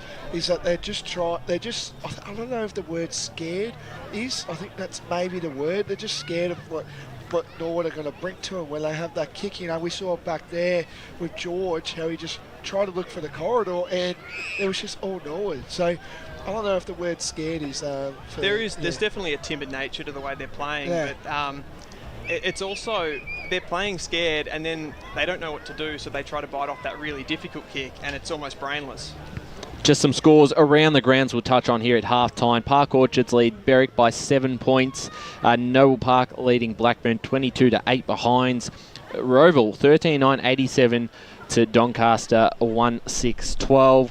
Out at Vermont Recreation Reserve, we said the Eagles with a 30-point lead at halftime. A little bit of a surprise there. South Belgrave 33-point lead over Beaconsfield. Wanturna South 11-point lead over Croydon there at halftime. Moolbuck with 33 points up at quarter time over Bayswater, waiting on an update there. North Ringwood lead the Tigers by a point. Montrose in front of Lilydale quite comfortably in Division 2. Heathmont back to a point now, 40-39 over Knox. Templestowe 54 the Basin 18. Baronia 37 to East Burwood 14 there at half time. Jumping into Division 3, the biggest surprise here, Warrandyte 8-250 to Furtry Gully 5-3-33.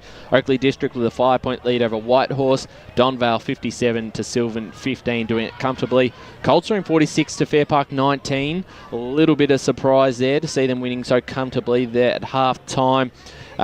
In Division 4, Scoresby 7-3-45 to Nuttawading 10 behind. So have not kicked a goal. And Churnside Park in front against Kilsyth at Pinks Reserve, 4-1 to 3-2. So very interesting there. Before we go to our ad break, before the team returns for the third quarter, can you make a case for South Croydon very quickly? 40 points down. We've seen funny things happen. I say that all the time when a side's 40 points down, but can you see it? Well, we do. Like we all said South Croydon at the beginning of the game, so we know that they can, at their best, match it with these teams. We've talked about the outs, but they definitely can match it. I think it sounds really boring, but I think the thing that they have to do is just get their intensity into the game. No, I just can't. I'm really, very simple. I'm sorry. I just can't see him. Just Norwood is working harder and faster. Yeah, absolutely. I will say my missus who was listening at home did tip Norwood at the start of the game. I think everyone else has gone South Croydon, so shout out to Jess. But that is our halftime here at Cheon Park. Norwood 7-9-51, South Croydon 1-5-11. We'll be back for the third quarter shortly. Today at Eastland, Lucy's trying on jeans for a momentous occasion. Coffee with the ex. She needs jeans she can move in because she's definitely moved on. Jeans that get a second look, but don't give any second chances. Jeans that say, well, yes, I have spent the last 8 months in a post-breakup juice cleansing, kickboxing, personal training frenzy. And it looks as though she's just found the perfect pair. Yeah, that's great. Bravo, Lucy. For all of life's little moments, there's Eastland. Eastland. Live real. Sprained your ankle bursting through the banner? For bumps, breaks or bleeds, be seen sooner, close to home, at Knox Private 24/7 Emergency Department. You'll generally experience shorter wait times. Knox Private 24/7 Emergency, 262 Mountain Highway, Wanturna.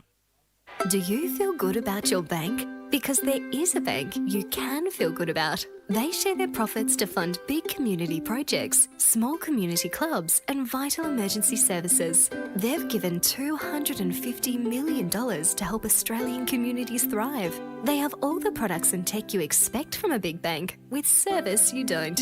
It's Bendigo Bank. Feel good about who you bank with. Try Bendigo.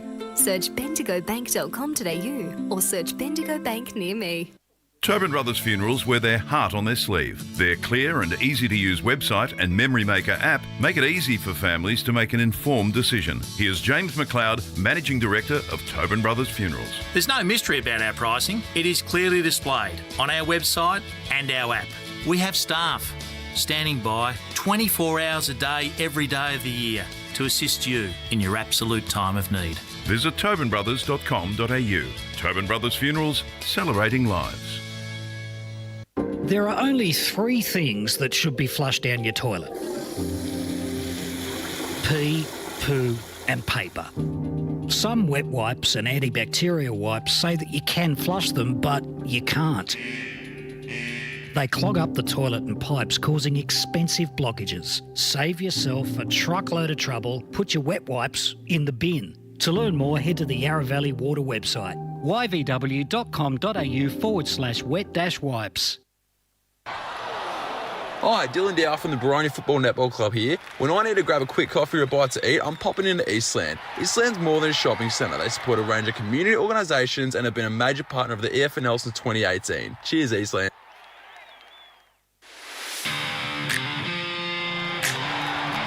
You are listening to Radio Eastern FM 98.1. With live and exclusive coverage of the EFNL football season. Bringing you the match of the day with score updates from all divisions. And now we cross to our commentary team for the Radio Eastern 98.1 Match of the Day coverage.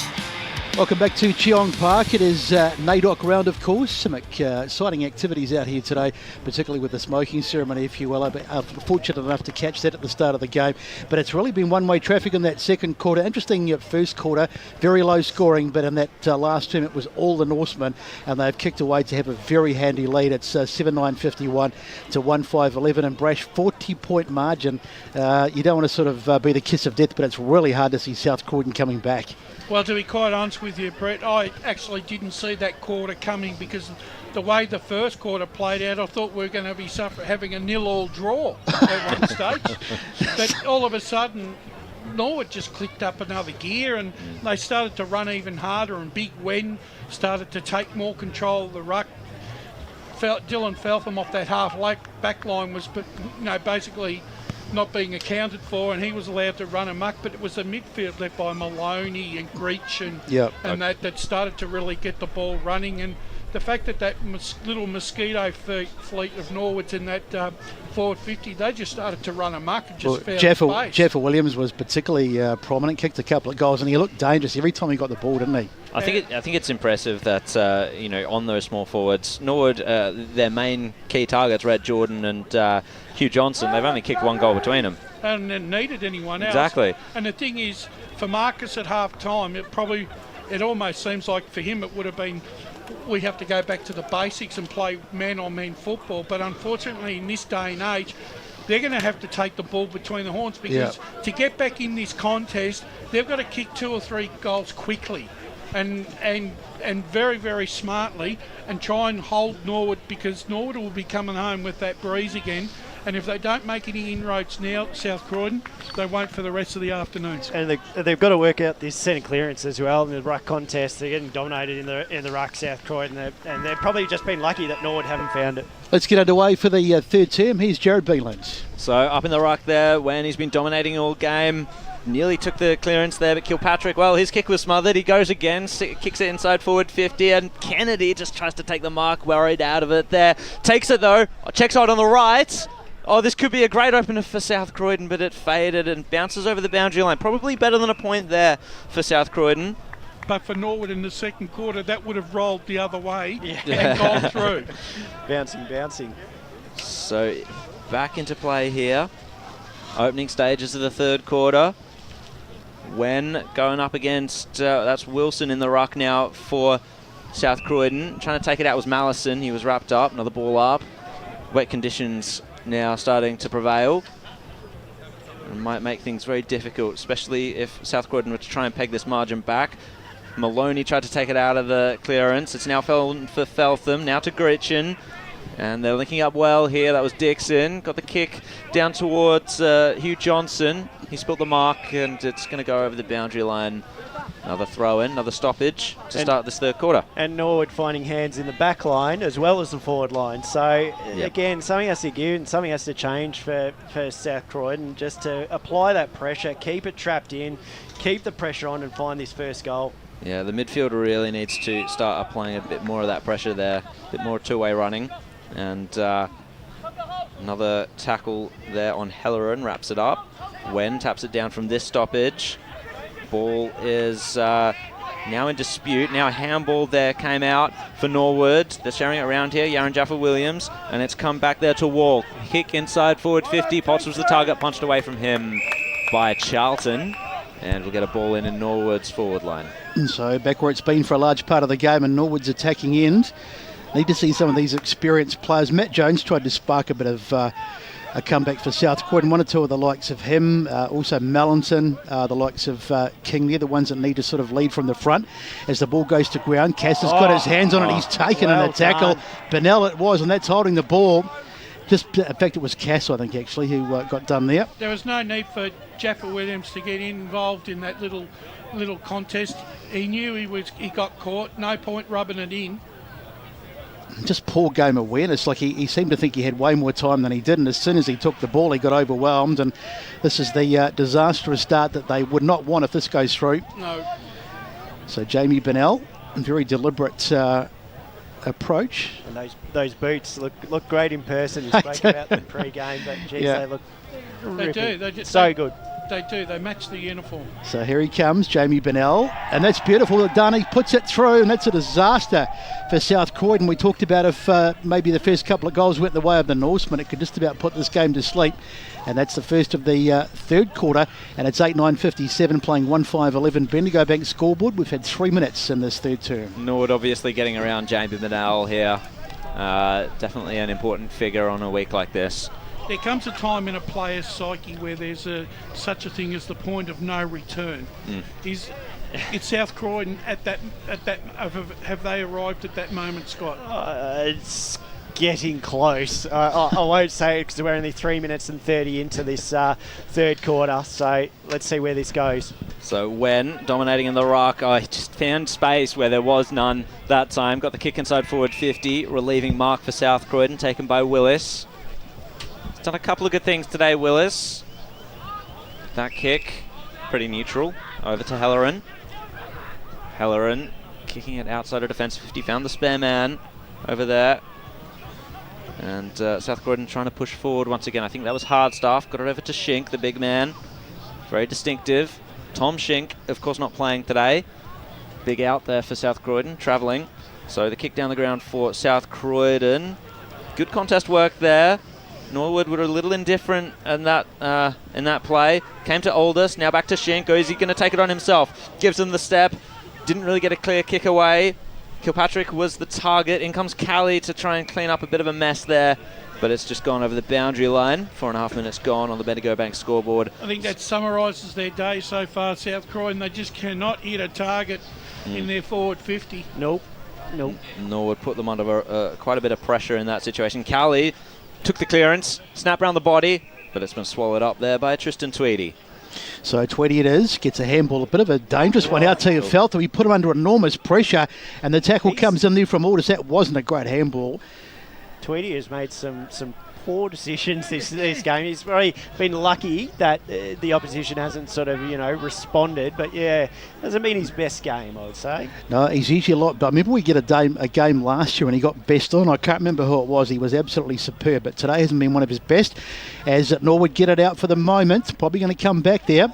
Plenty of players around the footy. Which way is it going to go? Birch is in there, but he can't get to it, and it's taken by one of the Norwood players. I think that might nearly be knocked himself Kemp. out there.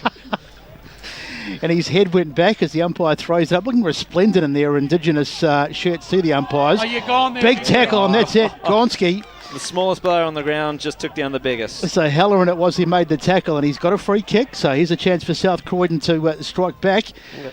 And this music is still annoying me coming from up the top as it comes inside to the hot spot, but easily mark taken there by Feltham, and they'll get it out to Tweedy, and here they come again off half-back, the Norseman. Tristan Tweedy takes a bounce, takes them on, got the handball away. Not great stuff there by Tweedy. Wilson tackled him, looked for the free kick. Feltham was able to bury his way in, got tackled as well. So Norwood struggling a little bit in that passage of play to get it out of their defensive 50. So bit more pressure. Tweedy there again. Oh, I know. He took it on. I like the take on. Yeah. Now he goes into the ruck. Into the ruck, yeah, to try and make up for things. Kemp, he was tackled down. Thought it was without it by Kilpatrick. And yeah, Kemp will take the free kick. I don't think Kilpatrick knew that he disposed of the ball there, so for an honest mistake there. Here's Tweedy again, getting a lot of it in this third quarter. What's he going to do this time? Well, he had a shocking handball to the man running past. It was Dixon. Don't think he was prepared for it. Dixon makes up for it. Gretchen dropped the mark. Pressure coming there for South Croydon as Shink now was wrapped up. I apologise, Tristan. I love your work. And he had just handed it off to Matty George, who was tackled, nearly got holding the ball. Back to Shink, now to Cass. Inside forward 50 for South Croydon. Wen sets himself. Came off his hands. Kennedy just disposed of his opponent. And the handball finds George. The defender snaps for goal. Yeah, kicked it like a defender, and it'll just be the 1 point. I tell you what, he's lucky we don't have subs in the EFL, because Tristan Tweedy would be getting the tap on the shoulder, I think.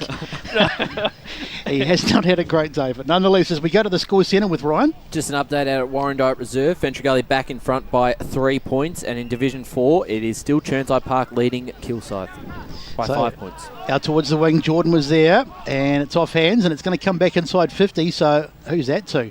Gee, could the Oracle strike again with that Churnside result? Oh, who knows? God.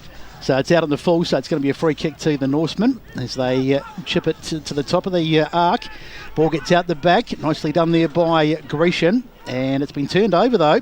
Good work by Kilpatrick. Ball on the ground, spinning away was Dixon. Good work from him, and they get it out of the defensive arc for the moment. Oh, really good mark taken. Everyone, has he paid it? Yes, he has. Have you noticed that every time Norwood make a mistake, they're not getting punished, but when South Croydon made one, Yep. And that's what I'm saying. Like, it just doesn't matter if they're making the mistakes. They're getting away with it. Yeah, correct. So long kick down the line. Ball finishes up on the deck as Jaffa Williams gets a handball off. It's a bit untidy this early stages of this term. Now the little kick back inside off the boot of O'Neill. South Croydon in possession. Can they keep it for a length of time? Kilpatrick now with the footy. this is where their problem is. He's got no one to kick to. He's looking around, but there's just no options. That would barely have been 15. That was probably about 12, and probably if that, as Jones takes it. They can't find anything else. So Jones spares it inside 50, but look at all the Norwood defenders here, defence here. Tweedy was there. Ball comes out now into the hands of O'Neill, and they've worked it out again. Here's Jaffa Williams. Little handball out, and nicely worked there by OD, and gets it back, and they'll just decide to go forward and set it up, and they'll come out of defence. Pick a player. Look at them. Norwood out numbers everywhere. Yeah, they're out in space in every. It's like they've got 25 players on the field. So Atkins' kick now comes down to Jordan. He just spilt it. The kick was overcooked a little bit, to be fair to him. Now off the deck there from South Croydon. What can they make of this? Liam Cox inside forward 50. There's a wrestle on one-on-one situation, but it was the Norwood spares that came across. Dixon couldn't quite take the mark. It's now come to Aldous. He gets a little shipping ball out to Wilson, but Norwood are going to feast on this because South Croydon couldn't retain possession whatsoever. Nearly an intercept mark taken by Charlton. It's come to Akaruru. Got the handball away there to the Crummer and Helleran. His kick found a spare man wide. It was McKeon. McKeon now to Cox. Cox inside forward 50, and now they finally found a target, and it was Sam Kelly, their lone goal scorer for the day. And he's going to kick from, I would say, maybe 40 out. Bit of an angle to navigate. Geez, how hard did they make that, though? Oh, they did. It's like watching people, the dentist extracting teeth. And that's it. They just need to find these targets. This is an opportunity they need to take. And Sam Cowley, he's kicked the one goal for the game. He's going to have to hook it back to the left if he's to kick this one, and he's done just that. Something for the South Croydon crowd here at Cheong Park to cheer about.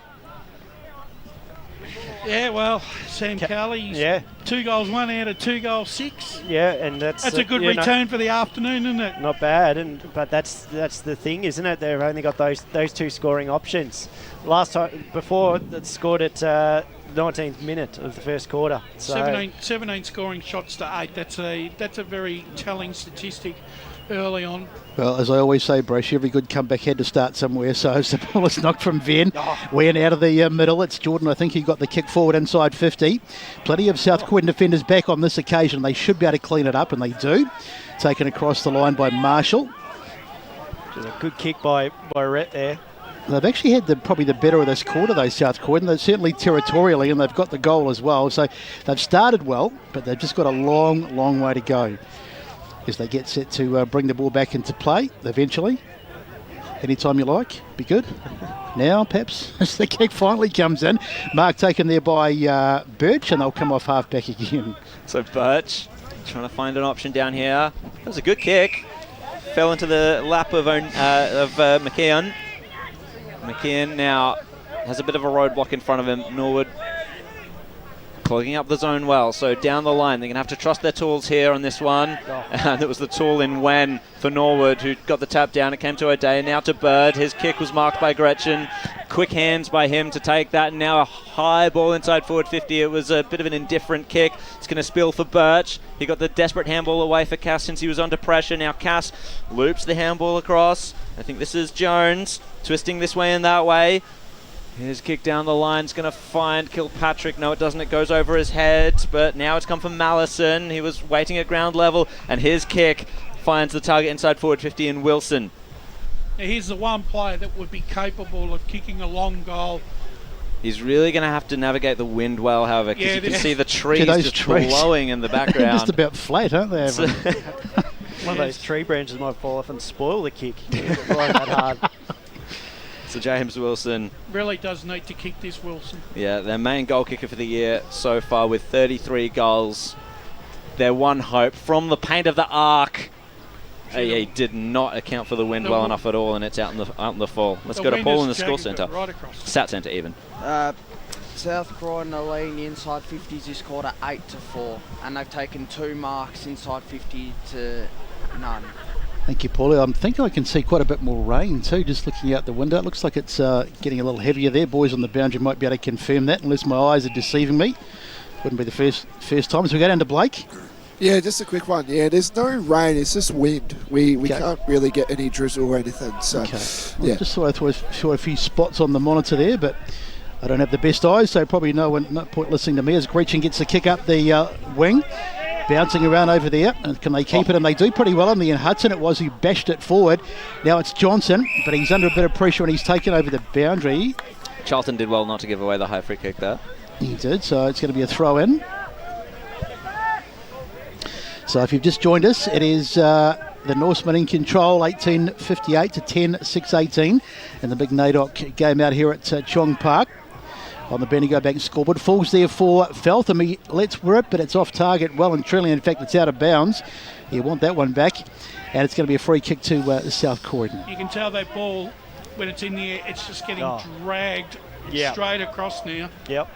It's going to make things difficult for South Croydon, even more so because they've had limited opportunities, and this will make any opportunity they get hard. Let's go boundary line with Blake Tennant. Yeah, so just a little bit of drizzle now. It's getting a little bit heavier as we speak. So, yeah. So Tom Hardstaff is the one to bring it in here for South Croydon. High ball. It was a pretty long kick as well. Crashing over the top there was South Croydon. It's a bit of a scrap there. Jones wrapped up. I think that's Young for Norwood. And the ball up will come. Wen versus Akaruru. It's a ball in dispute there. Scooped up by Norwood, but yet another tackle laid. Conditions becoming very difficult here at Cheong Park as 15 minutes have just ticked over in this third quarter. Wen just with that show of strength once again out of the ruck. They're just tie-roping the boundary line here, and it might work out for South Croydon unless O'Day is able to wrap up Helleran, which he did. Another ball up, another stoppage. This will suit Norwood. Any chance of a comeback for South Croydon would probably have to come in this quarter since they have the scoring end currently. Another wrap up there on O'Day. It was good by Jones, and he just carried him over the boundary line. 2-6-18. That's the Bulldogs score to the Norsemen. 8-10-58. As we get another tap in there as the wind really picks up. Helleran scooped it out, came to Callie, now to George, over to Kilpatrick. His kick is going to find the run here of a teammate. Decent kick to McKeon, he just spilt it, but recovered. Oh, nice. That was really good composure, good speed as well. Inside forward 50, Wilson's the obvious target. Tweedy spoiled it away from him. Coming in to help out is Dylan Feltham, he's been everywhere today. And over the boundary line. So a throw in the pocket here for South Croydon. Good kick by McKeon there to It centre. was. Probably unlucky by Wilson not to get a free, I'd say. The right kick to the right area. No issues there. Yep. So throw in, it's going to be Wilson this time in the ruck against Wen. Oh, he just shoved Wen under the ball, which was good to not give away the free kick. Took it out of the ruck, but was wrapped up instantly. Another ball up. And South Croydon's forward line. Tristan Tweedy tried to take it away there. Found James Feltham. And now a chain of handballs finds Busetto. He just shanked the kick straight to an opponent. Bounced out of his hands and towards Johnson. And Norwood will capitalise once again. Spinning out of danger once and twice. It was Gretchen. High ball towards Potts. Charlton did well to work him under the ball, but it's all Norwood here at ground level. Oh, good composure there. That was well done by Devin McKernan. Oh, he tried to, well, he did well there, did Jones, to get the punch along towards South Croydon's advantage under duress. Kennedy tried to pick it up with one hand, but the boundary line should be them. No, it just stays in. Kennedy lays the tackle and pushes Young over. A great punch from the forward 50, from the back 50 there. That went about 30 metres. It was clever. That wind probably helped. Yeah, I guess he didn't think he was going to take the mark there. I think Bird should have laid the tackle there, or the shepherd, because they would have had an inside 50 then. Yep. Let's go to Ryan in the score centre to catch up with some of the scores around the grounds. Three-quarter time, Park Orchards lead by a point, 5-9-39 to Berwick, 5-8-38. So that now has ramifications on this game as well. So I'll tell you who has played well for South Croydon today, and they haven't had too many stars, but Matty Jones has had a very good game as he's tried hard all day, but they've turned the ball over, and it's just not going to be their day. I don't think the mark is taken there by Johnson. An experienced player like Charlton shouldn't be making mistakes like that. And so Johnson's got 17 goals for the season, so he can add to that if he can slot this one through. He's going round the corner, which has become very much the in vogue. He strikes it beautifully. That's a lovely kick from Johnson, and that's right up there for the a contender for goal of the day, and big celebrations for the Norsemen, and why not? And so Johnson gets goal number 18, and that lead balloons out even more in the Bendigo Bank scoreboard, 9-10-64 to 2-6-18. We've had about 18 and a half on the Bendigo Bank scoreboard. It's probably the ground down at Edward and Flack. It'll be probably heavy. It'll probably be raining. Yes. And they're probably trying to keep their legs. Yeah, and that's the thing. Like, just with the weather down here, it's just making it so difficult to find those marking targets if you haven't been sort of hitting them all day. So the ball up wasn't contested at all really. So Akaruru got the handball out, but it was sharked there by Maloney. Quick kick away from the clearance there, finding Gretchen, who's moved to half forward. Bouncing ball inside 50 for him. It just pitches and beats the South Croydon defence, but South Croydon to retain possession. Bouncing ball over the boundary line from that kick out, and we'll get another throw in. So what, if you can get a big win today, right on a day like today, percentage could be really important come towards the end of the season. Very beneficial, yeah. So we're just waiting for the ball to come back there. Good Samaritan on the just over the fence there. Retrieving it for the umpire. 2-6-18 to 9-10-64. That's South Croydon being beaten by the Norsemen here as Maloney laid a good tackle, but South Croydon will keep possession. Holmes came over the top to break things up. Good aggressive work by him, but his handball comes unstuck. It came to Jones, now to O'Neill. Down the ground we go. Helleran tried to take the mark there, just spilt it. Was able to contest for it. He got a handball out into dispute. South Croydon pushed forward once again, but it's come to Bird there. His handball now finds, that was Feltham, now to Wall. And Wall finds a one-on-one situation, and a good mark taken there by Devon McKernan under the Jordan pressure. And he held his ground well there, Devon McKernan, and he's going to switch the ball up here. Let's go to the stat centre with Paul Uconi. 5 intercept marks to 3 this quarter in favour of South Croydon. So Matt Jones takes the ball on the far side of the ground, gets a handball off to Birch. He goes down the line trying to find a target, does all right too. That's Kilpatrick over there. Little stab kick, it's not a great one, but it works out. Cass picks it up. South Croydon getting a little bit of something going, but they need a lot more as the ball is picked up by Big Wen, who's had an outstanding game. As it gives it off to a teammate who got ragdolled, but they still have control of it. It's gone the way of South Croydon now. Over on the far side is Tweed. He managed to do something better that time. As a little kick. We don't want to get on his case, but he hasn't had a great day. As the ball is in the hands now of one of the Norsemen over there. And they will send the ball long. And we've got about, in fact, we've just ticked into time on. We're 21 minutes gone on this term. Batted forward there, over on the far side by Feltham. Now it comes out for the Norseman. A little handball over the top to Jaffa Williams. Is he going to have a crack? No, he decides to try and find a target. But good work over there, and a nice intercept taken there by Charlton. And South Croydon will be able to rebound once again. So kick onto the wing. Good intercept mark there taken by Cooper Holmes. Haven't called his name all that much, but whenever he pops up, he's doing something pretty good. Kicks it into the centre there for Maloney. And now the spearing ball towards Bennell dropped. And it's Cass to take it away for South Croydon. Finds an option there on the outer wing. It's going to be Jones. We've ticked into time on here in the third quarter. 64-18. Norseman dominating this contest. Wilson's led up. Well, he's trying to create something, Wilson. He's trying to make things happen, Yeah. but it's not working. Doesn't really have the support around him. But over the top there, well, it was going to be Holmes, but Michael Wen took the mark. Let's go to the score centre here with Ryan. First update from Baldwin, 8-11-59. The Tigers lead the Roos, 3-8-26. Noble Park stretched their lead over Blackburn, 48-14. And it's an absolute massacre out at Seabeck Oval, 131. Roeville to Doncaster, 13. Oh, wow. They are taking their displeasure from that Vermont game out on the poor Sharks. It's not good to Roeville. see, though, a score like that. No. Halloran just fighting his way through, acting bigger than he is. That was a good kick towards a target there. I think it was Callie, but Holmes did well to scoop it up, handballed it off to Atkins. Now Johnson, who's led up, takes the mark. Spearing ball, cutting off the 45, but it's come unstuck. And the mark's been taken there by Marshall. He dodges around his opponent, gets the kick to King. King in his 301st game, and it was a really good kick there to Wilson. Split the space between two Norse defenders, and Wilson will go back and try and put on South Croydon's third. He want to kick it because Kelly was screaming for it in the forward pocket, probably about 20 or maybe 15 out, and ignored him. So backing himself, Wilson. Yep.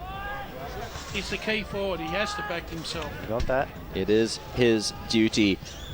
Kicks it towards goal. It's going to just fade left, off hands. Probably would have handed it off to Kelly. Yeah.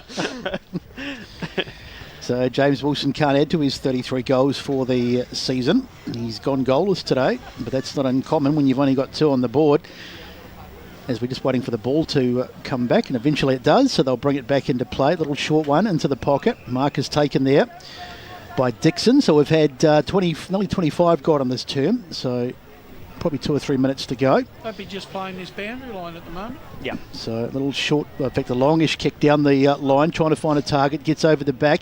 South Croydon will get hands on it. Nice work there by George.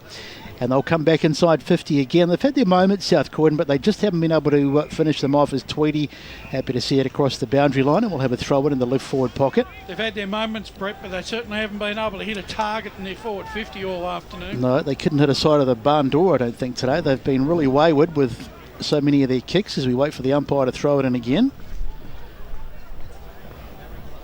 And it goes. Plenty of purchase on it. Wen got another hit out. He's been outstanding today for the Norsemen as the kick goes down, but it's been turned over. It's been one of those days in the hands of, I think that's Birch, is it? He's going to send it back. So Birch, little short one. But he's I tell you what, it's a turnover fest as the ball was intercepted partially by Dixon. Now Bennell gives a handball off, and here they come again down that line. Little ball back inside. Williams was there, but nicely chopped off, and now South Croydon come back. So Birch's kick was a little wayward. Mallison tried to keep it in, but it's going to be a throw in there. Just the luck of it, Brash. You were saying again, probably Norwood's ball bounces in. They find that spare player. How many times has South Croydon turned the ball over this afternoon? What have we got? I don't have a statistic for turnovers, but I'm sure they've done it That would be a lot. 1 times. Yeah. Could have made it up. We would have believed you. Yeah. So we'll add it to the list. So Norwood going forward there again, and it's Yaron Jaffa-Williams. He's the man one out. He was tackled. Really good run-down tackle there by Dylan Marshall, but he's been has infringed, in fact. It's in the back. Yaron Jaffa-Williams will get the chance here to add his third. You could tell he telegraphed it. He knew this was going to happen. Look, Marshall, he's grabbed him, but he's pushed him down as he's got rid of the ball. Oh, dear. His forward motion has pushed him forward. Yeah, there's not much you can do there in fairness, I don't think. It should have been a ball up. It's that desperation that they needed to show. And unfortunately, that's meant he's infringed. No, the coach can't have a go at him for that, but it's just unfortunate. Yep. So Jaffa-Williams, he's got 2 for the day. Now to put his third on the board. It will be Norwood's 10th if he can slot it. The former Baldwin man. That's a straight kick. That's a great goal for Yaron Jaffa-Williams. And he celebrates with a roar. And the siren's gone for three-quarter time. And currently it's Norwood 10-10-70 with that kick.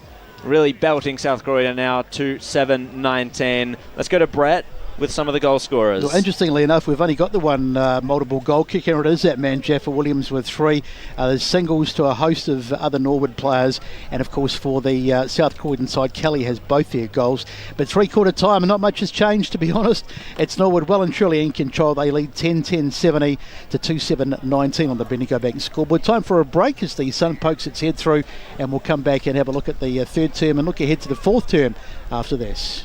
As Sarah opened her best friend Jackie's wedding invitation, she was overcome with a wave of emotion.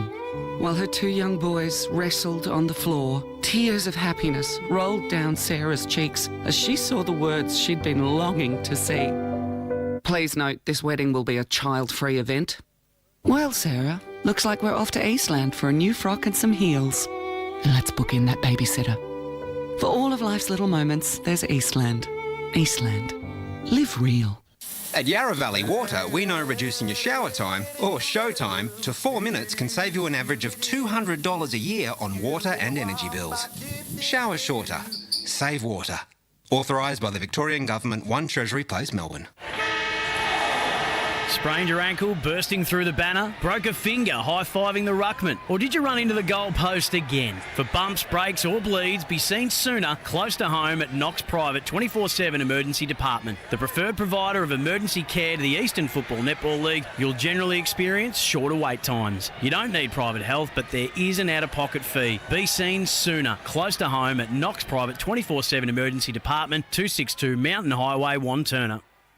Do you feel good about your bank? Because there is a bank you can feel good about. They share their profits to fund big community projects, small community clubs and vital emergency services. They've given $250 million to help Australian communities thrive. They have all the products and tech you expect from a big bank, with service you don't.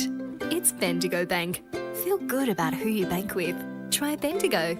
Search bendigobank.com.au or search Bendigo Bank near me. The first time I met the team at Tobin Brothers Funerals, I felt like I'd known them for years. They're so caring, honest and passionate. James McLeod, Managing Director of Tobin Brothers Funerals, sums it up best when he says, Every day our people get out of bed to assist client families in their absolute time of need. Our people love what they do, and you will not find a more highly trained group of people than those at Tobin Brothers. Visit tobinbrothers.com.au. Tobin Brothers Funerals, celebrating lives. Hi, I'm Ben Desson from Montrose Football Netball Club, and when I need a new kit for a night out, I head over to Eastland. But Eastland is more than a shopping centre. They support a range of community organisations and have been major partners of the Eastern Football Netball League since 2018. Thanks, Eastland. You are listening to Radio Eastern FM 98.1. With live and exclusive coverage of the EFNL football season. Bringing you the match of the day with score updates from all divisions. And now we cross to our commentary team for the Radio Eastern 98.1 Match of the Day coverage. Welcome back to Cheong Park, where it's very one-sided now. It's really Norwood that have taken control of this one, and at three-quarter time they're well and truly on top. 10 goals, 10-70, leading 2-7-19 with a quarter to play. And boys, what does South Croydon do from here? Well, they're playing for pride now, Brett, because at the start of the game, if you asked me that Norwood would be 51 points up at three-quarter time, I would have said you're dreaming. Tell them they're dreaming. Yeah, that'll do.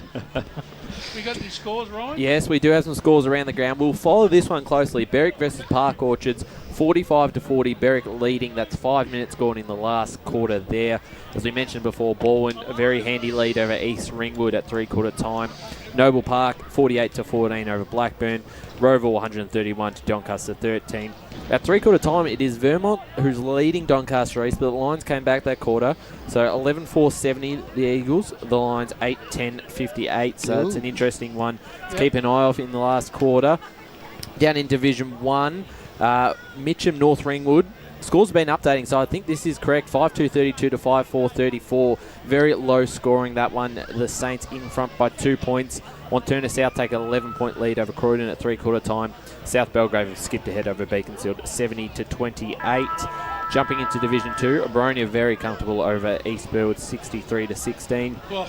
Templestowe 62 to the Basin 31. The Jets a 5-goal lead over Knox, but Knox have certainly been coming back at certain patches of this game. Out at Division 3, Warrandyte trail Furniture Gully by 5 points as we go boundary side to Blake Tennant. South Croydon coach here, Marcus Basilio. Marcus, very disappointing, but I thought that your third quarter was a bit better, and how do you see that, mate?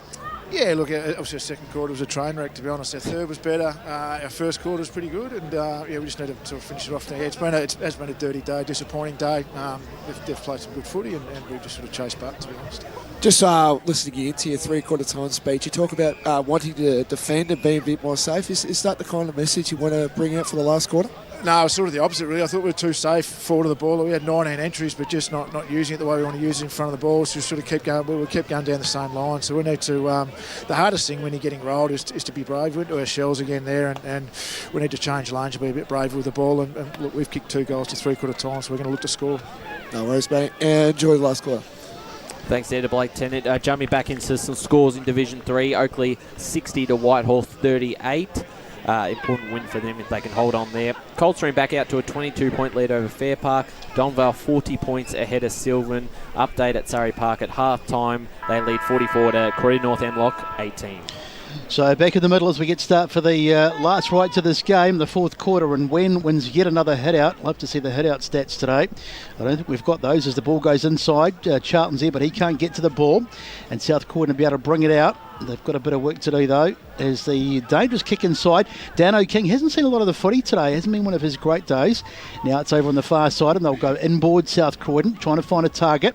Through the hands there of Shinky. Should have done better there, but they still managed to get it. Little ball back inside. Here's an opportunity. Here's the kick to the... I think it was more... He probably should have squared it, but he decided to have a go, and it wasn't a great option in the end. It's gone through for a minor score. So the first score of the last term goes the way of the South Croydon side, but they're 50 points light on the scoreboard, and we're coming up to the first minute of the last quarter. Let's go to the stat centre with Paul. Well, best, I've got some clearance stats for you. The clearances are 33 to 14 in favour of Norwood. Wow. So they probably should have enforced the follow on at half-time. Just a big update from Pink's Reserve. Churnside Park 9-5-59, Kilsyth 4-5-29. Upset brewing. What is going on there? All right, so it's been broken up a little bit here by South Croydon as Bettison is tackled, holding the ball. And so here goes South Croydon through Kennedy. Finds the handball option off. This is Jones. Gets it back and kick inside forward 50. Punched away by Tweedy. That was good. Falls for Kilpatrick. Swings on to his right. It's a rainmaker into the goal square, and Cooper Holmes was camped out underneath it. Took a good mark, shares it around now with Bird and Tweedy. Sorry, it was Feltham and Tweedy. Kemp gets it back to Feltham for O'Day there, and now Dixon takes a bounce. Just completely broke through the Willis tackle with complete disdain. Centres the ball to Gretchen. What a kick! What a fantastic kick that was. Gretchen was free, and that inside 50, it was challenged there by South Croydon. Johnson couldn't do much with it, but now it's fallen for Bennell. He's got to work his way out. He was in a bit of a standoff there with a couple of South Croydon defenders and did really well to make sure he kept his space and got the chiselling ball there to James Feltham. I don't think I want to be buying any real estate off Damien Sully this afternoon. That was a pretty short kick, wasn't it? I reckon that's 15. No, I didn't think so either, to be honest. But, you know, you got to apply pressure to him in that pocket. Mm-hmm. Two of them just looking at him back and forth. James Feltham. He's kicked 1 for the day. That came in the second quarter. He's kicked 7 for the year so far to stretch Norwood's lead to 56 points. He's done just that. Great goal by Feltham, and Norwood keep going.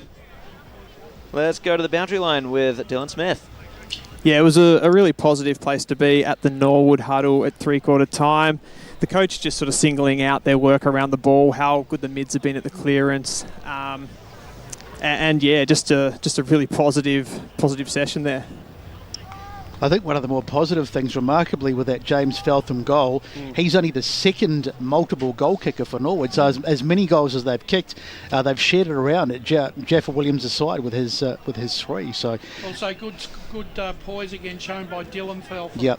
So Win, another hit out for him. He's just been absolutely outstanding. They'll go inside 50 again off the boot of Maloney. into the goal square, but they managed to repel. In fact, they don't repel because Benell, funny little kick forward, and they'll happily take it. That might almost be deliberate, but I don't know if we even play deliberate anymore in the EFNL, but taken across the boundary there by Marshall. They've had 6 rush behinds today.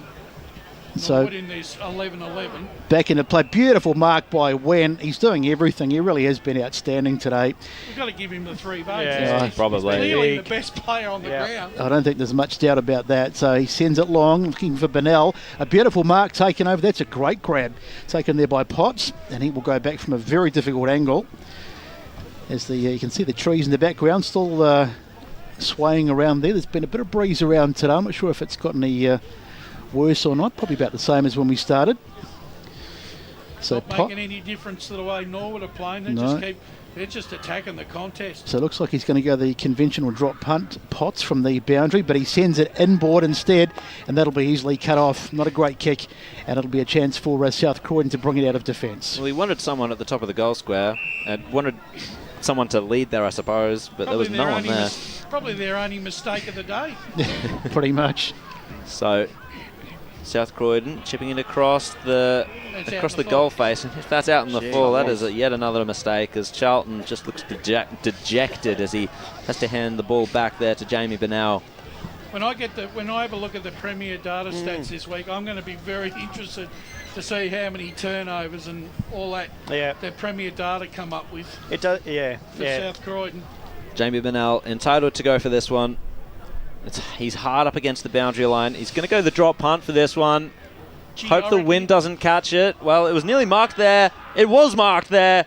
Just over the goal square. No, it's a mark. Yeah, that's got to be a mark. Yep. It's got to be a mark. It's a mark because the goal umpire's walked away.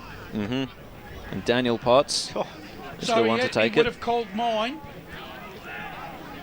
So that's a legitimate mark. So Potts has got one for the day. He's going to have to kick around the corner there. He was hard up against the boundary line, not far out, but he's just kicked the one behind there, unfortunately.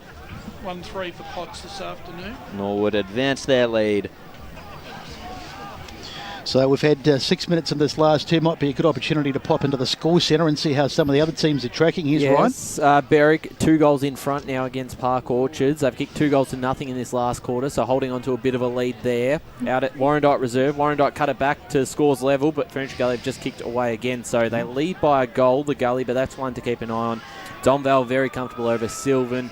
Oakley over Whitehorse. Coldstream Fair Park still a 20-point lead to the Cougars. So Kaz sends it straight down the middle of the ground. Bit of a dangerous kick. And look at all the yellow jerseys around there. It's been the sort of the theme of the day, to be honest. They've been outnumbered around every contest, the South Croydon side. And now it's a free kick. Looks like the intensive care units arrived at Warrandyte again. It hasn't left, Crash. It's still every coming. week. It's there. And just at Pink's has reserve, it arrived or is it? Churnside Park kicked another one. They're going to be home here. 6 goals ahead of Kilsyth. That's a big win. That's a huge win. So it's Halloran. He gets the kick inside, finds Birch. But back on track. Not a lot of urgency from the South Croydon side. Dano King, he's calling for it, but he's not going to get it as they spread it across to Kilpatrick. I'll tell you what, I want to know who this Oracle person is. He's gotten that one right, hasn't he? The kick finds McKeon. He's got North Ringwood in front too. So McKeon, yes, the mystery that is the Oracle. We should have an unmasking at the end of the season to see how it is. McKernan slams it across the far side, chasing there's Benell, but I think the ball's going to... No, in fact, he did really well. No, the umpire said, hang on, it was out. I thought he got that, mind you, across the other side of the field. A bit hard to see, but going to be a throw-in. Updated Heights Reserve. Moorabah's lead's been cut back. 11-10-76 to Bayswater, 10-9-69. So Bayswater are coming home strong. South Belgrave 70 to Beaconsfield 28. So that's all over there. They will be 13 in a row this season. Love to see my Ruffy nearly getting up there. Hopefully, I'm hoping Bayswater home there. Yeah, the fat lady's already sung up at South Belgrave. Yeah, I'd say so. So when he was awarded the free kick there from that stoppage, and Gretchen will be the one to hoof it inside forward 50 for Norwood, but a really good mark taken there. That was McKernan. Devin McKernan switches it across the ground. And a chipping ball out of defensive 50 for the Bulldogs. Finds Cox, shares it with Marshall. He goes over to Kilpatrick. Aggressive handball into the corridor. Found George. It's gone back to Marshall. He had to backtrack, however. And it was McKernan once again. He finds O'Neill. They're building here, South Croydon.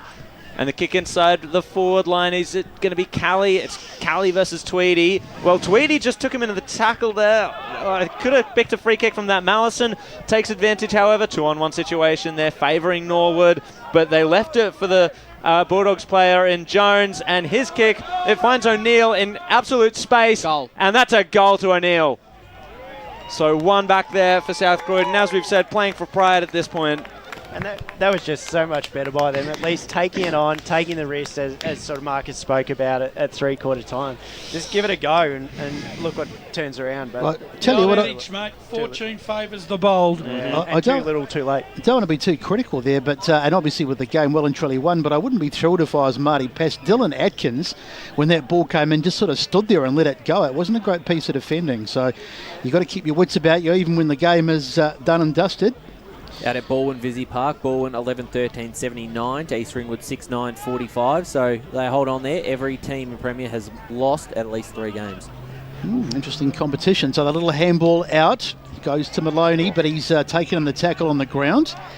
And the umpire says we'll have a ball up.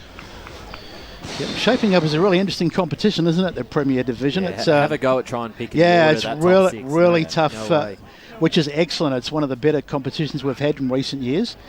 As the ball goes into the contest, Bill's out there, Jones trying to pick it up, but he was beaten to the footy on that occasion. I thought you had to pay that. I thought Jordan took him on there, Rhett, and just dropped it, but didn't get the free. Big couple of results here in Division 1 at the moment. Croydon in front over Warren-Turner South, 48-40. Wow. And Moolbark Bayswater, scores are level, 76 apiece. Told you couldn't trust the Devils. The Baysy have come back from the clouds, really. From early on. They're a funny side, Bayswater. That might have been a sling tackle, but the umpire says nothing doing, and we'll have a ball up. Well, they were 33 points down at quarter time, Bayswater. Yeah, they've made massive. a big comeback. It's impressive, yeah.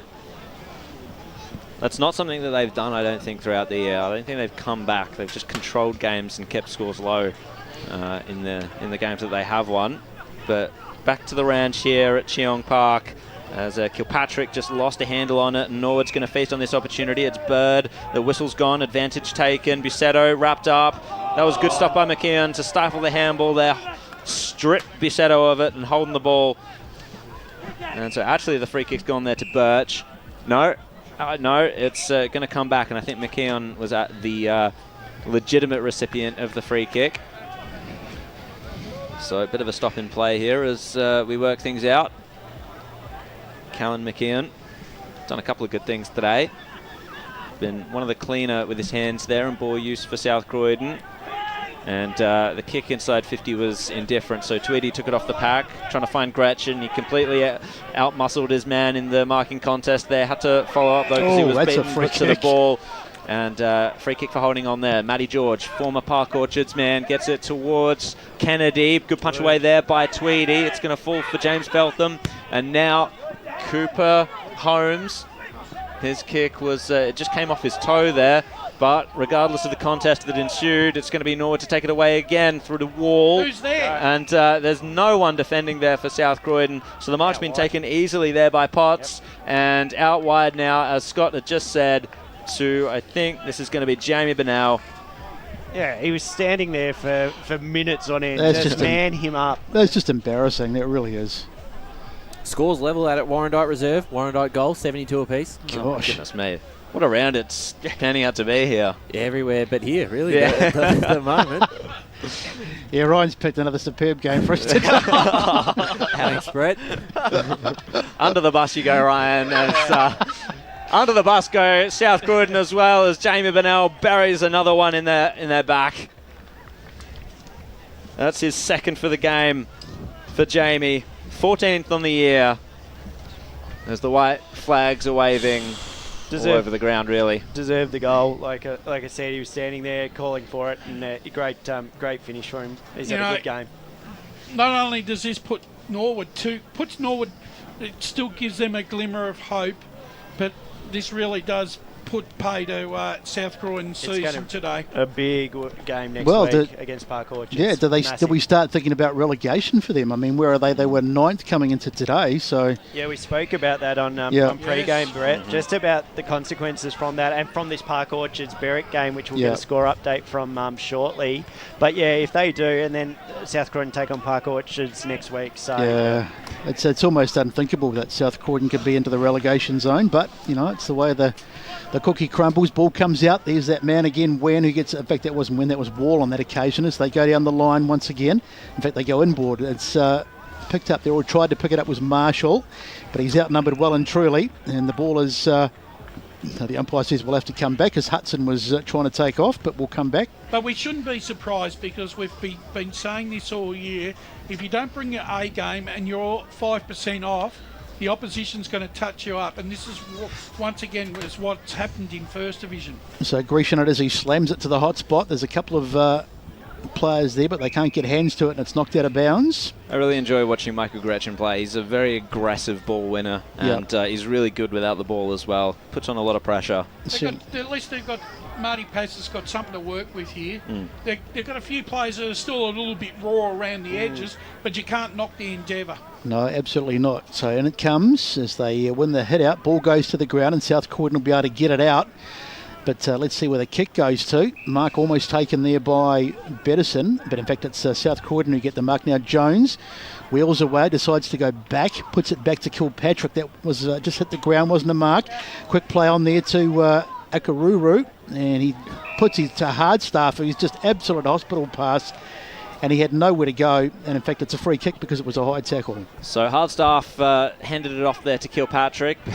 Yet another inside 50 goes begging, but good pressure there laid by McKernan, who we haven't called him much today, but this final quarter is, he stepped up a little bit. And a smart tackle not to give away the free kick, because he knew if he piled him down, he'd either give it away for in the back or dangerous tackle. So it resulted in a ball up there, and Norwood will take the free kick, will take the clearance away. It's ended up with O'Day. He's handed it off to Atkins, who went for a bit of a jog there. Didn't have much pressure on him, but the spoil from that marking contest came to Cass. His kick down the line. It's probably going to come back again if Young has anything to say about it. No, it was under mountains of pressure there as O'Neill gets the handball out to Aldous. Aldous finds the man inboard. It's Halloran, but a huge tackle laid there. Not stepping back at all is Dixon. And another tackle there by Norwood is going to wrap it up. That was good stuff there by Lockie Dixon. Tell you what, the way Dylan Atkins has moved today, I don't reckon he'll need a shower tonight. He's as clean as anything. Brutal. Yeah. So Johnson taps it down there to South Croydon's advantage, however. Kilpatrick found Mallison. Now Hardstaff there. Kick and a half from goal. But he has played, I'm not saying he's played well. Yeah. So inside forward 50 for South Croydon. And it's come unstuck once again. O'Day ran it out of there. He's done well, O'Day, to find the ball again. Went for a bounce. That wasn't a great kick because Birch swallowed that up. It was almost directed for him entirely. And his kick's going to find Mallison. Good mark under duress. So, been a tough day for the Wombat. Haven't seen too much of him today. We've had 17 minutes gone on this term. Good kick. Long kick, that's a beautiful kick. In fact, it finds Wilson. He's outside the 50, but his kick trying to find a target does pretty well in the end. Aldous wheels around, goes back onto the left, but he's got to hit a target, and he does really well. Perfect kick to O'Neill. Just a little bit gone to sleep, the Norwood defence on that occasion. Got to keep your standard up even with the margin out to 84-26. Go on, Brash. Young Aldous has tried hard for South Croydon this afternoon. So he'll have an opportunity to kick his first of the day and to get one back. Looks pretty good. Nice. A goal umpire didn't move, so that's a goal for Aldous in the last quarter. No, that was O'Neill. O'Neill, I beg your pardon. And that's his second. That's his second. Yeah. So carbon copy of his last goal as well, because he found the exact same space, the exact same amount of space in the exact same spot of the forward line. Took an uncontested mark, and good set shot as well. Needed to find that space probably a little bit earlier and present that, because it's worked. It's worked for him twice now, and he's doing a good kick when he's in front of goal. Final score out at Edwin Flack. Berwick have won 58-45. So they are now in front. Are they now in front of South Croydon on the ladder? Is that I correct? think so, yeah. Depends on the percentage now. Very interesting. So back up we go. Akaruru got the clearance out to Kilpatrick. The ball, it just clean bowled O'Neill that time, and Norwood's going to take the advantage. Cooper Holmes, I thought, taken without it there by McKeon, but I guess McKeon did well not to give away the free kick. Kicks it inside, forward 50 for a one-on-one situation. Wilson was forced to go the one hand. Sorry, that's Kennedy, forced to go the one hand, but wasn't able to do much with it. Were you talking, Ryan, were you saying about whether Berwick would go above South Croydon? Yes. They will, yeah. So they'll go to 16 points, South Croydon on 12. Wow, that's very interesting now. That dirty day for the Bulldogs, definitely. As Norwood's exit from defensive 50 goes awry. Back to square one for Park Orchards, though. And Warrandyte in front over Ferntree Gully by 2 points. Wow, jeez. Those massive question marks there. Helleran takes the clearance. Jones tried to get the kick away, but it was stolen from him there by Maloney. And another chain of handballs out. Oh, it found O'Day, but here's McKernan once again. Definitely stepped up in this final quarter. Jones takes advantage of that free kick. Nearly a mark taken there. Oh, Foyle's front and centre here for Kilpatrick. O'Neill was free in the exact same spot, but McKeon was the target. And Norwood will rove the marking contest, take it away. And Kemp finds Holmes. Holmes turns it over. And it's Yaron Jaffa-Williams forced to tackle there as Marshall was the one to cut things off for Norwood. I can't believe, Joe, they didn't look for O'Neill before. He was exactly in the same spot again and open. And yeah, not manned up either. So from the stoppage there, Gretchen got a nice clearance. Mark taken just a shallow entry there for the Norseman inside 50. And the mark has been taken by Potts once again, who's been a lively forward for the Norse. Bowen 55-point lead over East Ringwood. How do you work Bowen out? You don't. Honestly, how do you work them out? 2 goals, 2 apiece in the last quarter here. Crazy.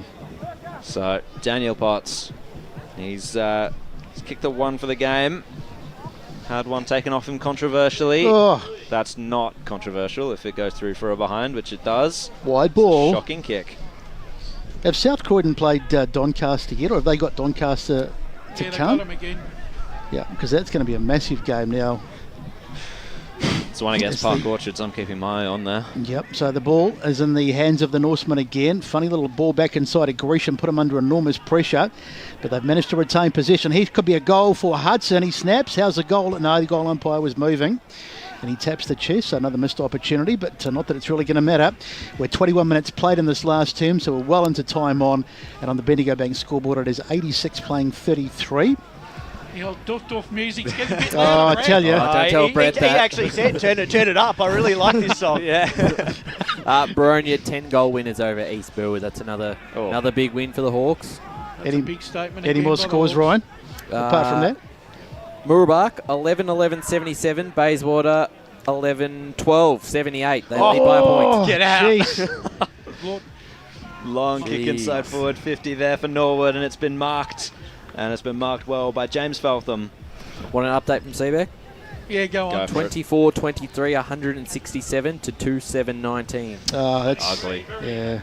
Yeah. Missed some opportunities. Yeah. Well, goal kicking practice on Tuesday night. They'll be ruining that. So James Feltham just passed it to his brother. Probably didn't need to. He hands it off to Cooper Holmes. It's a long shot for home there for Holmes. He's missed. Let's try to make things exciting, but they let us down. And just the one behind there. Norwood 12-15-87 to South Croydon 4-9-33. 22.5 minutes gone on the Bendigo Bank scoreboard. So South Croydon to bring it back in. We've had, as Jared said, 22 minutes gone, so hopefully we haven't got too much longer to go. Tell us what you really think, Brett. He wanted to hit the party scene, with due respects, we probably need to be put out of our misery at some point. 87-33, and we've got, what have we got here? A free kick, is it? On the far side. And it goes, ball goes to ground. Jones tried to get it, but he ran past it, but they've still got it. Oh, someone got their head taken off over there. It was George. And still good to see Norwood applying pressure that they've done all day. All day they've applied those tackles. well, you need to almost apply the mercy rule as Wen gets another hit out, knocks it down, but it's come out to Marshall again. George it is, sorry. They go right across the other side of the ground, but bouncing around over there. Good work by Basito. Taken there by Wills, but he's gone. Tackle. That's got to be a ball. Bennell it was, he made the tackle. He's been good If we today. had the mercy rule, Brett, we would have been packed up and gone home at half time.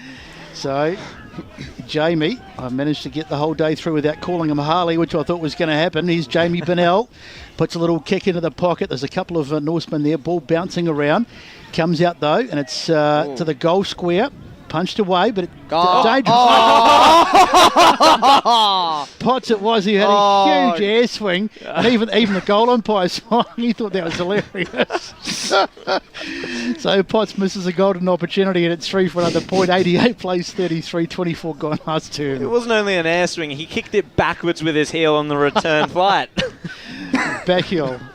Oh dear. So kick in from South Croydon. George fighting hard. He's done well today, George. Can't fault him too much as South Croydon try to go forward once again. And it's been swallowed up by Dylan Feltham. The mistakes start to come. And speaking of his Tristan Tweedy, he did well that time, getting it back to Feltham. Been very clean this second half. Yeah, no, he's probably heard our criticisms and cleaned up his act. We really were sticking the boots in in that second quarter specifically. So it's been fed off there to Bennell. He's going to go for a flying shot towards the boundary line, I guess. Out in the oh no, it's been kept in there. Oh, what a scrubbing attempt at goal. Cox is going to claim that though on the boundary line as it just went right across the face. So South Croydon keeping it in, getting some run on here. Ooh. Good punch over the top there by Bettison. It's fallen for Jones, however. Got some spring in his step still there, does Jones. Marked by Callie, the only multiple goal. Nope. O'Neill's also a multiple goal scorer there for Croydon, so I'll shut my mouth. Update out at Vermont. The Eagles up by 40. Ooh, that's huge there. I really thought Doncaster East would keep their form going there. Try to hit this competition. Oh no, it's ridiculous. Kennedy just kicked it to a 4-on-1 situation. Yeah, okay. Anything from Noble? Very handy lead over Blackburn. Have Blackburn scored more than 16 points yet, Brian? They have kicked 1 goal 8, so no. Goodness gracious. So really disappointing. Feltham it is. He sends it down, Dylan Feltham. Ball out towards the side, and now South Croydon are going to get it, and they're going to come back and go inside 50. Here's the Wombat. Let's rip on the left foot. He's going to go for home here. No, in fact, he's decided to centre it. Still in. Jones, Greg to the ground. Ball still there. Under a lot of pressure. That's a high tackle, I think, and it's going to go the way of Potts. So free kick to Norwood. Well, that's an experience. 26 minutes gone. That's not a great kick, though, and it's going to come back into the hands of Halloran, who lets rip to the goal square, but there's plenty of defenders back there. Here's an opportunity now. Great tackle. Feltham. Brilliant tackle by Feltham. He's had a very good game today. Well, he's getting me too, The mate. free kick count in this game is 24-15 in favour of South Croydon. Oh, that's interesting. That is. It doesn't necessarily follow that the side leading should be leading the free kicks, but nonetheless. So up it goes. Wen just takes it out of the ruck again. Ball on the grounds. Well, that's a high tackle. No doubt about that one. I can't believe it myself, but I'll recall what I see, so I guess. Can't make it up. Don't shoot the messenger, I guess. So Holmes bangs it down the line, and in fact, it's a bit too far, and it's out on the floor. If you'd like me to make it up, I can, but yeah, we prefer to be factual, Paul, but But Final result out at One Turner South, 5-10-40, lost to Croydon 7-6-48. That's incredible there, but the final siren has gone here at Cheong Park. South Croydon in a really, really rough day. 4-9-33 have lost to Norwood 12-16-88. And it's going to be a hard task for South Croydon here if they're to go anywhere this year in 2023. So goal kickers for Norwood, they've had certainly a fantastic day. This has given them a huge fillip for the rest of the season. Yaron Jeffer Williams, he kicked 3. The other multiple goal kickers, Feltham of the James variety, kicked a couple. And in the end, Jamie Bennell got a couple. And there's a whole host of singles. Johnson was a single. D was a single. Potts, Jordan, I don't think I've missed anyone. And for South Croydon, just a couple of multiple goal kickers for them. And it was O'Neill and Kelly. But one-way traffic, we thought the first term it was going to be be quite interesting with all that low scoring, but really blew out in the second term, and then it just got worse after that. But the final score out here, it's Norwood 12-16-88 to South Croydon 4-9-33 as we go to the boundary. Yeah, good. Just got superstar from Norwood, Yaffa Williams, mate. Incredible game today in a really, tough, windy conditions. Must be pretty proud of the result, mate. Yeah, we were happy. We had a past couple of weeks, 3 losses in a row, so we want to come back strong and really represent the Norwood Football Club with the new jersey. Really proud of the boys today. We really cracked in and gave full 4-quarter effort. You talk about the jump up. How was the build-up for this game? Must be really big and obviously shown at the result. Yeah, mate, it's been a massive build-up, a lot of concentration throughout the week. Tuesday, Thursday training was really great. We were all up and about and we were just looking forward to come play today. 3 goals, mate. Mate, is this one of your best games, you reckon, or big game? A bit lucky today with the boys. They ain't giving off the hands, but it's good to have the 3 goals, mate. Yeah, we were happy with that. Well, really big win today, mate. I think you put yourself, around the 6 mark around there, and you guys are really pushing to where you want to be, which is September action. So congratulations on the win, mate. Appreciate it. Thanks a lot. No worries. Just got Yaffa Williams. So Yaron Jaffa Williams, he's had a good game today, kicked those 3 goals, and despite the fact that he's trying to play his efforts down, he was pretty handy today. Very good. Speaking of being handy, let's go into the score centre with someone who's very handy with all the scores, and that's Ryan Long. Oh, thanks, Brett. Baldwin defeated East Ringwood. That's a final result, 101-45. Berwick have defeated Park Orchards, 58-45. Noble haven't got a final result there, but they're pretty much home against Blackburn. Go the Bulls. Roval, we don't need to mention that score again. That's a very big win, over 150 points that Roval have defeated Doncaster by. Vermont have defeated Doncaster East, a final result there, 102-67. Another big result for the Eagles. Got to start taking them seriously now, Brash. Jumping into Division 1, South Belgrave defeated Beaconsfield 70-28.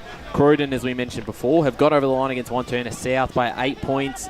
Now we've got to figure out the ladder and where Wanturna South are. They might be out of the 5. This is huge for Bayswater if they, you'll read that score. I believe this is a final result. Bayswater 11-12-78 to Moolbach 11-11-77. Waiting for confirmation from the clubs, but I believe that's it. So Wanturna South going down, Beaconsfield going down. It's open for Bayswater. It's going to take a bit of time to work out the ladder. Lilydale have lost to Montrose. Mitcham North Ringwood, that's one score I've been chasing. Still can't find anything on that yet. Early in that game, North Ringwood led by 2 points. Heathmont defeated Knox 93-70. Ringwood defeated Upper Ferntree Gully. Templestowe 87 defeated the Basin 46. Boronia 63 defeated. Oh, sorry, I've read that 3/4 time score. They won by 10 goals in one of your favourite players' 200th game, Jess Bolson. Oh, Jesse played his 200th game. Fantastic. We should have gone out there, Ryan. Yes, well, I'm always happy to go down there. That a big result for him. Coldstream defeated Fair Park 60-37. Donvale 108 over the Cats 23. Wow. I believe this is final 2. Warrandyte 74, Ferntree Gully 72.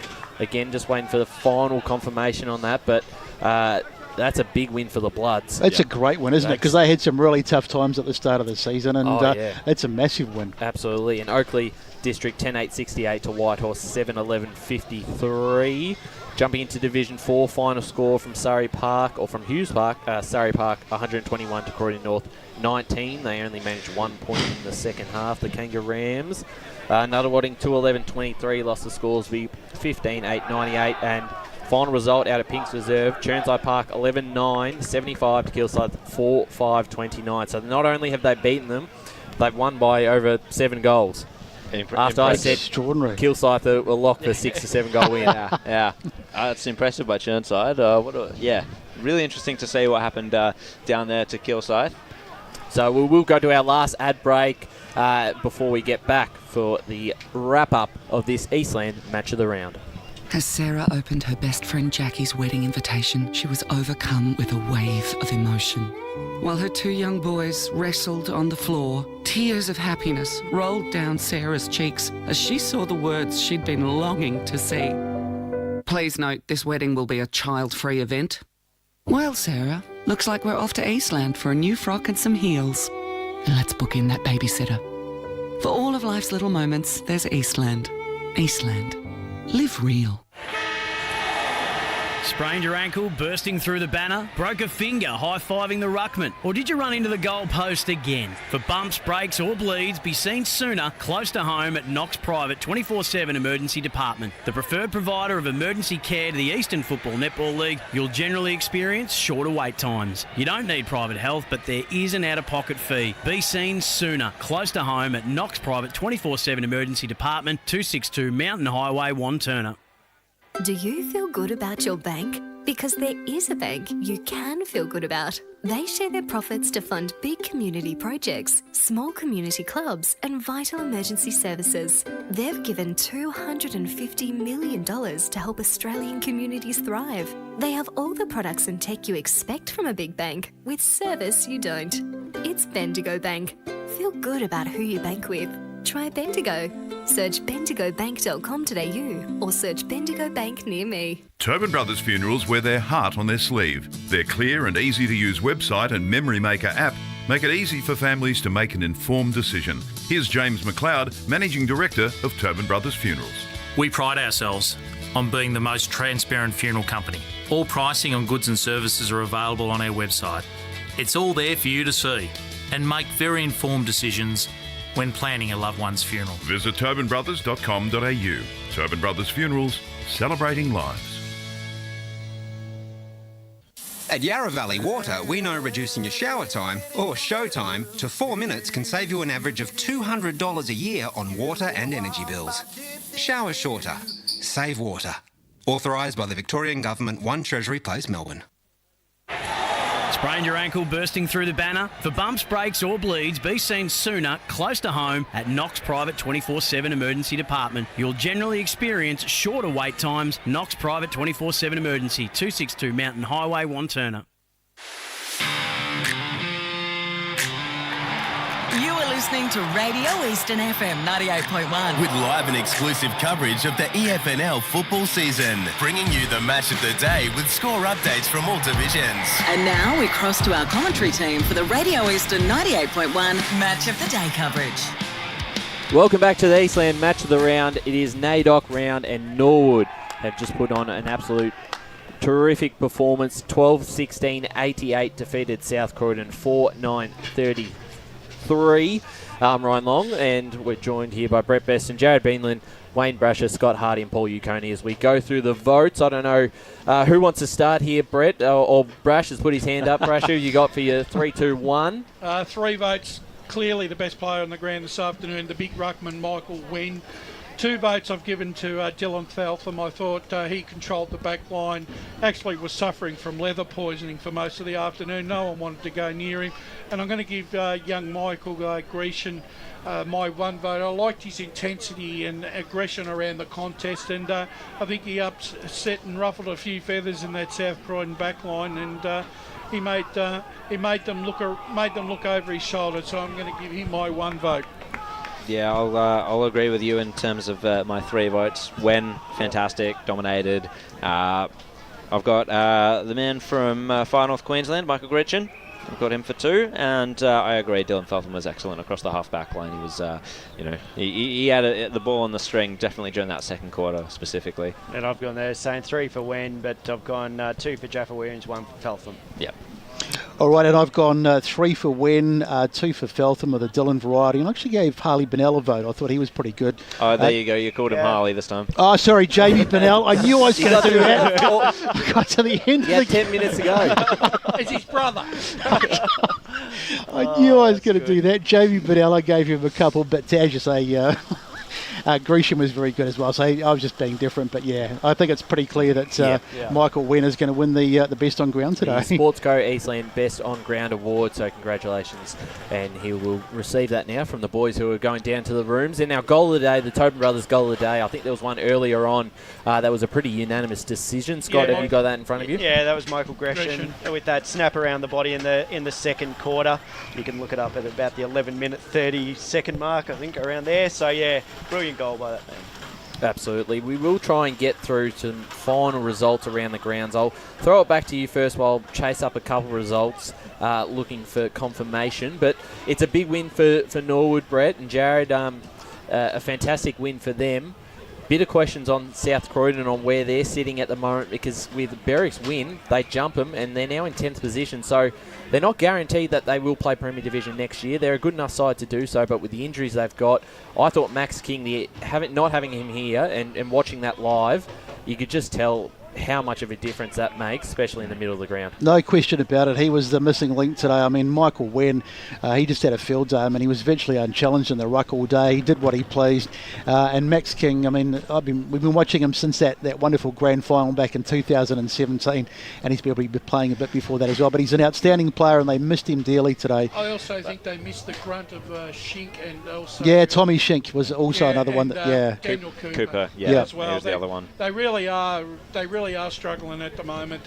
They need those bigger bodies moving through that forward 50 to give them some run, and they just don't have it at the moment. The thing is, though, Brash, like, they've had King out for how many weeks now? Like, he's been out for a while. Like five, maybe more. I'm not too sure, but is he a chance to come back in the near future? But what I'm saying is, it's not like this is like the first time they've had to work out how. No, they that's work true. around Yeah, good it. point. Yeah, like, fair point. You know, they've had time. They need to work out. They don't have him. That's well, it. Well, the one man that they are missing today as well is Tommy Hofert. He's been carrying the ruck stocks for them throughout the year. So once again, that just another thing that put them on the back foot today specifically was the lack of him. But I completely agree. You know, Tom Hofert, he's not Max King. So they should have needed to figure out by now how to play with a ruckman down. And if they don't have that ruckman, what can they do around the centre to alleviate that missing link? Because Norwood, as much as they won the ruck contest, I didn't feel like the clearances were huge. But what were the clearances there, Paul? Yeah, so the clearances were 39 to 23 in favour of Vermont and of Norwood. You got Vermont Norwood. on your on the break. I'm happy that you have. It was great domination by Norwood, and it's great to get the clearances in, because Dylan is quite a big fan of me telling out the clearances. So no, it's key. It's a key sort of stat, and especially in that situation where the ruck was dominating, it could have been a lot more for Norwood, but I think South Croydon just need to find a way around it. Yeah. So what do we take from this win today? I mean, you've got to put it into perspective that South Croydon were missing some players, and they didn't really play anywhere near their best. I mean, is it just are we back with Norwood, or do we think maybe there's a bit to go before we start rating them again? Can't trust Norwood. Just too far out of the top 6 at the moment, and even Blackburn have probably played some better footy than Norwood at patches. Yeah. Well, I think they're the only thing that's helped Norwood is they've moved one game closer to Blackburn, who are now probably 3 games or 2 games now out of 6 spots. But that's only fighting for 7th. That's not actually fighting for a top 6 But we're going to find out next week, because it's Norwood versus Blackburn. So wow, what a massive game that becomes. Yeah. Absolutely. You listen to those tunes, Besto. I tell you, it's just getting louder and louder. Come back, Besto. We're still going to finish the show. Don't go party just yet. It was a terrific win by Norwood today, and Marty Pass can be very happy. But as you say, there's a bit to do. But they've got to. They'll be very, very happy. Ultimately, South Croydon not quite so. Ryan, any more scores? Yeah, I'll go through them all again. So if you've just joined us at the moment. We'll start with Premier Division. Baldwin defeated East Ringwood 101 to 45. Here, obviously, at Cheon Park, Norwood defeated South Croydon 88 to 33. Berwick defeated Park Orchards for their 4th win of the season, 58 to 45. Noble Park 56 defeated Blackburn 2-9-21. Disappointing result there for Blackburn to only have the 2 goals kicked. Low scoring too. Maybe it might have been a bit breezy out there. Yeah, not quite sure on that one. And Roval defeated Doncaster very comfortably. Vermont defeated Doncaster East by over 6 goals. So that's a big win for the Eagles. I'd like to see where their position is on the ladder. Can't quite get that all updated as of yet. Montrose defeated Lilydale. Bayswater did defeat Mooroolbark 11-12-78 to 11-11-77. I'm pretty sure that is a final result from what I've been told. South Belgrave defeated Beaconsfield 70 to 28. Croydon defeated Wanturna South 48 to 40. Still waiting on this Mitcham North Ringwood score. It says 5-2-32 to 5-4-34, and that was a long time ago. So unless both sides haven't scored in over an hour of football, I don't think that's right. Jumping into Division 2, Heathknight defeated Knox 93 to 70.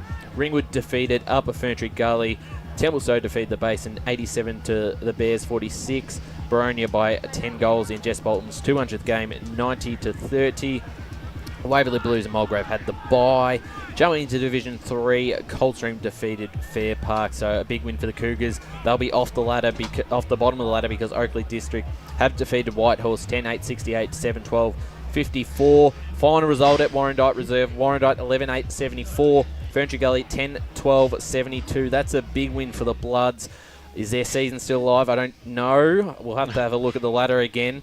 Donvale defeated Sylvan 108 to 23. The big result in Division 4 was the Churnside Park win, 11-9, 75 to 4-5, 29. That's huge for Churnside. Looking just about now in the front position to take that 4th position on the ladder at the end of the season. Scoresby defeated Nuttawading 98 to 23, and Surrey Park defeated Croydon North Mlock 121 to 19. So that's our wrap up of the senior men's competition. We've actually got another game just in front of us now. Who's playing out here, boys? Under 19s, yeah. South Croydon are taking on Surrey Park, yeah. Anyway, very low scoring affair here. Surrey 1-1-7. South Croydon 1 behind. Anyone keen to start and do this one? Josh Wood will be if he's around the area with Surrey Park playing. Just trying to find that last couple of scores there with the Mitcham North Ringwood game. I'm sure Blake might be able to, Division 1 is his expertise, so he might be able to help me out there as we approach the last couple of minutes. But looking at that Division 1 ladder, that's what really interests me on where the sides will sit at the moment. Bayswater could even be in the top 5 now. I have to have the look at the ladder at, after all this. I don't know, Scotty's got it in front, so if you can do the maths. Yeah, on the spot. Bayswater got the win, so they go to 24 points, equal with North Ringwood. And Scotty's got his abacus out, he's working it all out. We need a Tommy Shink here. Yeah. He's the maths professor. Yes, true. You get him on speed dial. But Bayswater's percentage is pretty good. It is. It's 110% before this round. So, yeah, I think they will jump. They'll definitely jump North Ringwood. They'll jump Wanturna, and that will put them in 5th. Wow, that's a big result. So that's a lot to talk about tomorrow afternoon. Actually, they might even jump into 4th. Did Beaconsfield? They lost Beaconsfield. Yep. So they're on 107%. So they might have just jumped to 4th. Bayswater's in 4th. Big week. That's a big weekend in Division 1 football to unpack tomorrow morning in the Sunday Recovery podcast at AFNL House. We're coming to a close here, so we'll say our goodbyes. Thank you, Brett and Jared, for calling today. Fantastic job. Bit of a one-sided performance, but kept it interesting. Nonetheless, yeah, it was a good win today from Norwood, and very pleased for them. And as we said before, it'll be interesting to see where they go from here. Wayne Brasher, as usual, in the special comments chair. Thank you, Ryan, and enjoyed the whole day immensely. It was a great day. And hosting the pre-game as well for NAIDOC Week, a fantastic job. And welcome back to Scott Hardy, back in the action this afternoon. It's good to have you here. Yeah, great to be back, and great calling alongside you guys. I've missed it immensely. Absolutely. And Paul Uconi, women's game, we had a good one there. Thank you. With Wanturna South Nuttawading. Yep, it was a great day. Now I'm off to the rave. So I'm not. Yeah, Brett certainly isn't, and our boys on the boundary, Blake Tennant and Dylan Smith, done a fantastic job. Lee Green, Megan Green also did the women's game in the camera. She's had a long day. A fantastic job there, and I'm Ryan Long, and that's it for us here at the Eastland Match of the round. Is Norwood 12-16-88, running out 55-point winners over South Croydon 4-9-33.